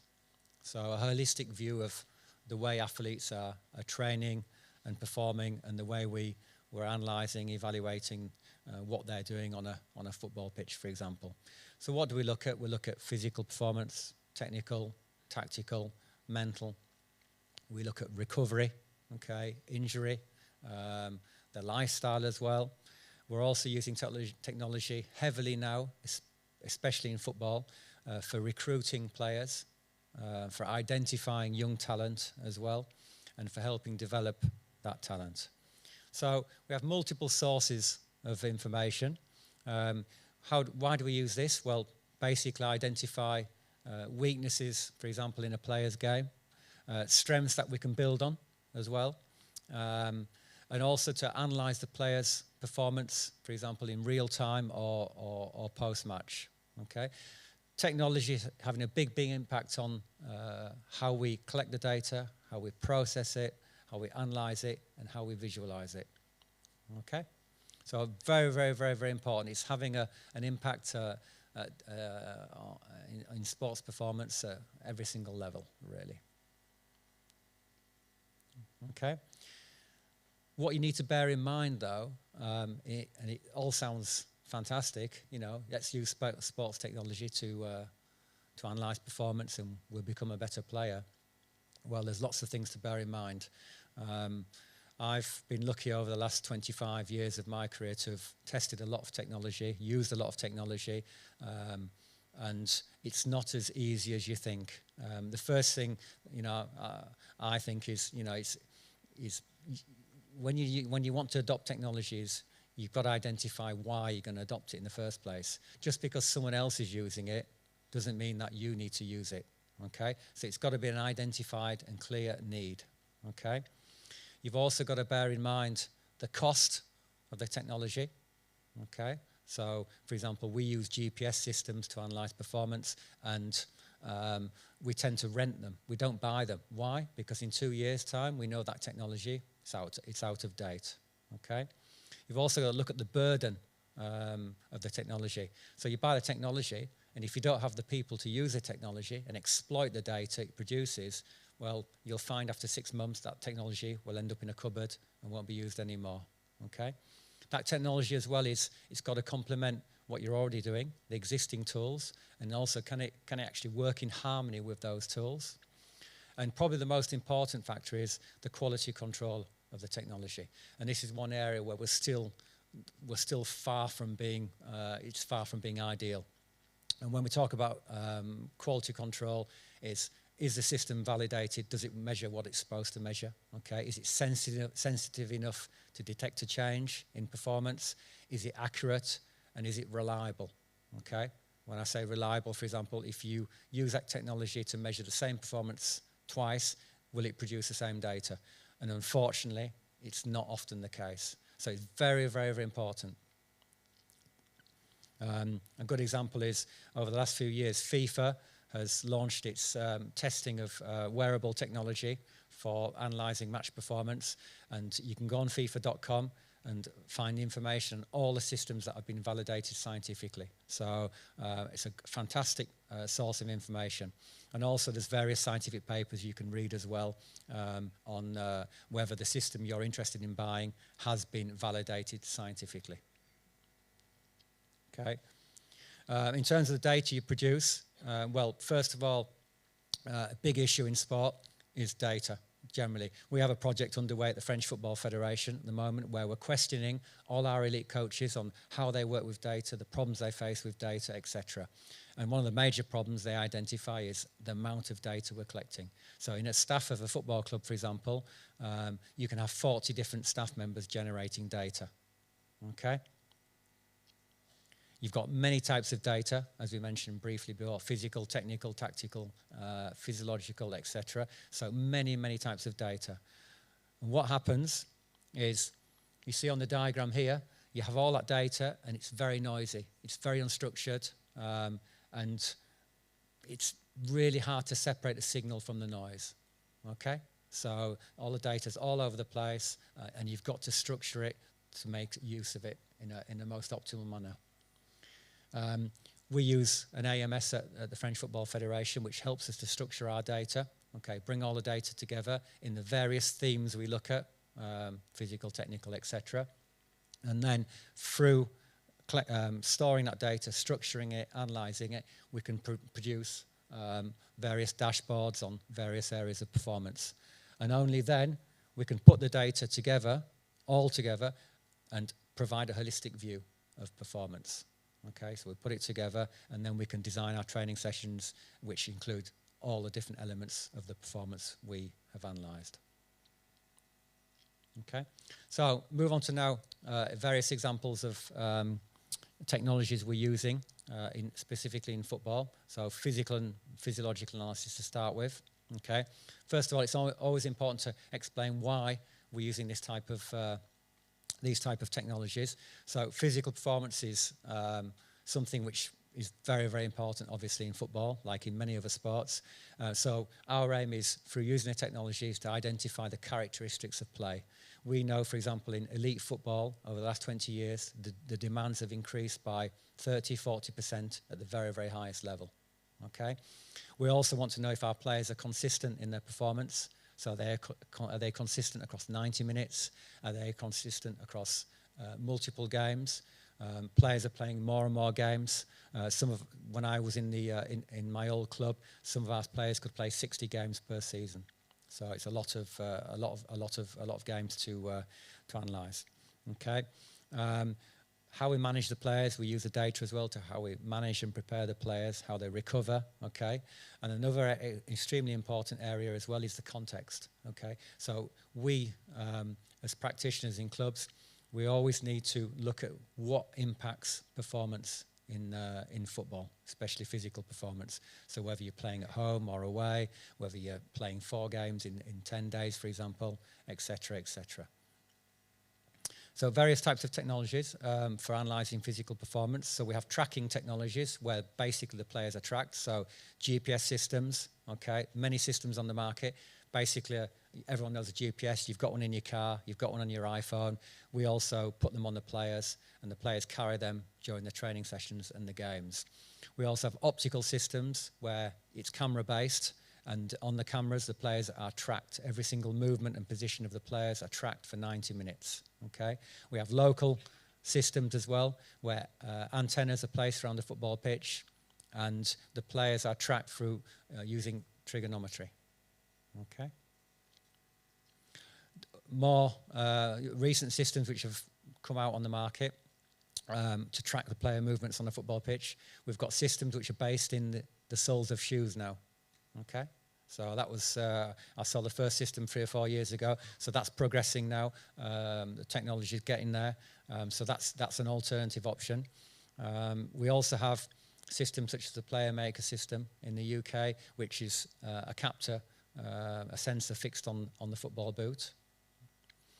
We also have sensors now in the shin pads of the players, so GPS systems in the shin pads. And we also have various sensors as well, for example, in elastics on the leg, etc. Okay.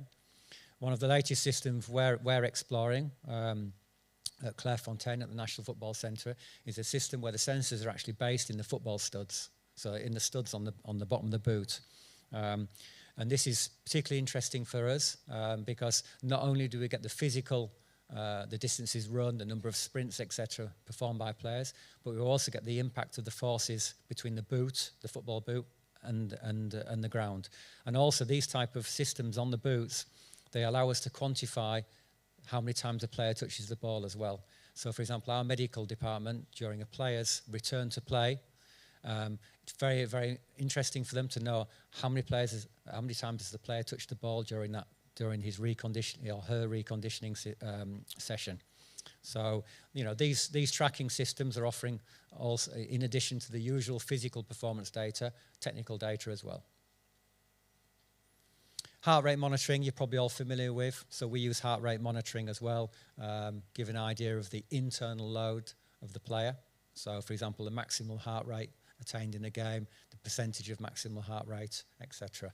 So we have systems such as Polar, which allows us information on every single player in real time during a training session. Other systems for physiological measures. So this is a system which we've been approached about recently at Clairefontaine. So it's a patch which basically measures blood glucose.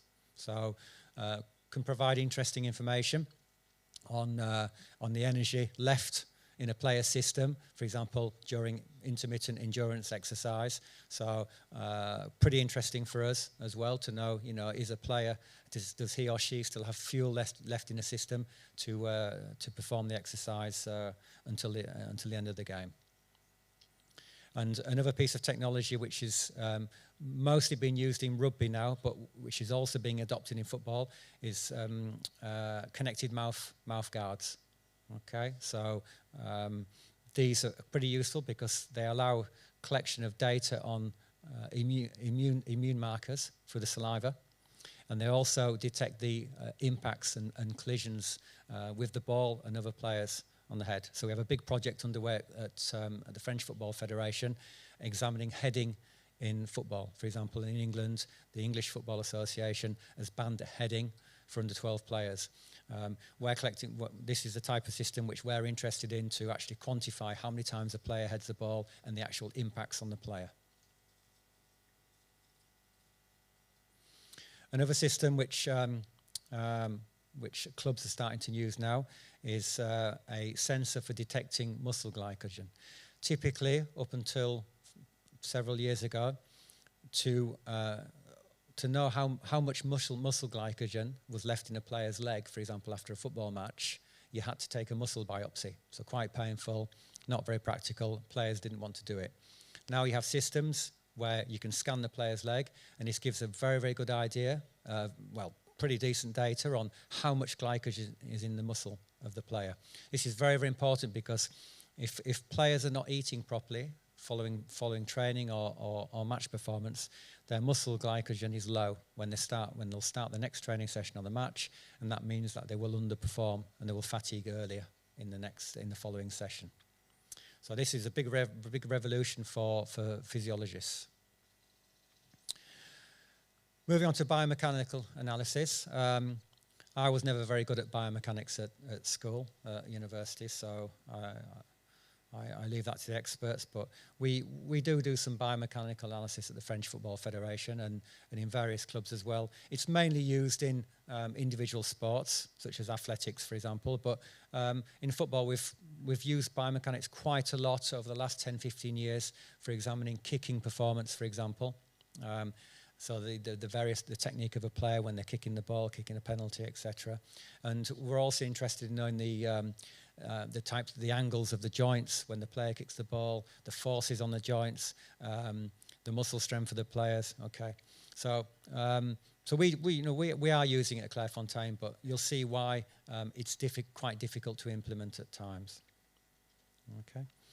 One of the softwares we've explored, we use, is a software called Dartfitch, which allows us, especially when you're using a high definition camera, is to film a player's movement. For example, here you see a goalkeeper, and to break it down image by image, and really like have a good close look at the player's saving technique, diving technique, for example.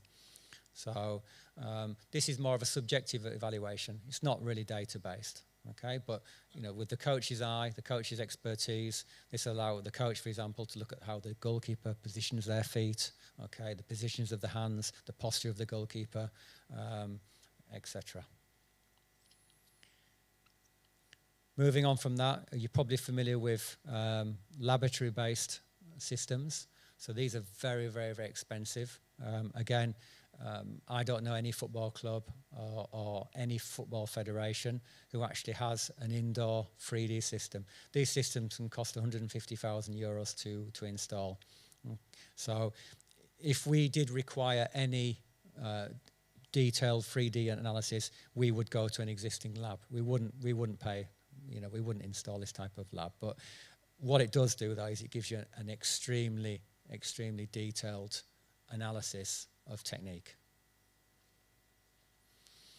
Other options as well is there's a system on the market called XSense, which is a suit with various sensors in it, which allows what the 3D system in a lab, what that does, basically this suit does as well. And it also, the players wear the suit, and it allows as well to collect data on the football pitch, which obviously you can't do in a lab. So it provides similar data, but it's more of a field-based system. But again, relatively expensive. The future, okay, so over the last 3 or 4 years, there's a Spanish researcher called Carlos Belsorbe who's produced some fantastic software for providing biomechanical analysis of running mechanics and sprint performance. So you see on the left all these technologies we've just seen, so high-tech cameras, high-definition cameras, lab-based, etc., etc. Well, this guy has produced software on iPhones to do the same thing, and it costs €30. So providing force velocity profiles to analyze the acceleration phases, the mechanics of the sprint, the jump capacities of a player, how high they can jump, the flight time, etc. All that using a mobile phone. Absolutely incredible. Okay, and it costs 20, 30 euros. So we've been using this software over the last year or so at Clairefontaine, and it's absolutely incredible, absolutely incredible. Also, recently, over the last couple of years, the future of biomechanical analysis. So we've seen these systems coming out where you're actually analysing the movements during a game. So using television broadcast coverage. Okay, so this will be the big game changer. So at half-time, any time during the game, we can analyse, using TV coverage, the biomechanical performance of a football player. moving on, specifically muscle strength analysis. You're probably familiar with this type of technology. We use it at Clairefontaine at the National Football Centre to analyse muscle strength, so differences between the legs, so what we call asymmetry between left leg, right leg, and for example between the hamstrings and the quadriceps. Why do we do that? Basically, if any weaknesses in the player's legs, for example, it's a strong risk factor for injury. We also use EMG analysis, so the electrical activity of muscles. So on the left, you'll see the old technology, which was a computer where the player was laid down. That's has been now. It's done. It's finished. We moved on to portable EMG systems. Again, not really used anymore. Now we're using captors that can be sensors that can be fixed to the player's legs. And also with the last few years, we're seeing smart clothing with EMG sensors in there. This is very important because, especially for our medical team, for example, a player who's had a muscle injury, they can measure the electrical activity of that muscle during the return to play process. So is that muscle reacting in the same way as it did prior to injury, for example? Okay, so I'm going as quickly as possible to keep in the within the time limit. So that moving on to technical and tactical now. This is a big area in sports performance analysis. Okay, so we saw this morning about betting, for example, betting patterns, statistics, etc. Well, we use a lot of statistics in football, but for performance purposes. Okay, statistics, we've seen physical performance data, examples of tools 5 minutes ago. Technical and tactical is the area which has absolutely exploded over this last few years. Okay, so why do we collect technical and tactical data? Well, our aim is to provide objective information to our coaches on the performance, and the coaches will use that data to give feedback to the players, both collectively and individually. How has the player played, basically? What were the strengths and what were the weaknesses during the game? And we're also using this data as well to help recruit players. So, for example, younger players, or we'll see an example later, but we have big databases now, international databases, full of statistical information on players. We also use this type of data at the French Football Federation to identify trends in football. So we have an observatory on how football is evolving, technically and tactical, for example, over the last 10 years, using statistics. Okay, and again, we use this information to have an impact on our training. So we collect the data, we identify our weaknesses, and we'll implement training sessions to try and try not to see those weaknesses appear in the games anymore. So what type of tools do we use? Well, we have the multiple player camera tracking systems, which we saw briefly before, and these systems are very, very good for technical and tactical analysis, not just for physical, but for technical and tactical analysis. Why? Because they allow us to reconstruct the game in 2 dimensions. So we have the exact positions and movements of every single player on the pitch for 90 minutes. So that was a big breakthrough. That's probably existed now 15 years, but all the coaches use these type of systems in the top leagues in Europe anyway. We also have high-definition cameras, so multi-camera systems. These cameras are absolutely incredible now, where basically it's portable. You go to the stadium, you put the camera on the floor, and it films the game, and you've got multiple angles. You can see the game from any single angle. And you also have single camera systems. For example, the Speedo system, which is an amazing system where you don't even need an operator now. So you basically, behind your computer, you can be living in Japan, for example, and you can turn this computer on and off, and this computer will follow the game automatically. It's absolutely incredible, this technology. So we use this type of technology now for our national teams.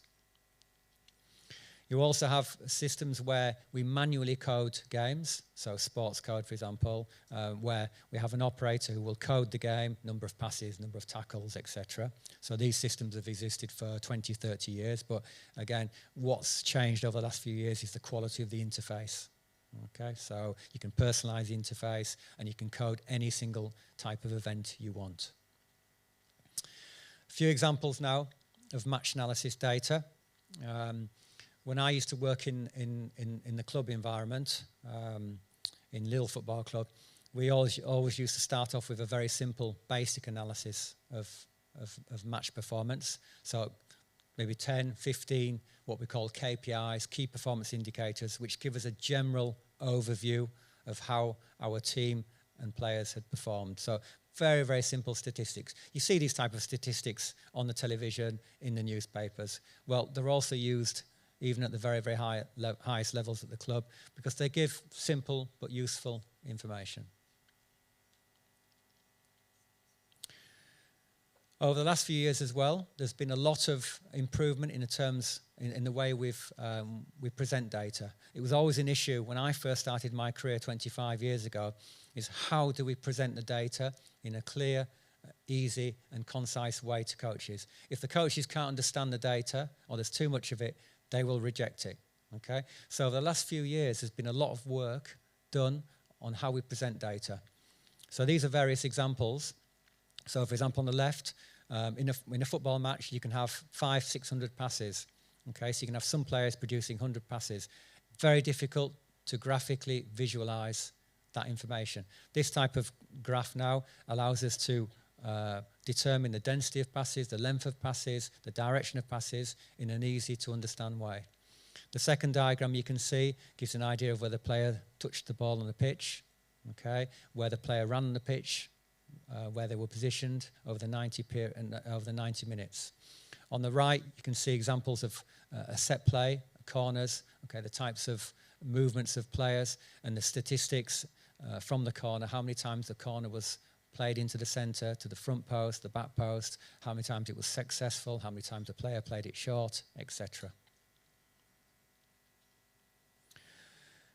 Recently, we've also seen the appearance of what we call advanced statistics. I don't know if you're familiar with the concept of expected goals, but this revolutionized football several years ago. Expected goals simply is an advanced model of the quality of the scoring chances you create. Okay? And we know that through these models, which take into account many variables, so the angle of the player, the position of the player, the distance from the goal, the distance of the defenders, position of the goalkeeper, that particular shot only had, for example, 2% chance of being scored. Okay? And this gives us a very, very good understanding of how the quality of the players when they actually take those scoring chances. So, for example, you see this diagram of Ings, a professional player in the UK. If you take into account the expected goals model, this player, when you take into account the position of his shots, he only should have scored 12 goals. In actual fact, he scored 18. And this type of statistic shows us who the very, very best players are in terms of scoring. Okay, and if you look at the statistics in the Premier League or any league in Europe, the team with the highest expected goals will always be the team who finishes on top of the league. 5 years ago, we didn't have this statistic. Now it's the most used statistic in professional football. And this was also further developed to look at the actual quality of the shot of the player. So, for example, we know that statistically, if you look at the diagram, a shot in this position will have an 80% chance of being scored. Okay, it seems obvious, but we have the statistics to back that up now. So we find that the very best players, they put their shots in positions in the goals that the goalkeeper cannot stop. Okay. Other statistics we're looking at now in professional football is everything that's done by players without the ball. So typically, we always looked at number of passes, how many times the player touched the ball, what were the quality of the shots. Now we're able to analyse the performance of the players without the ball. So, for example, using tracking data, we can look at the what we call pitch control. So who controls that particular zone of the pitch at this particular time. So we know that this player, for example, is controlling this area on the pitch. We also can quantify the quality of off-the-ball runs. So a player who makes a run without the ball, we can give a value to the quality of that run. Okay. So again, this is unbelievable data. So we can look at a player and say, this player, we want to buy this player, and we know from the statistics that the quality of the runs they're making are absolutely incredible. Okay, and we're also now capable of quantifying the ideal goalkeeper position. So that goalkeeper, we can say that when he let that goal in, his position was incorrect. From the statistics, he should have been positioned 30 centimeters to the right, for example. As I mentioned earlier, we're using statistics to recruit players, so massive databases. So if you want a player, to buy a player who scores 10 goals per season, who has a 50% pass rate, produces 7 goal scoring chances, you type in those particular criteria, and the database will give you all the players who respect what you want, okay? And with the price of the player as well, the estimated price. And we also can compare players. For example, this is data on 2 Premier League players, showing the strengths and weaknesses of each player. So imagine if you were interested in buying Maguire or Van Dijk, for example. Well, these statistics will tell you in which areas both players are strong or weak. Okay, move on quickly. Second to last section, perception, motor skills as well. So this is a big area of sports science research and a big area we work on at the French FA. So everything related to attention, perception, decision-making abilities, motor skills. So there's lots and lots of technology on the market now. You've got to be very careful with lots of these technology because a lot of them, there's no scientific evidence that it works. Okay, and there's often a lot of the technology which you'll see now, how it's actually transferred onto the pitch, I don't know.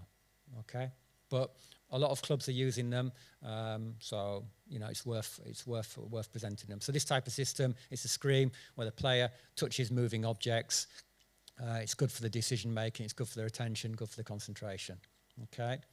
You've got systems such as Fit Light, which are very, very useful for goalkeepers. Lights flash on and off. The goalkeeper's got to touch the lights. Very, very good for reaction time, for example. We have systems for motor skills, such as the speed court system. So this is you can pre-program your the running which you want your player to do. So if you want to go left, right, centre, back again, this is programmed on the screen. And it also measures automatically how long that the player took to complete the running course. This is a nice example of a system which I don't know if you can hear, but which has been developed, which has been used by several professional clubs now. And enhances individual player performance.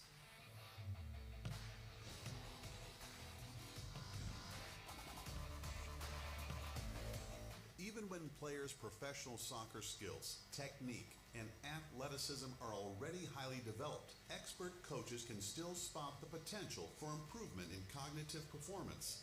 The challenge is to evaluate and, if needed, hone player skills such as peripheral vision, anticipation, and speed of response. Genau da setzt unser Soccerbot an. Now, there's an innovative way to fill this gap with the SoccerBot. We have pioneered new techniques not only to analyze a player's cognitive skills and motor responses, but also to improve them. The SoccerBot features a circular playing field with a diameter of 10 meters and a total area of 80 square meters. The all-around walls become the practice area and playing field, as well as a realistic pitch for simulated games with full match analysis and replay. Projection screens depict effective training and review sequences, thanks to leading-edge technology that tracks both the player and the ball. Not only this, but high-speed cameras also identify how fast, how precisely, and with which foot the footballer performs different tasks. The system uses individual, systematic exercises and techniques to develop players' cognitive skills. Visual impulses, variable requirements, and allotted physical impact make every coaching session one of a kind. All the tasks focus on foot usage and the ball. The projectors can display content in various ways, within abstract surroundings or in lifelike playing situations with vivid and realistic soccer graphics. Mit unserer Technologie. Unbelievable, that technology. I said, I've never actually tested it. I believe it's very expensive, but as I said, some clubs are using it now. You know, you've got biomechanical analysis, motor skills analysis, decision making, etc., all in one technology. So worth keeping an eye on that technology. Other technology we're using in football is eye tracking. So where does a player look? And we find out there's big differences in where players, in terms of the standard of the players, they don't look at, for an example, an amateur player won't look where a professional player will look. For example, amateur players tend to look at the ball, the professional players will look at the players around them. Okay, so through the eye tracking, I mean, you can't wear them in a game, obviously, but you can put them on young players for development purposes to get an idea of what they're actually observing during games. We also, in football, use what we call stroboscopic tools. So, for example, glasses or dark rooms where the light flickers on and off. It goes on and off, and this reduces the number of the information that the player receives. For example, when the player is going to receive the ball, the light goes on and off, and the player has less time to prepare. Okay, so they've got to anticipate more. So this technology has been used quite a lot for goalkeepers. Again, I've not seen any real scientific evidence on whether it's actually proven to improve performance, but a lot of clubs are using it now. Virtual reality, we're using this heavily at Clairefontaine now, at the French FA. So we have a partnership with a company and with a university. We have various projects underway with goalkeepers, with our younger players, looking at scanning ability in virtual environments. So this is, a big game changer as well, the way we're using this technology for us. We're also looking at augmented reality, which for us is the future, where you don't have to wear a headset anymore, where you're immersed in a room. But no, for us, the virtual reality systems, it's a very, very key aspect of player development. I'll give you an example. This is an Irish company who specifically work with goalkeepers. So it's a specific virtual world for training goalkeepers. So you can program various sessions, various free kicks. You can change the speed of the ball, the height of the ball, etc.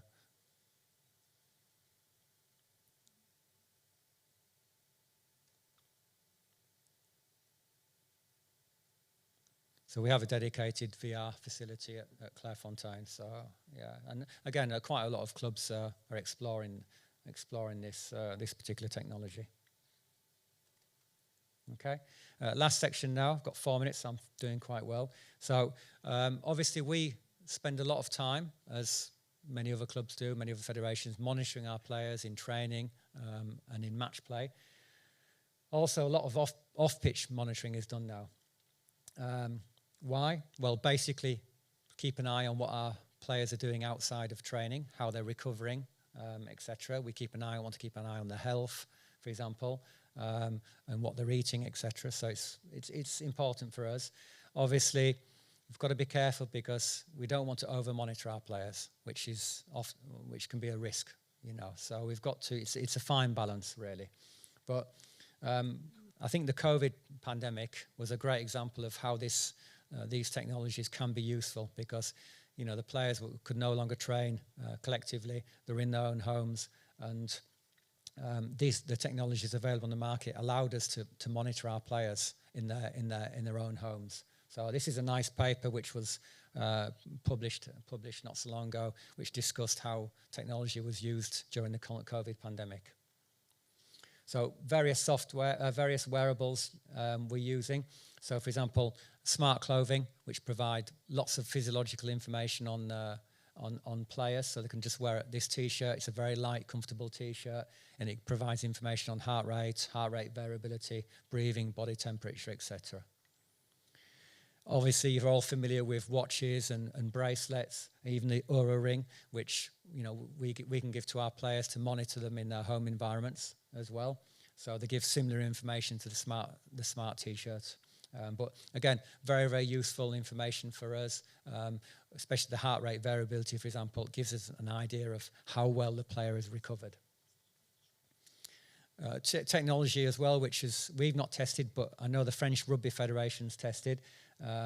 Smart mattresses, okay? So you can control the player's body temperature, measure the temperature while they're sleeping, the quality of the sleep, the quantity of the sleep. So, and also the mattress adjusts according to the way the player sleeps. So, this type of technology is currently being used and tested and being used in various elite sporting environments. This is incredible technology as well. Is utensils for measuring food. Okay, so your fork measures what type of food you are eating, how much you've eaten, and also the quality of the nutrients in the food. Okay, and also you have smart bottles as well, which are being used in various clubs now, which can give real-time information on how much the player has drunk and the hydration status of a player. Okay. To finish off, 3 points about the future. I mean, we've seen some really high-tech systems, some fantastic systems. Where's the future going in terms of sports technology in football, for example? Well, I mean, obviously the wearable technologies, it's all going invisible. So that's the aim of the next 10 years is you'll no longer have a bracelet on. You'll have a little tiny patch. You won't even know you're wearing it. Okay, so it's all going to be miniaturized. I've even seen technology now where you're swallowing technology, and the technology goes in your bloodstream and goes around your body and monitors you. I mean, there's no limits at the moment. Okay. Also, the other major area which we're working on is prediction. So using big data sets to predict performance, predict injury. Okay. Still not perfect, but we can use our data, for example. It'll give us an idea of maybe this player has a potential risk of getting injured because they've not recovered properly, for example. And the major and really the big one for us in football is moving from the prediction to the prescription. So, for example, what we mean by that is, okay, it's good to be able to predict injury. Great, it's good to be able to predict a player's performance, but the computer, the data set will actually provide information on how to train in the best possible way to avoid that. So the computer, the data will provide information to prescribe training, nutrition, injury prevention measures, etc. So that's the big major step in this area. And to finish off, this is an example of what could happen in the future, a fun example of humans against technology.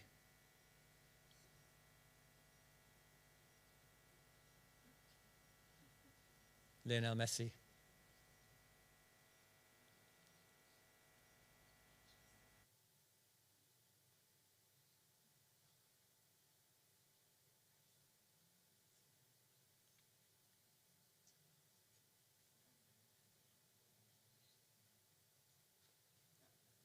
There we go. Thank you very much.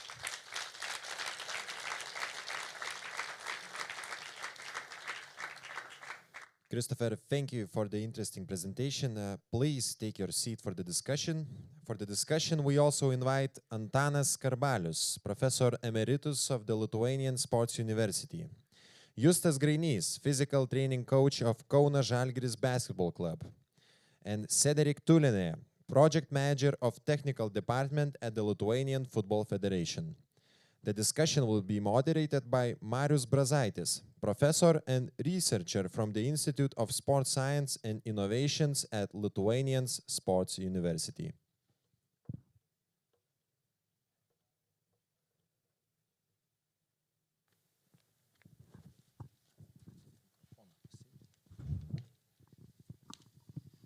Okay, hello to everyone. So the situation, as you see, changed from equal to not unequal composition. So we have only man in our group. Sorry for that, it's not on purpose. And today we will have a discussion related to high technologies, which is used by sports. And as we already saw from presentation, that different aspects and fields are covered, starting from physiology, ending with tactics and other stuff. Yes, and Christopher, he presented quite well some limitations and some advantages by using these technologies, but still some questions arises. And one of the main probably question, how these technologies and scientifically based data, they relates with a practice, with a coach, and if coaches, they are able to understand actually this data, because as you can see, it's very complex. It's very complex, and there's really a lot of them, and some of them, I do believe that it's coming not on time actually, or later on, because you're just collecting the data, you have to make some analysis, and afterwards you need to understand them. And afterwards you have to present to the coach, and the coach should make some decisions, and they, I don't know, just preparation and communicating with athletes and so on. So the first my question, so actually, how often actually you are using these technologies in your practice? Because Justas, for example, he is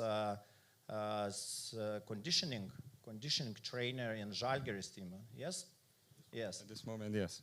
Yes. So how often and what kind of technologies you use, and is it bringing some benefits in your work, and do you have some advantages as we compare to other teams in Europe, at least in Europe? Okay, so first of all, hello everyone, thank you for invitation, and I didn't hear all the presentation, sorry for that. I can give you, before I start, I can tell you one fact, guys. We have in EuroLeague more than 90 games. So it's 360 days in a year. We have 90 games, national team 10 games. So it's 100 days you just playing. I made a calculation. Player is practicing and playing 7 days in a row. So to use technologies properly, it's not easy. I worked 3 years in Football Club Barcelona, and I was really close to the football, and I was also speaking with them about technologies. So to be honest, there is a lot of interesting technologies, but the main thing is to get the proper result at the moment. So for example, what we need as athletic coach, we need the internal and external load. So external load, simple things such as heart rate or aura ring or something like this. External load, we are more using the GPS system indoor because it's basketball. So to be honest, we don't need so much data. We need not so much data, but correct, and also make like 2 or 3 words conclusion for the head coach. For example, why we using the GPS system? If you know the player runs during the game, simple example, 3 kilometers, and he doing high-speed running is faster than 18 kilometers per hour, just 200 meters, so why we need during the basketball practice run 1 kilometer or 800? So this is information for the head coach to get a super compensation, because we have just 2-3 days for the preparation. We always working on mini super compensations. So this is, I could speak a lot, but maybe. Thank you very much for your practical answer. And Christopher, so what is your experience when you are communicating with coaches and?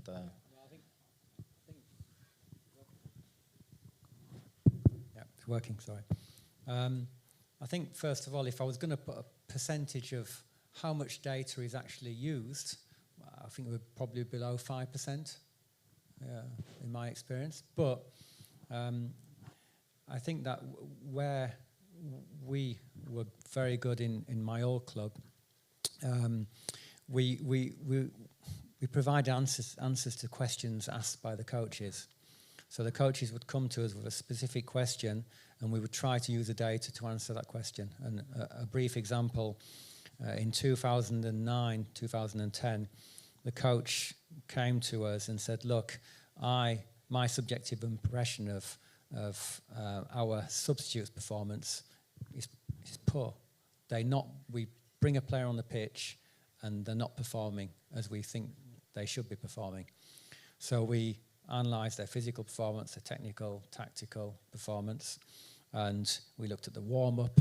Okay. We also looked at the mental side because players don't want to be on the bench, and we found through the data that, yeah, physically they were not performing when they came on the pitch. Technically, they were not touching the ball, and tactically, they were just running around without any real advice, where to run. So we changed everything. We changed the warm up. We got the players to understand the role that they could have potentially a massive impact on games. And the following season, they won us 15 points. 5 goals scored at the end of the game by our substitute players. So that was an example of a coaching question, using data to respond to that coaching question and applying it on the training pitch and it having an impact in the games. And we won the league. We won 15 points through a coaching question and using data. So, yeah, I mean, it can be used, but yeah, the vast majority of data we collect, sometimes at the French Football Federation, we collect quite simple amounts of data, really. We don't go too far. Only when we think there might be an issue, then we'll go further in the analysis. Okay, thank you very much. And we today have the professor Antanas Skarbalis, who has more than 50 years of experience in coaching, like professional coaching in the handball.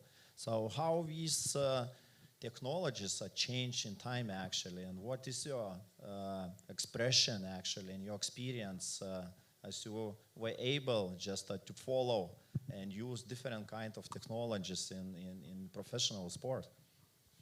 It's fantastic. And the very nice presentation. Thank you, Christopher. Pleasure. I would like to give 2 examples. During lectures for students and during seminars with coaches, always I am asking, what is sport coaching? Science or art? Some of them say, both. It means science need for practical. Another one, after Atlanta Olympic Games, Lithuanian National Olympic Committee asked for our former institute to make expertise about participation of Lithuanian national team in Atlanta. One coach said, I don't need science, I need money and doping. And after Sydney Olympic Games, he said, I have to plan and a little bit need science. So it means that it's necessary to educate coaches. And then in teams, in individual sports, it's possible to get a little bit more information in scientific level. It means that our coaches are improving understanding. Thank you very much for your honest answer, experience-based answer. And Cedric, so what is your experience actually by using these technologies in team sports? Yeah, I think there's 2 different ways. One is if you work in a federation, you have the opportunity to have a lot of departments who are very specialized in there, and they will make the report for you and give advice to the head coach. And like we said before, maybe only 5% of data is used, and I like a lot the word you used. It's like noise. You need to filter out the noise and what is really useful information for the coach, for the planning, for the team. But the good thing is, national teams always is like in periods. So maybe 6 weeks you're not there. You have a lot of time to make analysis, to collect data, to check on things. And then there's a very intense period where the matches are 2-3 matches in 1 week time. So it's very useful. In clubs, it's also very useful, but every weekend you have a game, sometimes midweek a game. So you need still the data, but it's not always possible to use it or necessary to use it. So I think there's a difference between club level and federation level. Okay, thank you very much. And what is the most biggest limitation, in your opinion, by using these technologies in our modern sports? What is the risk of using those technologies? Because as I have seen from Christopher's presentation, this one was the last slide where this goalkeeper did not allow to score for the most known, actually, legend football players. So, but if you go a little bit deeper by the solution to create that kind of goalkeeper, I think it's not really efficient to use it in training, mainly because the football player can develop his capability to read the body, because it's just a machine actually, and if you will use too often and to let's say to great extent, so that means that they are under risk to lose their capability to read people who is communicating in the field, so to speak. So, Juste, what is your opinion? What is the greatest risk for these technologies? So you can pay 10 euros and you can try this in Barcelona as entertainment. It's for the fans. It's made for the fans, this thing. And if you kick the ball directly to the bar in the 90 degrees, it never touched. So that's why, like you told, it could be the adaptation. And that's why I think we coaches, that's why we need us. You know, the numbers are numbers. The data is the data. It's amazing. I believe in technologies, especially during the rehab process. It's amazing what you can do because you have time for it.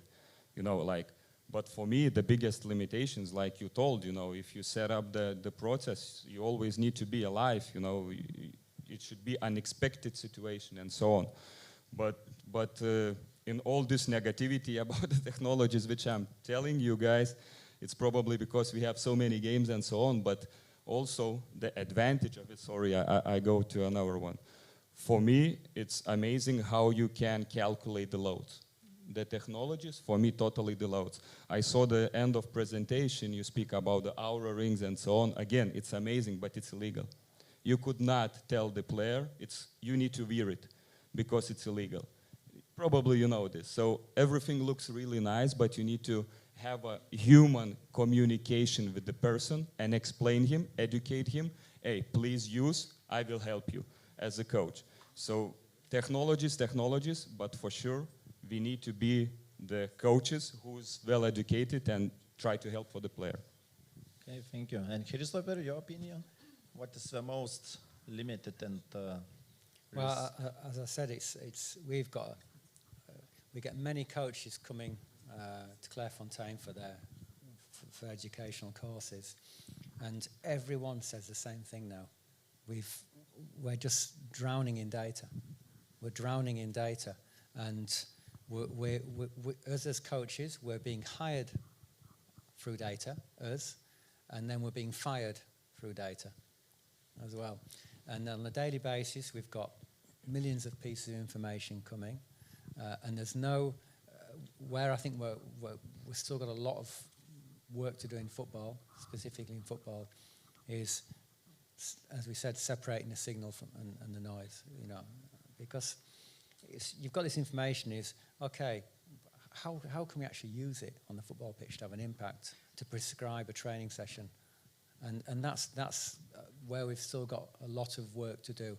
And again, a lot of these tools on the market, it's trends as well. We need to buy that because this club's bought it. And in actual fact, it's just like, well, it needs to fit in your context, in the context of your club. Are you a Champions League club? Are you playing every 3 days? No, we're not. Okay, do we really need this software to monitor like workload in that amount of detail? National teams, yeah, I mean, you know, I work in a national team environment. It's not the same environment as a club. So yes, I think it's where we've got a lot of work to do is you know, filtering out the information and improving practitioners' ability to exploit the data in the best possible way. Yeah, but in general, is it possible to make ideal model and to get ideals, so to speak, I don't know, just recommendation for coaches based on these, I don't know, big databases? Because I think it's very individual, because we have like 10, 11 players on the field actually. Yeah. The situation is changing every millisecond, and actually even in preparation period we have huge variability between the players. So is those tools someday will become very, how to say, optimal to every person? Well, if the question's for me, I mean, the big problem as well is every single coach has their own philosophy, their own playing style, their own tactics, the type of players they like to work with. And the problem is these days that the coaches, they stay a year in a club and then they leave, they're sacked, or they leave, and you don't have time to, so they'll bring in new technology and then the next coach will come in and won't even use it. And the players will be like, well, we used it before, why are we not using it anymore? So there's a lot of confusion as well around technology. And that's a big problem is when you change coach, because everything you put into place, not everything, but a lot of it goes out the window. So, yeah, so it's not easy.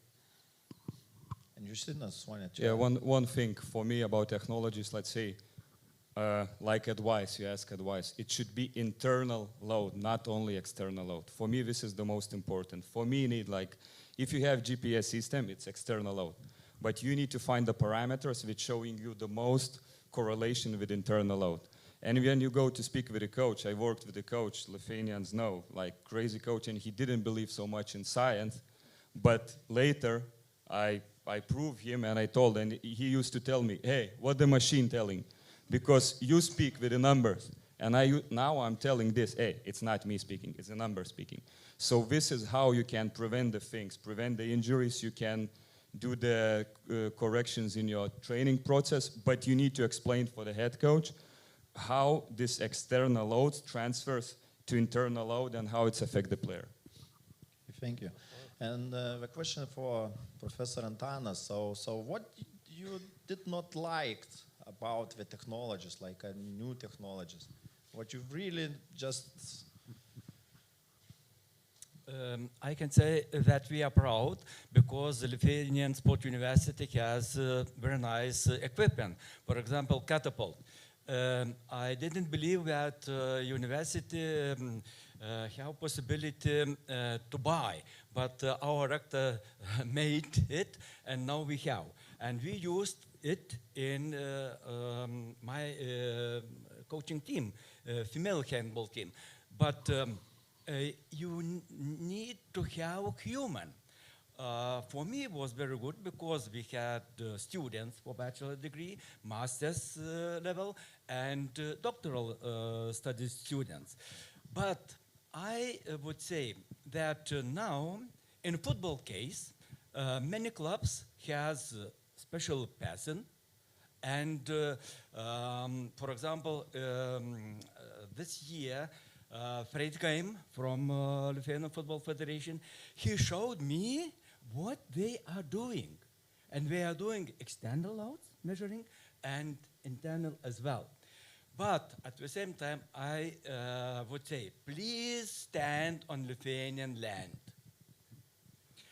It's possible to use very simple wellness question, fatigue, muscle soreness, stress, mood before the training, and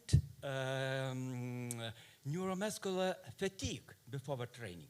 In order to find out, it's necessary just make vertical counter movement jump, but it's for practical use.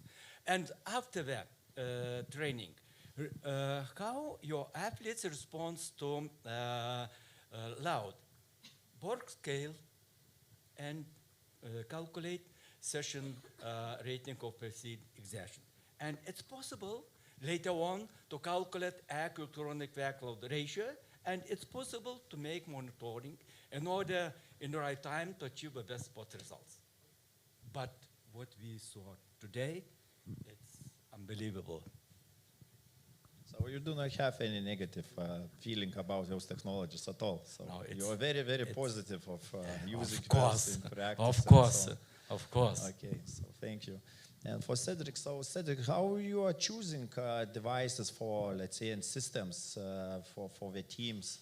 As you mentioned that you have to make some decisions, let's say, for buying new systems and just... Yeah, so 4 years ago, we started with a data platform for most of the academies and also inside the federation, which I think is very useful to collect data and to monitor a lot of things. But the threat would be if one day we decide to not continue and we change platform, like Mr. Christopher also said, as soon as you start changing things, also the data will not be as accurate anymore. For example, in the GPS systems, some systems, they will use different parameters or use different kind of ways to monitor it. And it will be off with a couple of percentages. It's no big deal if you keep using the same system because you can compare. But if you start changing every year, the value of the numbers are less worth. So that's why when we try to find something with federation, most of the time something new, we try to have 3 or 4 options. We discuss all the options and we look for the long-term plan. It's not always possible, but we try to find as much as possible the long-term partnerships. Okay, thank you. And a question for Justinas. So Justinas, you are just focusing mainly on the external and internal load monitoring, yes? And what is about, I don't know, just our kind of testings?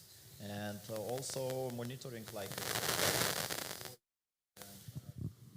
other, I don't know, just physiological and psychological aspects of athletes in the preparation, pre-season, in-season, let's say, period, and so on.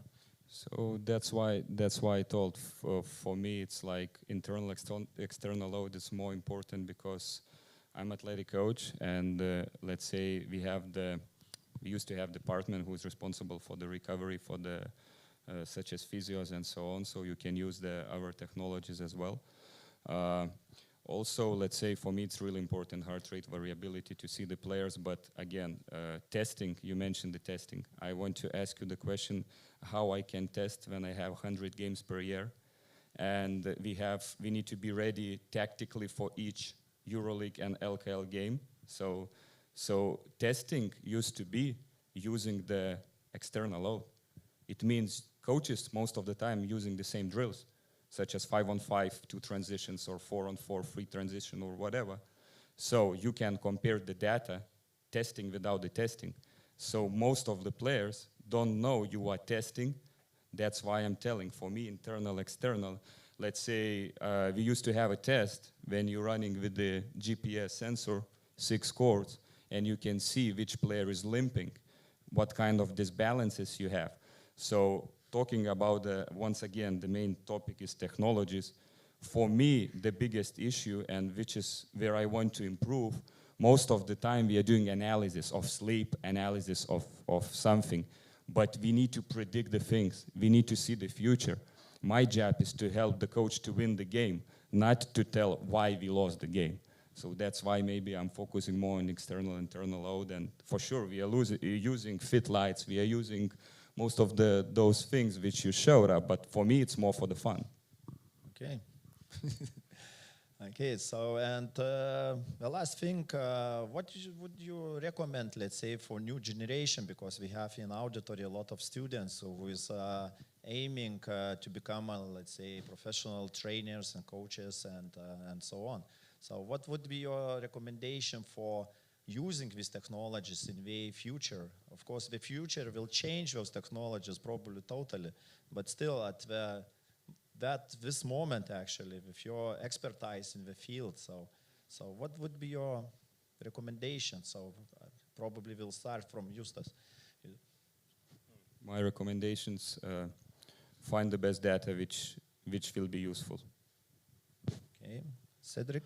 For me, I think it's very important that you educate yourself to understand the data, not to get the data, because getting the data is one part, but understanding and being able to giving feedback or feed forward towards coaches or other staff or towards players, I think this is the most important. Okay, here's the fair, please. Two things. Data what you do with the data has to fit the context you work in. Okay? And the second thing is I highly recommend that anybody who wants to work as a fitness coach or a sports scientist, that they do some coaching awards as well, because they've got to be able to be in the skin of a coach and to know what the coach is going through. I mean, even though they probably will never coach at the very highest level, but do your coaching awards, and then that'll allow you to better analyze your data and extract the data that you think could have an impact on the training. So we have that at French FA. We insist that anybody who does our fitness conditioning awards, they have to have a coaching qualification as well, because it's, at the end of the day, football, it's 11 players with a football. Okay, it's not a GPS which is kicking the ball. Yes, thank you. And please, Professor Antano. I think the way is necessary to try to use science and implement in practical way. Then no one coach say, I need money and doping. At the same time, I would like to ask Christopher, some years ago, I bought the very nice 2 books written by Christopher. I would like to ask him autographs, and I will be very proud during my lectures to say and show for students, see, this main person was in Kaunas. Thank you. Okay, thank you very much. Our time is out, and I'm grateful for your participation and fruitful discussion on the topic new technologies in team sports. So thank you very much and have a nice evening.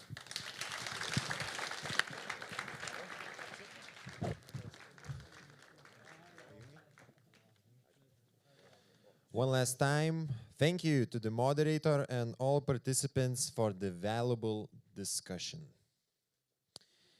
And for the closing of the Sport Forum, we invite Edmundas Jasinskas, Vice Rector for Science of Lithuanian Sports University.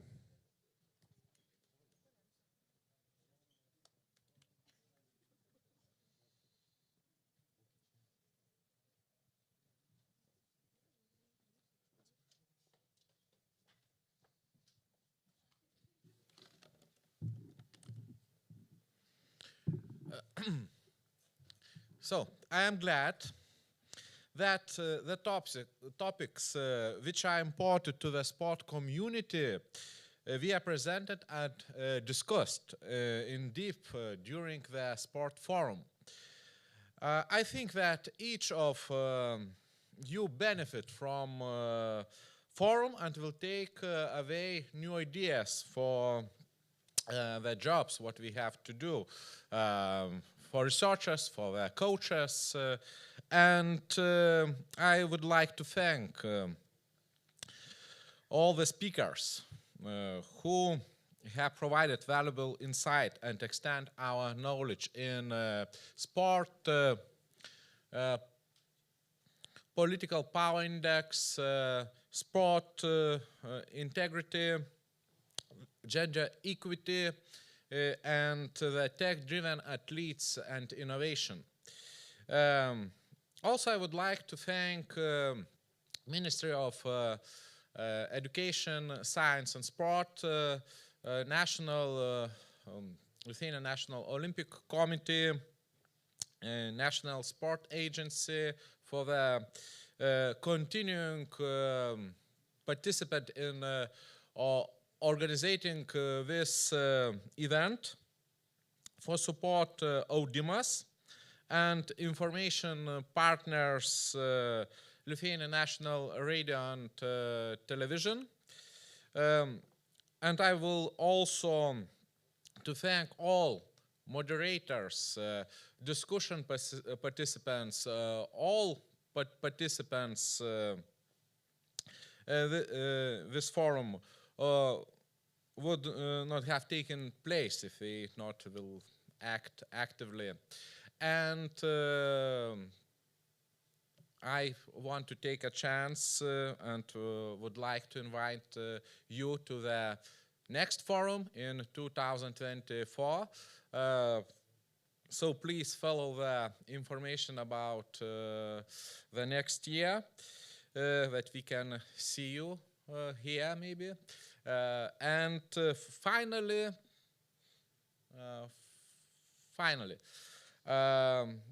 I want to say big thanks to the head of organization committee, Irena, and our Lithuania's Port University students, volunteers. They was 9, now left a little bit less, but still it was Elze, please come here. Elze, Deimante, Martina, Lucas, and Rokas.